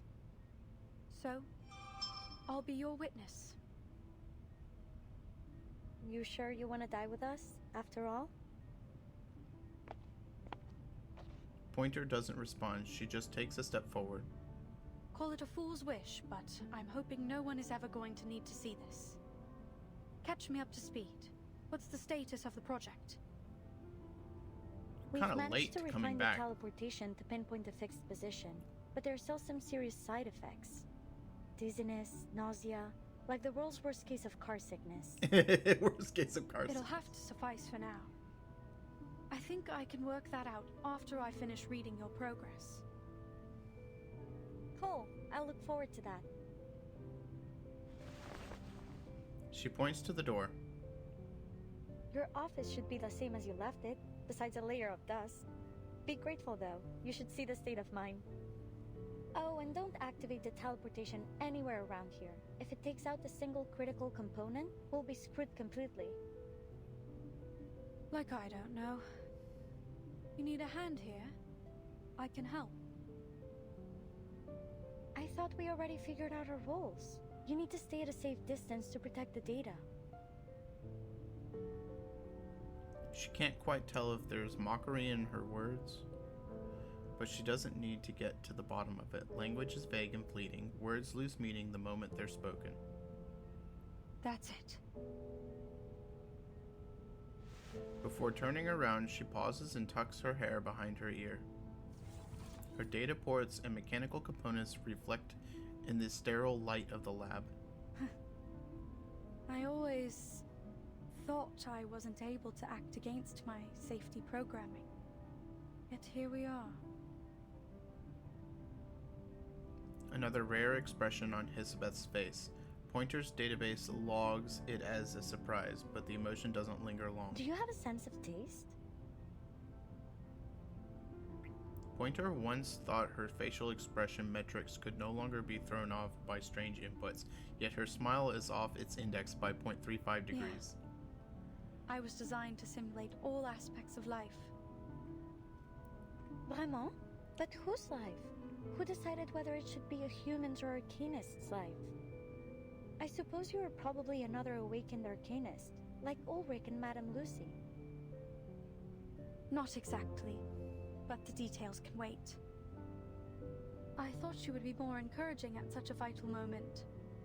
Guess my prediction matrix is not quite as perfect as I've let on.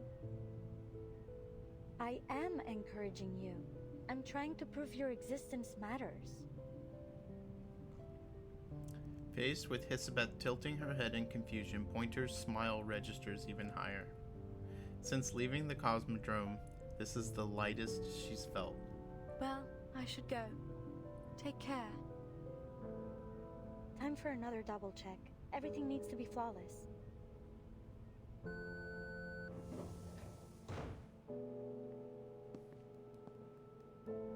This hallway is etched into Pointer's memory. She could navigate it without any sensors. As she turns, Hisabeth calls out to her. Pointer! You know, I should have mentioned something before. Something I wanted you to see. There are Melusine statues everywhere in Lusignan. I left a long time ago, but they should still be there. Even the storm can't wash them away. They've been there for ages. Go take a look if you ever get the time. I don't think Laplace would cover that as a scientific excursion. She doesn't stop or turn back, but gives Hisabeth a gesture.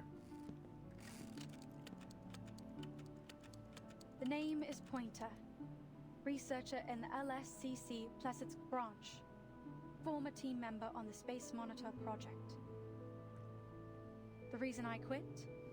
Because someone must be prepared for the worst case scenario. And because I was tired of freeze-dried noodles.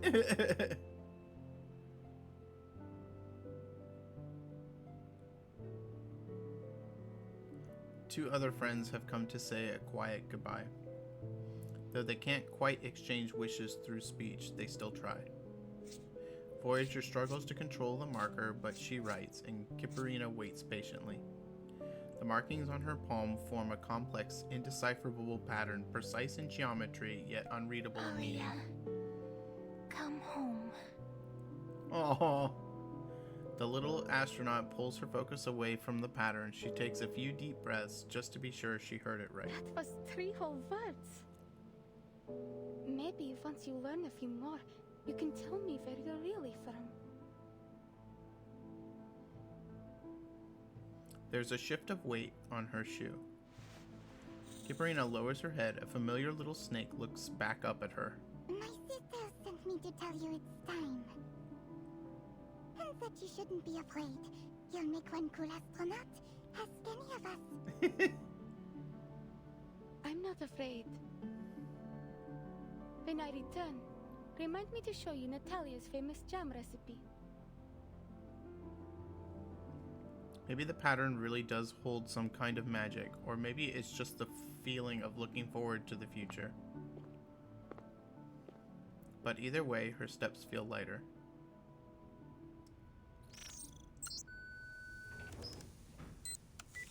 Final diagnostics completed. We are clear for launch in T-1 minute.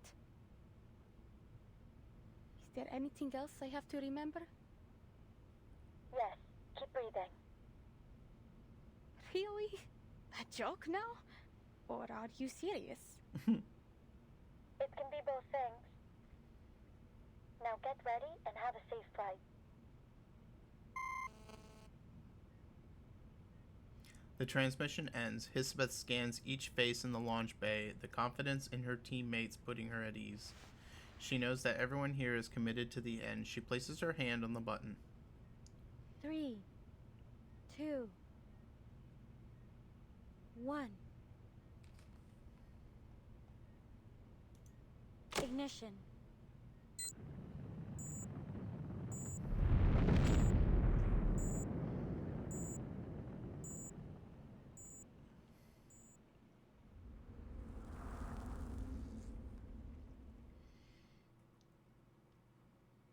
I am a little confused, like, why they have to stay. I mean, I guess they're trying to measure whether or not the storm affects out in space. Which, technically, if it doesn't affect out in space, then Kipperino would be fine. So long as she can make it back to the planet.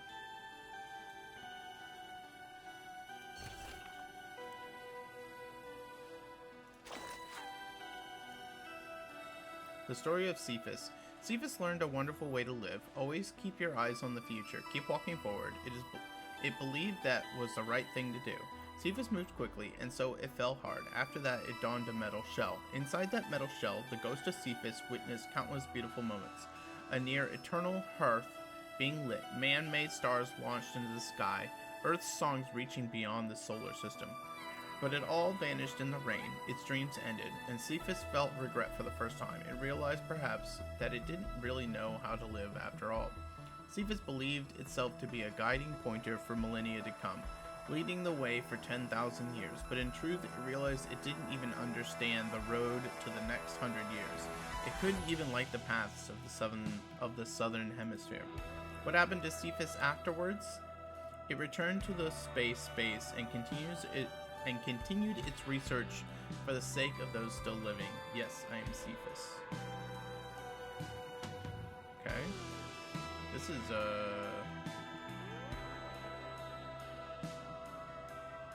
This is Ursa Major, I think.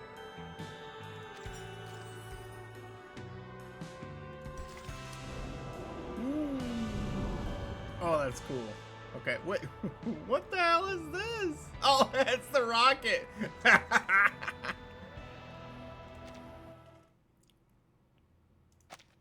Okay. Maybe Voyager has some immunity to the storm, I'm wondering. Altitude rising. All systems normal. Cool, stay on comms. She looks out the porthole, watching as the ground falls away and the sky closes in. It feels like falling in reverse.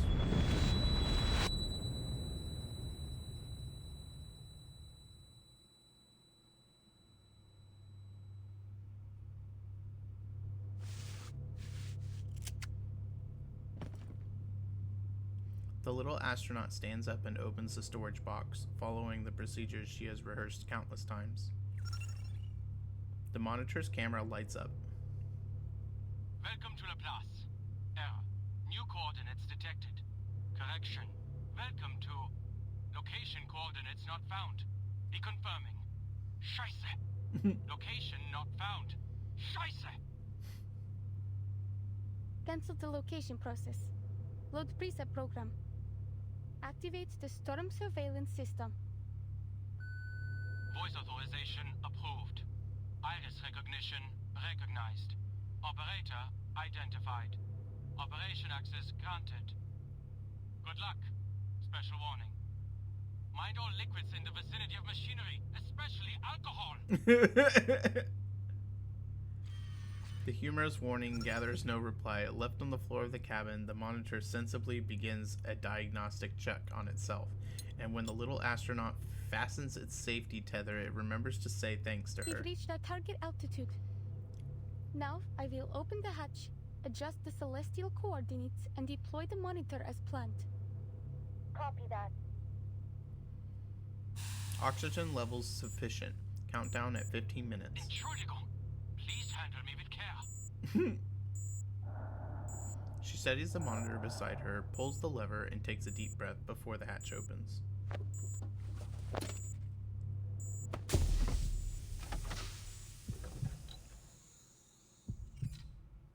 Darkness.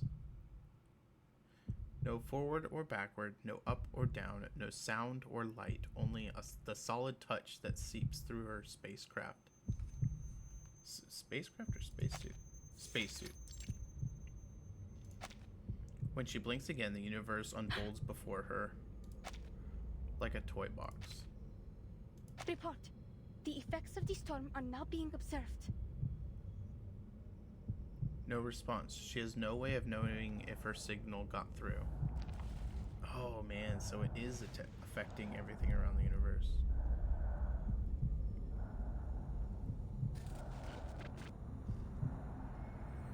She's disoriented and her heart pounds through her chest.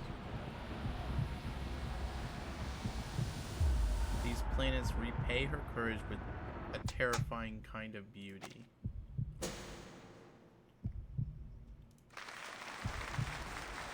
Applause for her.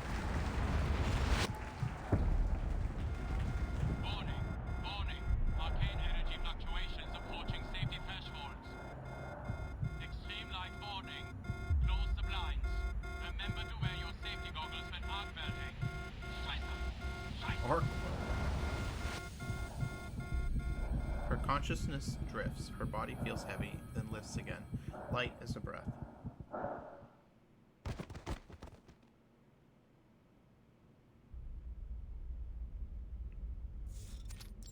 Kipparina regains her balance, steadying herself against the dizziness. The view around her has changed entirely. It feels more familiar and yet even Why harder am to I grasp. here? I haven't activated the teleportation ritual yet. Is the mission over? She turns her head. In her hand, she's holding something strange and almost silly. I don't understand. Please repeat. I can't understand what's going on. Warning! Energy fluctuations are now exceeding safety thresholds. There's too much interference in the signal. We've got no response. Namedate types in another string of passwords, trying to break into a new channel. The first time, the second time, the blinking red light remains blinding. Connect to the monitor directly.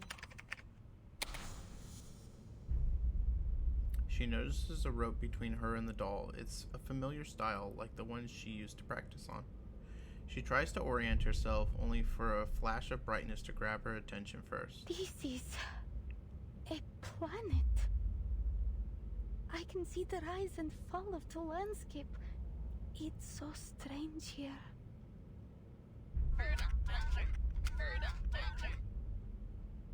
Come back. I need to record what I'm seeing here. She grabs the rope, but she's forced to stop in her tracks. Like knocking over a box of marbles, planets shatter after a few tremors, bursting into radiant, fleeting flashes of light. Are those lights getting dimmer? I need to keep going.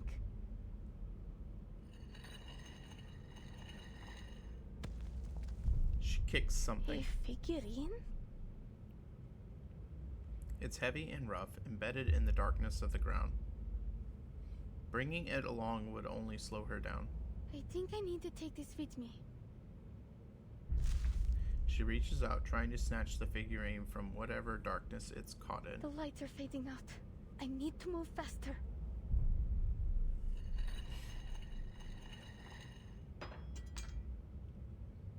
She has nothing she needs to cut, no one to swing a blade at. Even so, she bends down to pick it up. The silence around her feels ancient, as if it's always been there. That's Namedate's knife. Only path left. This won't be a problem. I've lived my whole life keeping balanced on a tin fire. Small burner of incense ash.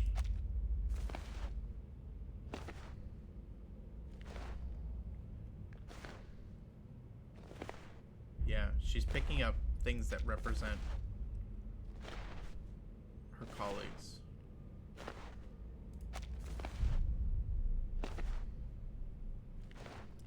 The only path, even so she bends down to pick it up, the silence around her feels ancient, as if it's always been there. The This won't be a problem. I've lived my whole life keeping balanced on a thin wire. A small burner of incense ash, a rusted calibrator, that's pointer. Oh wait, maybe it's Windsong, I don't know. Her arms are filling up, her steps slowing under the weight. The rope is still in her right hand, but the doll has vanished into darkness, inches from her nose. Aww.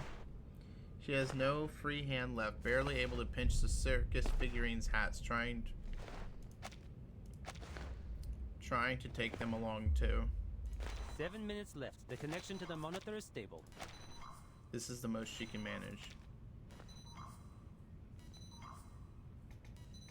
Is this her way of like saving people? I don't know. 7 minutes left. The connection to the monitor is stable. Start the countdown. We'll try it another 3 times. If we still don't get a response after that, we'll need to activate the monitor's auto-return program. I don't have a lot of hope in that basket case of a monitor, but if it's our only option, just keep hailing her. We have to put our trust in Kiparina.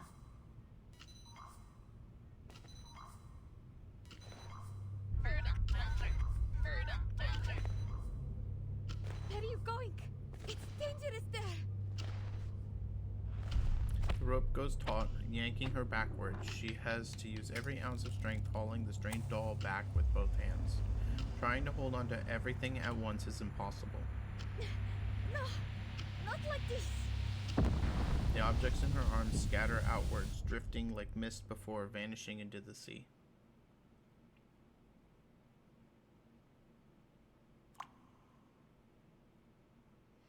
At the dawn of the universe, all things were dust, so it remains. All things become insignificant when examined on a cosmic scale. What meaning is there? Maybe time is a concept that only holds meaning for humanity. What meaning is there in chasing it? Maybe time is a concept that holds. Maybe time is a concept that only holds meaning for humanity. Out of 1, 2 is born. Out of 2, 3. Out of 3, everything. It all started from an atom. Your entire life story is in there.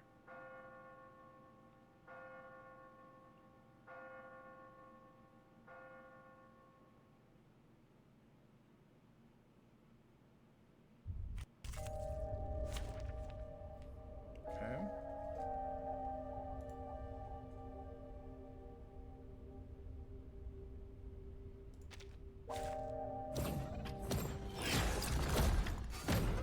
I have all the essentials for writing poetry. You, me, and our opponent.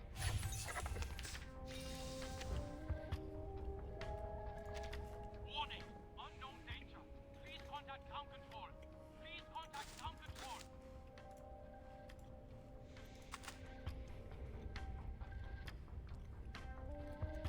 What is this?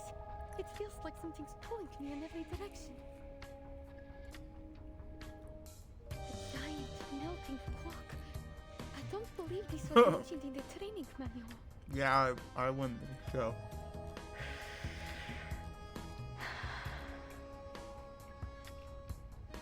If there is an emergency, calm down and keep your eyes peeled before making any decisions. Thanks, Miss Vinsong, Miss Hisabeth. Now, I must observe this clock and not miss any details.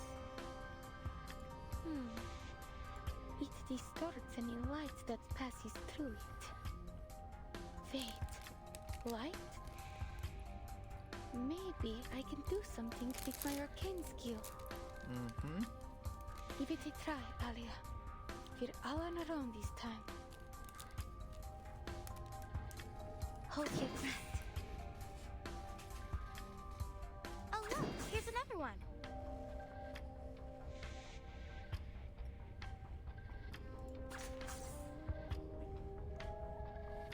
En todos los mundos, más allá del concepto mundano del Don't take tiempo. a wrong step.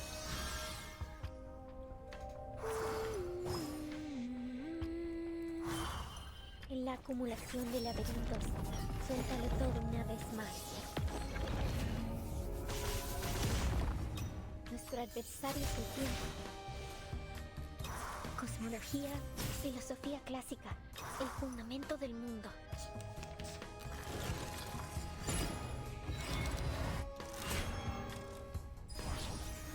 Incorrect! It's changed. No. Something's not right. It's ticking faster. What's happening? I can't let myself be overwhelmed. El camino a Tlon.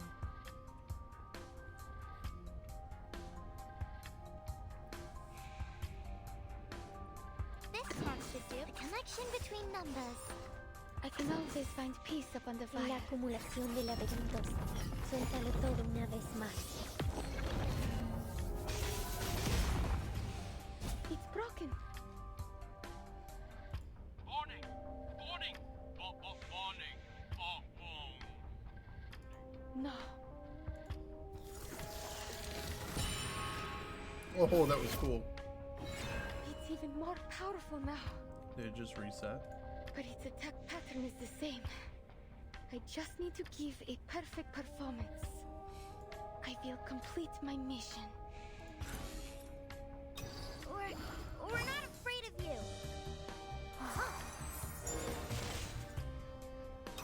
Let me help, please.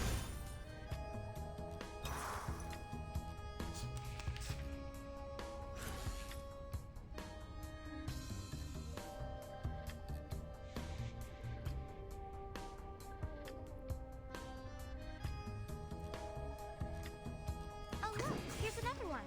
Más allá en todos los momentos.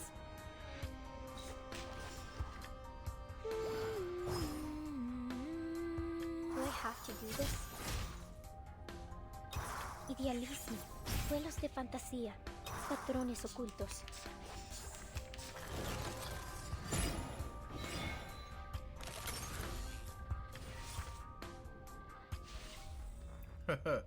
Okay, yeah, I need to have different characters for this one.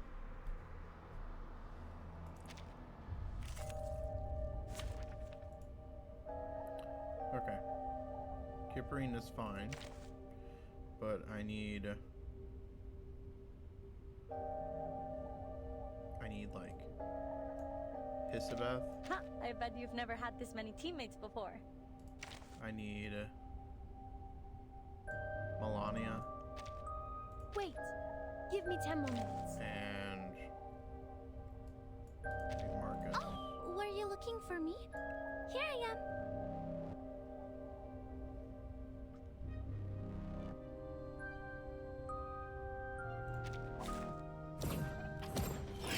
Держись, Алия.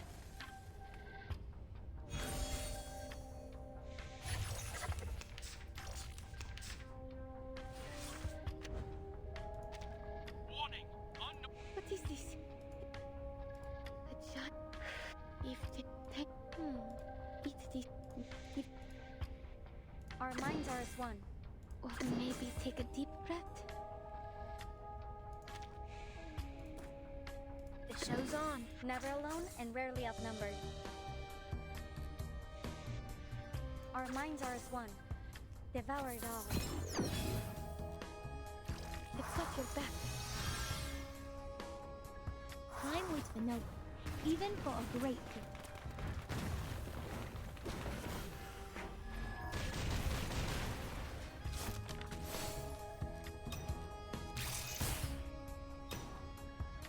Let's make you into something a bit more useful.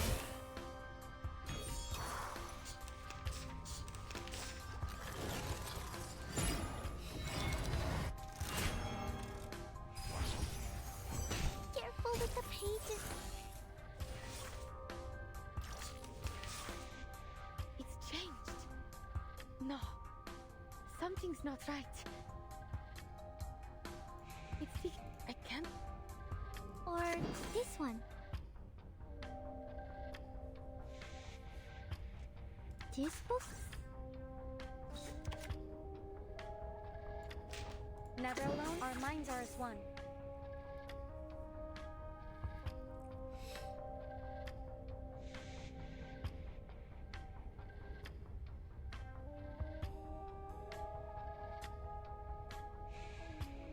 To read. It's broken. Okay. No.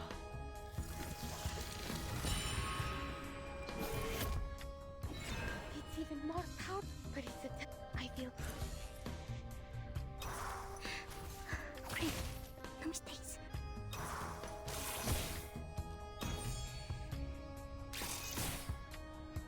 3, 2, 1, down.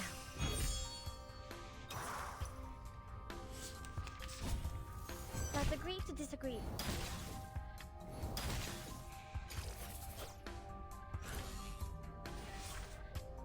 Alright. Climb This- aboard. Are we this- really doing this?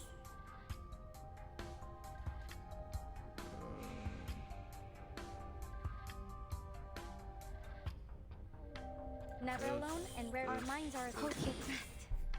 The stars are within your reach.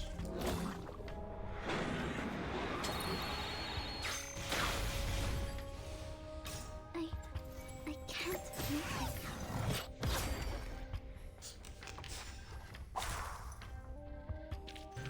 Whew, that went Okay. smooth. It's a strange Exactly. boss, man.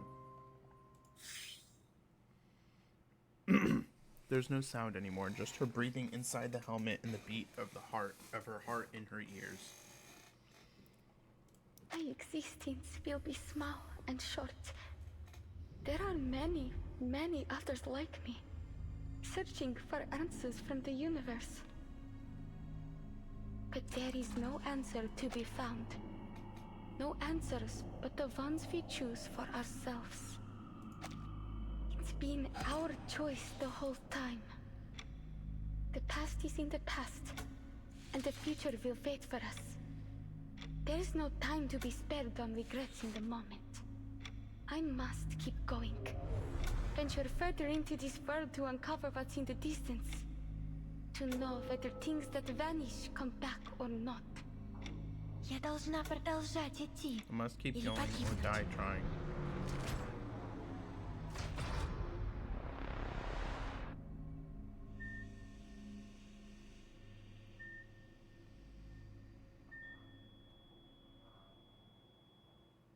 We have reached our designated coordinates.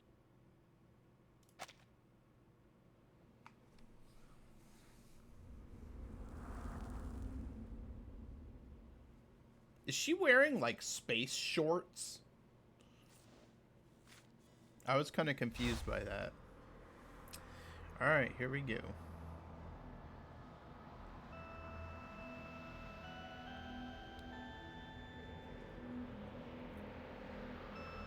Is this our planet?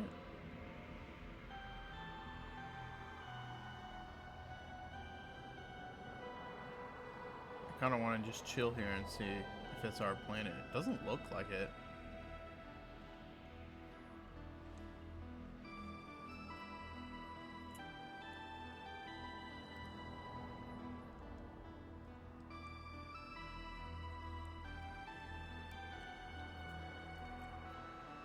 I don't know, this kind of looks... This looks like Australia a little bit. Not quite, though.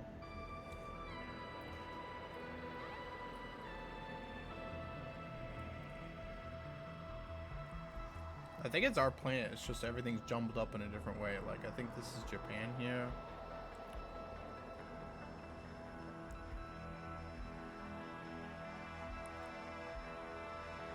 Yeah, alright.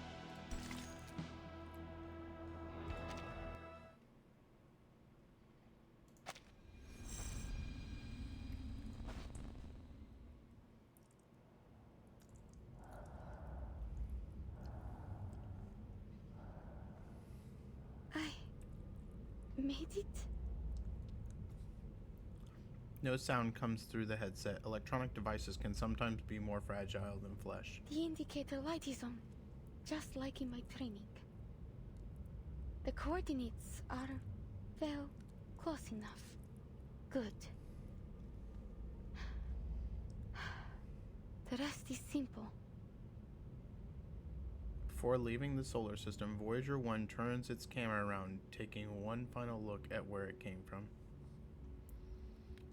a 0.12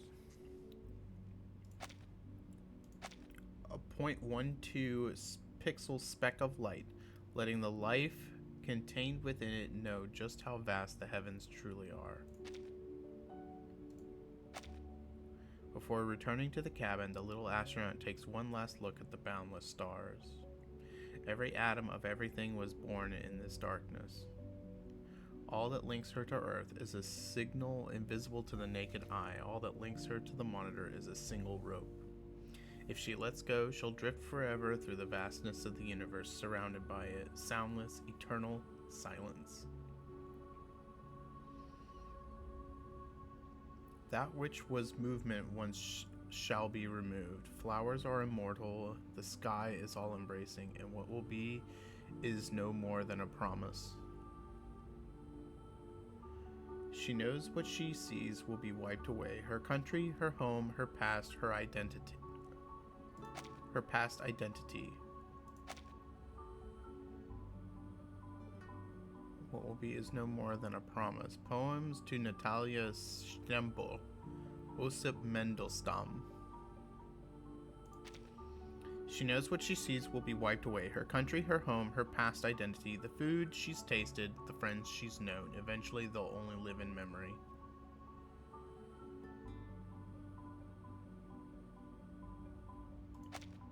And memory, too, has a notoriously short shelf life. The stars remember nothing.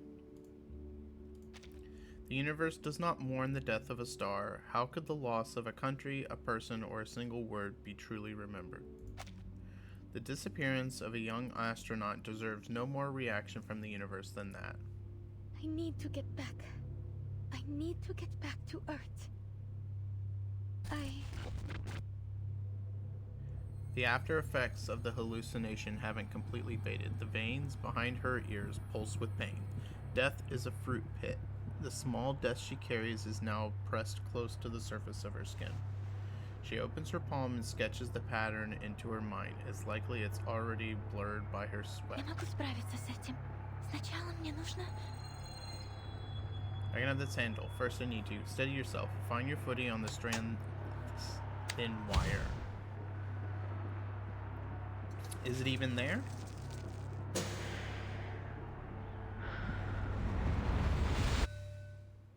Man. We lost the signal!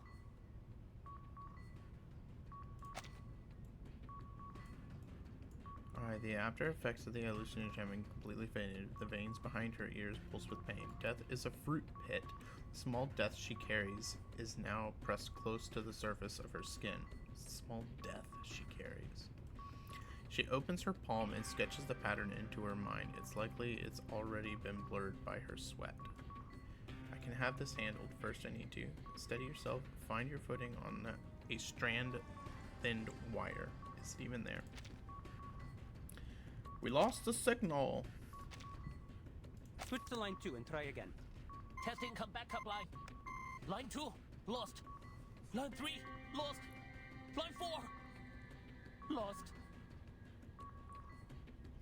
4 red lights blink on the console. The display shows the final 4-minute countdown. Keep trying to reconnect.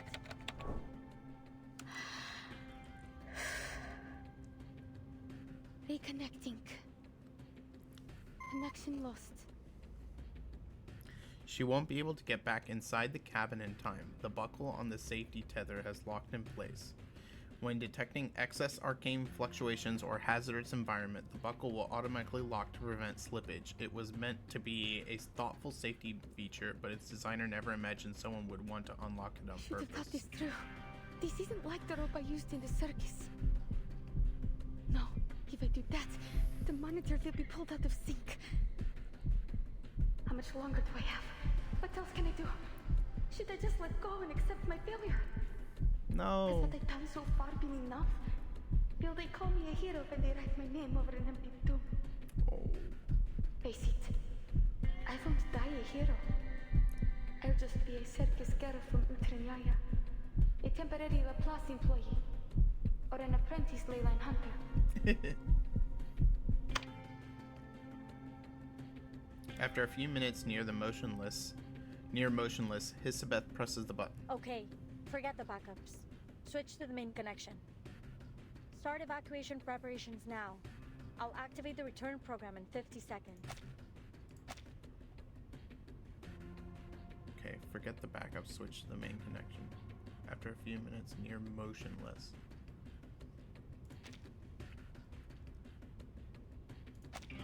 But how will we know if she's in the return capsule? 40 seconds. We won't. Either she makes it or she doesn't. It's out of her hands. The teleportation ritual won't have enough energy if it isn't at the exact critical moment of the storm. I have faith in her. She'll come home. Alia, come home. That's Voyager. Come on, Voyager, save her. I have to go home. People are waiting for me down there. But I don't have much time. I need something.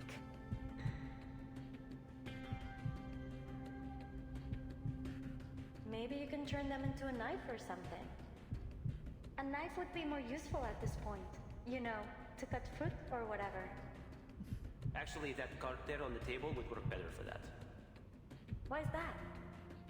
It's all about the material. Metal makes a better edge than paper. Never quite understood why you made them like that. Oh, I was testing out a new alloy. I used it to make wind sounds and pointers cards. It gets harder and sharper when heated. Give it a rub with your hands and you can use it as a letter opener. Ooh, cool. Here we go. A letter opener. She always keeps that name card from Windsong close at hand. It's in her spacesuit pocket now. She learned how to cast her arcane skill while suited up. It had been a core part of her training. Ley lines. Of course. Thank you, Miss Windsong. Thanks to the sharpness of the new material, thanks to the safety tether not being unbreakable, thanks to the study of ley lines. 30 seconds. Name day confirms the final coordinates. 20 seconds. It was a pleasure working with all of you. If we survive this, I'm giving you permanent discounts at my store. Provided we survive. How big are these discounts? Tell me now, I need to know how much I want to live. She doesn't forget to grab Voyager beside her, who would otherwise have stayed there examining the equipment. Stay away, please. Your violin is fragile. 10 seconds. I hope there will still be weekends in the afterlife. If there's anything after this, then we deserve overtime pay for all eternity. How can you be thinking of work right now? 1 second.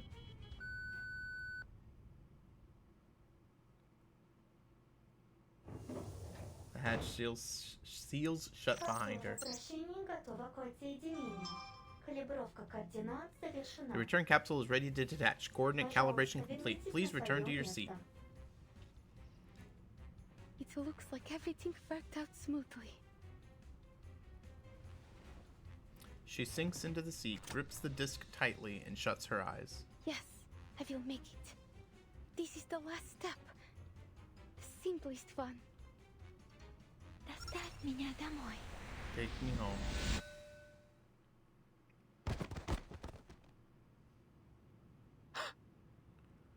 Is it me, or...? Imaging data transmission complete. Reconfirming coordinates. RA, 14 hours, 49 minutes, 09.55 seconds.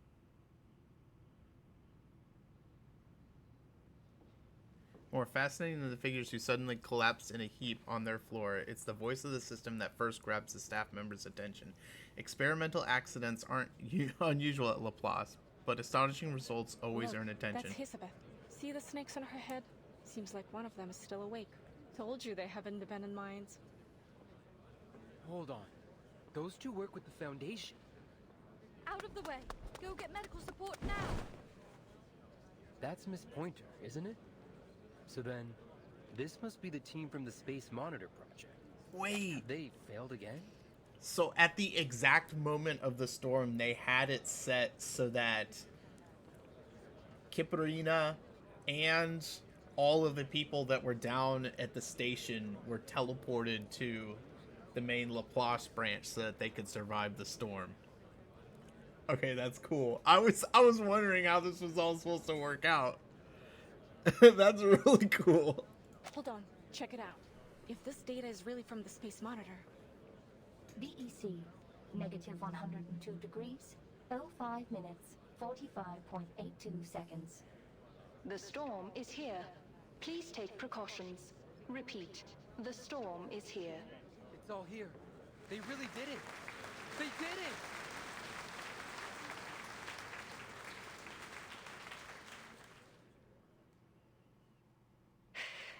I don't quite understand what they were accomplishing, though.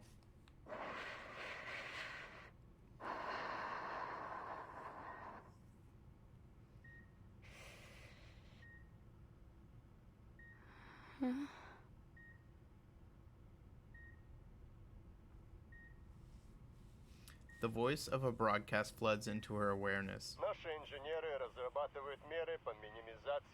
Our engineers are currently developing measures to minimize the effects of the high pressure and temperature. I'm on Earth. Beginning in 1970, the current drilling project has been a labor of the past 7 years. Its depth is predicted to soon surpass that of the Bertha-Rogers hole at 9583 meters. So I believe this means that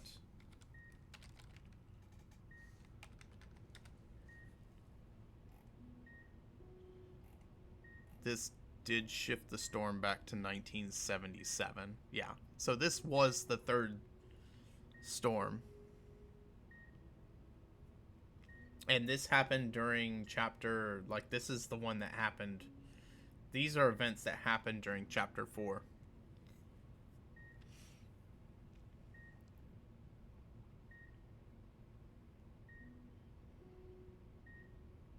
$1977. That was the year that Mr. Kozlov found me. Could that mean that I will be able to see them again? Many people had the same question she did as they awoke. Many things changed after that storm. A hand grips her shoulder. You'll need to take care of yourself first, little astronaut. Oh, it's Vila! Rebuilding a life requires a healthy body first. But I'm certain you are in good hands here. Thank you.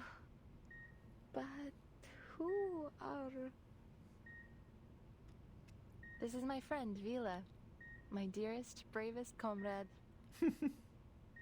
And this is Kiperina.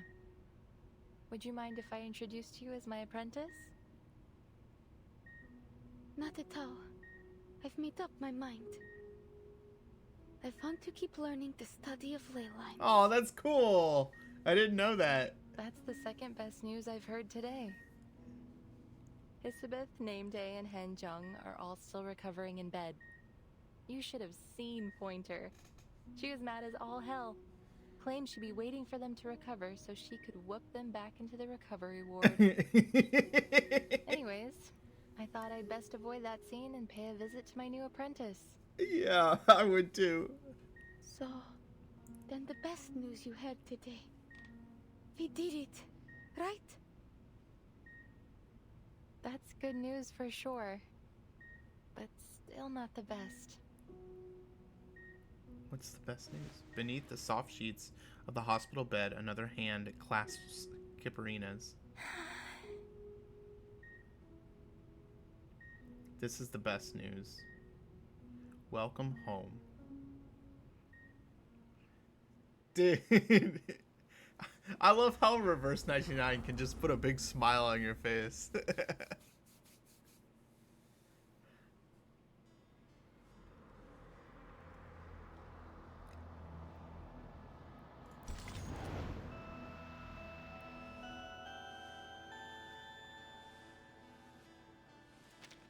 Wait. Did Voyager do some stuff? A white stone wall divides the world into inside and outside. Footsteps and voices draw closer, abruptly breaking the silence of the courtyard. Did we get that progress report on the Laplace teleportation project? The teleport disk? Yeah, I guess it was a big success. They're already working on the field mission applications. Okay, yeah. Imagine if they could put it into mass production. I'd use it to commute straight to work. No more traffic. You'd better hope not. They'll start using it to summon us straight from home. Ah! It's like being on call 24/7. Holy moly, I didn't think of that. Worse still, those Laplace workaholics would probably enjoy it. Well, it's not all bad. We got the data. Real-time observation of the universe during the storm from outer space. That's Okay, huge. so that's what we were I'll looking say. at. Looks like the whole universe is getting reversed, though. I mean, Yeah. at least it's nice to know we aren't alone. That's the spirit, man. Look for the silver lining. Why on earth wasn't that project an open volunteer call? Who wouldn't want to go to space? If I got the chance to spacewalk, I'd never let anyone forget it. You'd see it on my tombstone. I know someone on their team. Name day. I'll ask him about it next time we're out for a drink. Too bad he's already out on another field mission. He's working for Laplace now, too. Working 2 jobs at once. Wow. Is that admiration I hear? I thought you didn't like workaholics. I just don't want to be one. Still, things are going better now. We'll have this little storm problem solved soon enough. Not that soon. Alvin, did you hear that? What? Oh. Music is rare in this place, but recently the ever-busy staff have felt in the right spirit to revisit old hobbies. This is a well-known piece, one that once traveled with 26 other songs across the starfields and still drifts there today.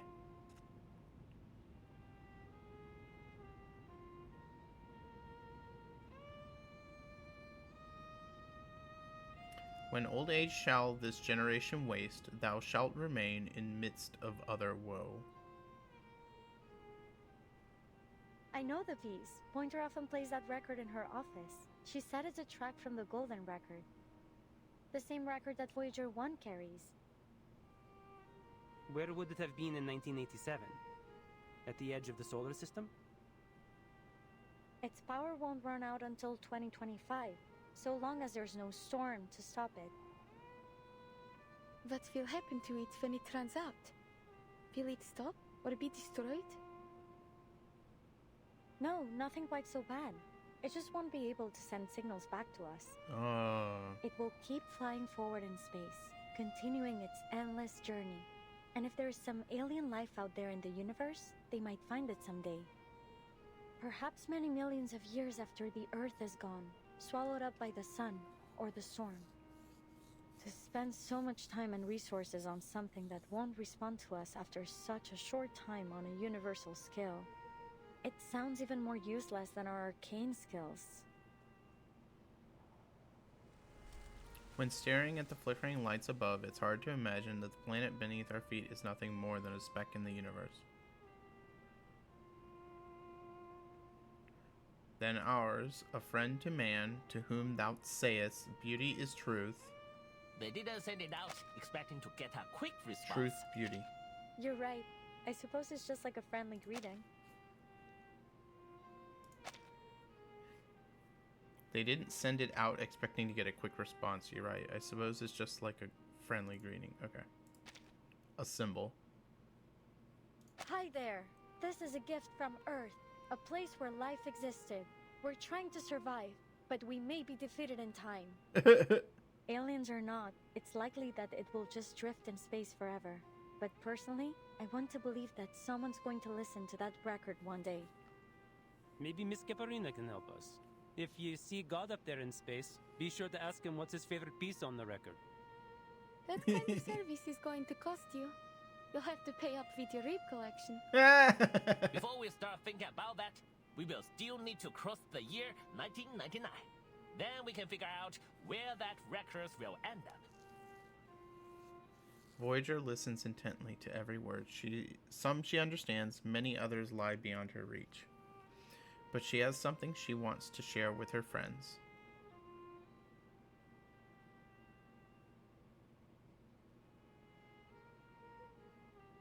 Melody played for her teammates, a blessing and encouragement for a brave little astronaut. A reply from 6.4 billion light years away.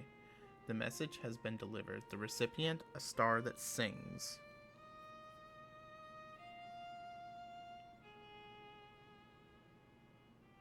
That is all. Ye know on earth, and all ye need to know. Ode on a Gracian urn, John Keats.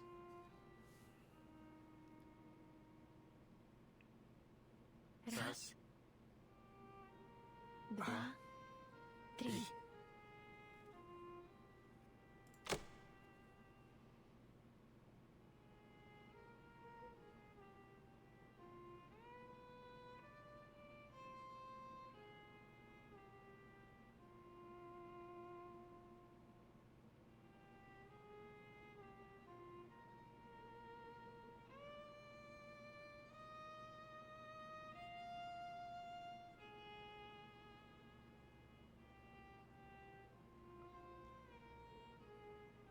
Her species lacks what Earth creatures called hearing, but she has her own way of interpreting auditory information.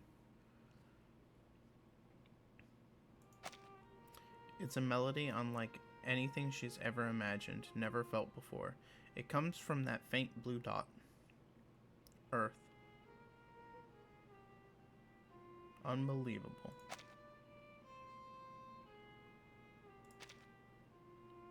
Eternal.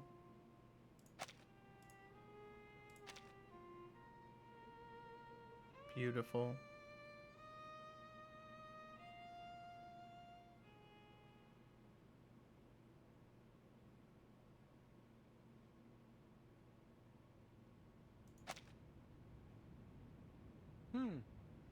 It sounds nice. Then keep listening. Wait, where are you going? Just let them do their thing. We should go now. We've got more work waiting for us. By the way, you were talking about those discs being prepared for field service, right? Yeah, but I told you everything I know. Miss Pointer should give us the details in a few days. Not Miss Hissabeth, huh? She seems real busy. I guess that's why she only sent one of her snakes to the victory party. I saw Windsong and Villa though. Oh, and Kipirina was there surrounded by a bunch of kids, and they all stuck around right till the end. There were a few Xeno All of guys Villa's there, kids. too.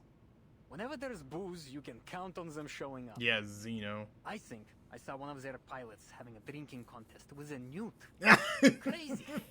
They even roped in Mr. Ulrich. I think I know who Like that a is. Day, desperately stopping Medicine Pocket from climbing up on a table to recite a speech. It was good fun. They even snapped a picture of it by the end. It's a shame I missed it. Lilia. I heard Mr. Ludwig values employees' mental health, so at least he'll be hosting more of those parties soon, right? Right? The footsteps and voices fade away, and the sound of the violin comes to an end. The star looks down on this land with curious twinkles, the distant blue planet, a 1 in 10 quadrillion miracle. She has received golden, precious sounds and now leaves behind a voice of her own.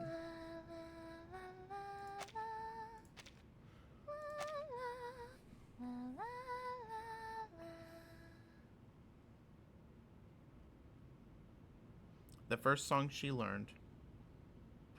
For the days at Plesetsk, for the days to come, for those she knew and remembers, for the distant echoes of civilization. Please, listen.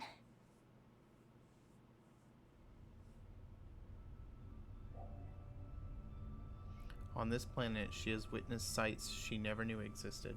In a silent dream, Friends. I see the blinking stars and a crystal sphere. Brave visitors.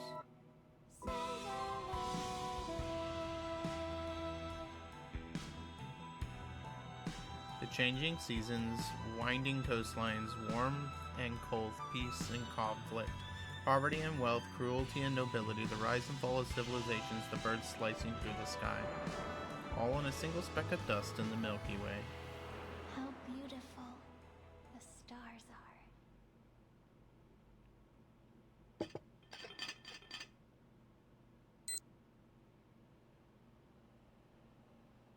When seemingly useless exploration changes everything, just as a star from afar changes you.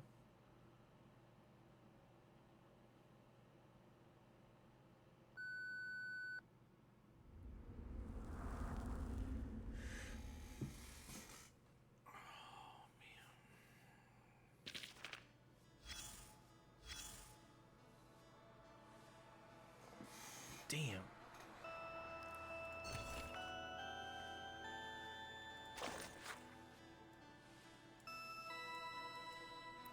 Teleportation Ritual Seminar. As many of you read in academic journals, the theoretical feasibility of teleportation incantations is not determined by distance. However, the farther the distance, the more interference factors there are, and to this day, we still don't know exactly why. Thus, long-distance teleportation has always been considered the realm of pure fantasy. However, during the extreme conditions just before the storm, we gathered a vast amount of arcane energy fluctuation data from outer space to the Earth's surface.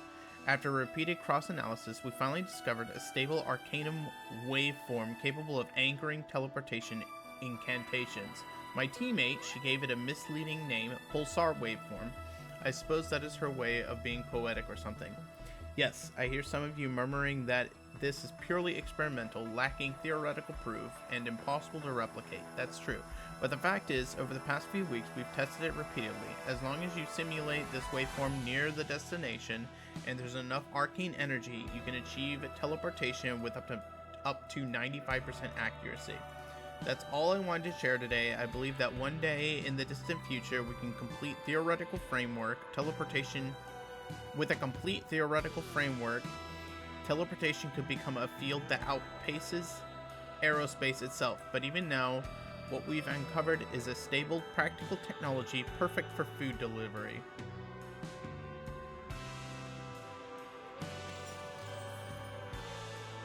So, the records.